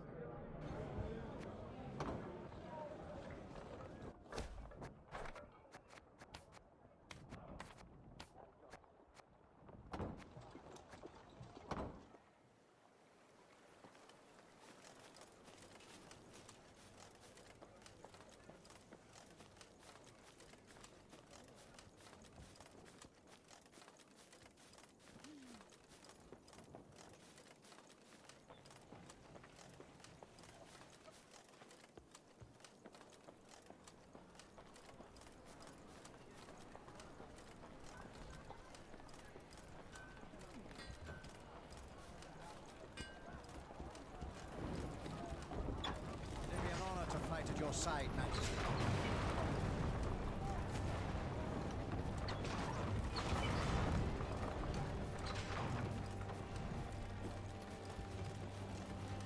The Lyrian corps neared Aldersburg, and it could not have been on a more idyllic day. The sun shone, birds sang, trees rustled in the light breeze. But Meve saw it as she had at the war's start. Walls illumined by a fire's glow, the cries of fleeing civilians, the stench of burning flesh. As on that day, Aldersburg was under siege. Yet this time, Eden's flags fluttered in the field, while Nilfgaard's tattered sons crowned the fort's towers. The Queen found Demavend's tent without difficulty. Made of sheets of silk edged with silver thread, it positively shone. Seems the realm's restored to a virtuous path, muttered Meve. Aha! There she is! Queen Meve, savior of the North, the Sun Slayer. Mockery I don't appreciate. I wouldn't dare. Not my words, those. You've been painted thus in song. Master Dandelion himself wrote a ballad, The Battle for the Bridge. If you take the bard at his word, you're as fierce with a blade as any witcher. Is that jealousy I hear? To be perfectly honest, Meve, it is. For I hadn't the pluck, nor resolve. And when all the North tucked tail, went to shite, you alone stepped up and bared your fangs. Let it be a lesson for the future to us all. You called out the future. Tell me, how's your son? Baldwin. Ah, growing like a weed he is. And the spitting image of his old man. Good news all, especially given the mother's profession. She's now Countess Demeretta of Gullet, a lady of the court. Ooh, your lawful wife must be thrilled. Hard to say in truth. I've not seen her in some time. Duty keeps me away, you understand. You work hard, I'm certain. Many a night, too. You might say so indeed. But enough about me. As we're chirping away like two gossips in the field, do tell me, what a villain. What do you think? I tossed him in the dungeon. Justly so. Wisen him up. Make him live on bread and water a bit. A bit? Oh no, my friend. He shan't emerge anytime soon, believe me. A lesson for the future? What do you mean? My dear, this war won't change a bloody thing, you know. Nilfgaard will be Nilfgaard, the North, the North. We'll sign a truce, the Blackclads will turn tail towards home, but the old borders don't satisfy us soul. I'm perfectly satisfied with them, thank you. And I just wish other folk would respect them too. You're one hell of a warrior, but you're no strategist at all. Your perspective, you've got to broaden it. Nilfgaard, we cannot allow it to regain strength and spirit, else we'll face another invasion within a decade or two. Measures are required. Preventive, preemptive, whatever the learned call it. Build an army, a vast one. Wait in ambush. And when they least expect it, break their bloody spine. Just think, if we were to join forces... Enough. I don't wish to hear it. Won't even entertain the thought. I'll help you take Aldersburg, but then I'll go home, where, God's willing, I'll live to a ripe old age. As you wish. We can mount the assault at any time, but... But? My scouts report a small Nilfgaardian force approaching from the south. They've stayed off the roads, moved only under the cover of night, escorting someone. Who? I've no notion. Could be a mage. Devilishly unpredictable, that lot. Could wreak havoc in our ranks. Either way, before we rush at the walls, we must make certain they don't reach Aldersburg at all. I shall see to it. Are you sure? You've just arrived. Must be weary after the long journey. An understatement if I ever heard one. But I wish all this to be over, quickly. Meve set out after the Nilfgaardians immediately, a cavalry escort in tow. Her unmatched scouts, who had led the army through the mountains of Mahakam and Angren swamps, quickly found the enemy's trail. This way, Your Grace. It's not far now. That very same day, Meve's force caught up to the mysterious black-clad unit. Lyrian riders surrounded the foe, forcing the Nilfgaardians to halt. All fell so quiet, the creaking of taut Lyrian bowstrings could be discerned. The common tongue. Which of you knows it? I do, Your Majesty. You also know who you deal with, I see. What is your name? Kaldvin, Your Majesty. At last. A Nilfgaardian name I can pronounce. So, Kaldwin.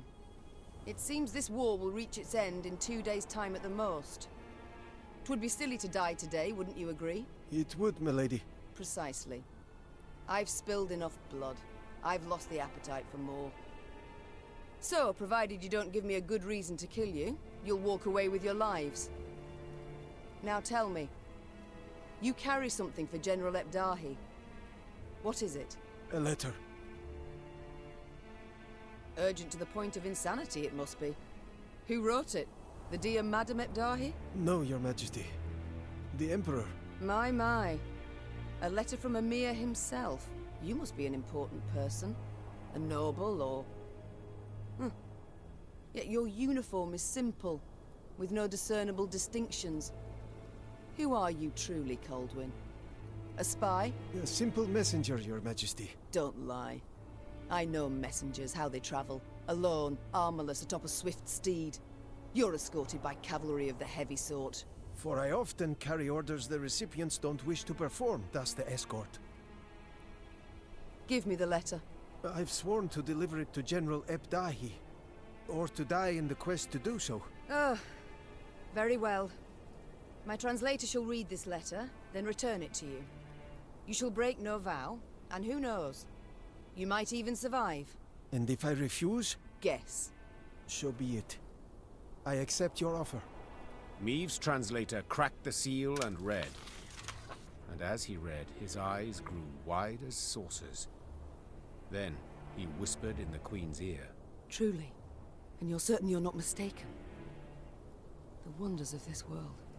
Kaldwin, consider this your lucky day. I allow you to complete your mission, with one proviso. And that is? That when you hand him the letter, you will give the General my regards. As Kaldwin and escort set off towards Aldersburg, the Lyrian soldiers looked at their queen with disbelief. To leave a Nilfgaardian to fulfill a secretive task. Meve failed to stifle a rather mean laugh. They'll understand tomorrow, she thought. General Ebdahi had prefaced Lyria's and Rivia's invasion with a series of arrogant demands. The Nilfgaardian had been impudent, as he had felt sure he'd achieve a quick and decisive victory. Yet several months on, he too received an ultimatum. One signed by Emperor Emir var Emreis himself. The missive was concise and left no room for interpretation. With General Ebdahi dead, the Nilfgaardian army descended into chaos. The kings of the north, united, took advantage and struck at the foe. Their victory was complete. The Nordling forces cheered their commanders and monarchs, but for none so vehemently as the one queen among them. Many dream of achieving the impossible. Meve had done it. Through wit, determination, and boldness, she had thwarted the Nilfgaardian invasion. The queen would rule for many more years. Stern, yet ever just. Ah! So a lass saved the North from the Blackclads? That is one way to put it. Well, I'll be damned. And a chap, she find herself one in the end? Leave it be. Bloke's been spinning the tale all night. Story's done. Time we got some shut-eye. Yes. Particularly as we've yet a long road before us. Phew. Throat must be parched as old leather after all that.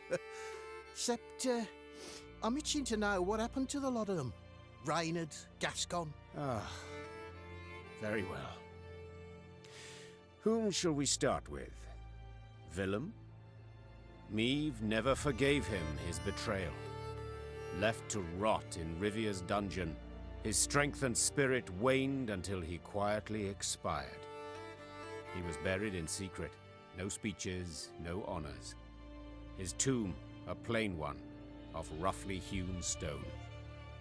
Gascon was buried with honors of the most refined yet mournful sort. His peer lords themselves bore the casket. Soldiers in parade dress beat the funeral drums, and a new stone figure appeared beside the Brossard family vault, the very pointer from their crest, a ducal crown upon its head. Though Nilfgaard owed its defeat chiefly to Meve, in the Empire her name was uttered with utmost respect. Returning soldiers spoke in awed tones of her courage and generosity, referring to her as Gvedin, the tenacious one. Once the Scoia'tael had withdrawn from the northern realms, non-rebel elves and dwarves emerged from the woods.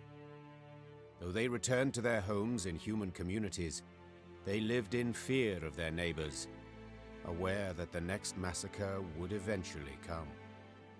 And Meve?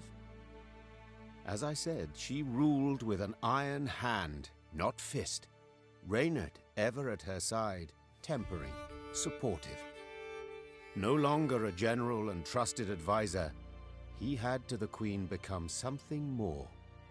Much, much more. And now, if you'd allow me... Course. Leave him be, lads. Let him get some rest. Till the time comes for the next tale.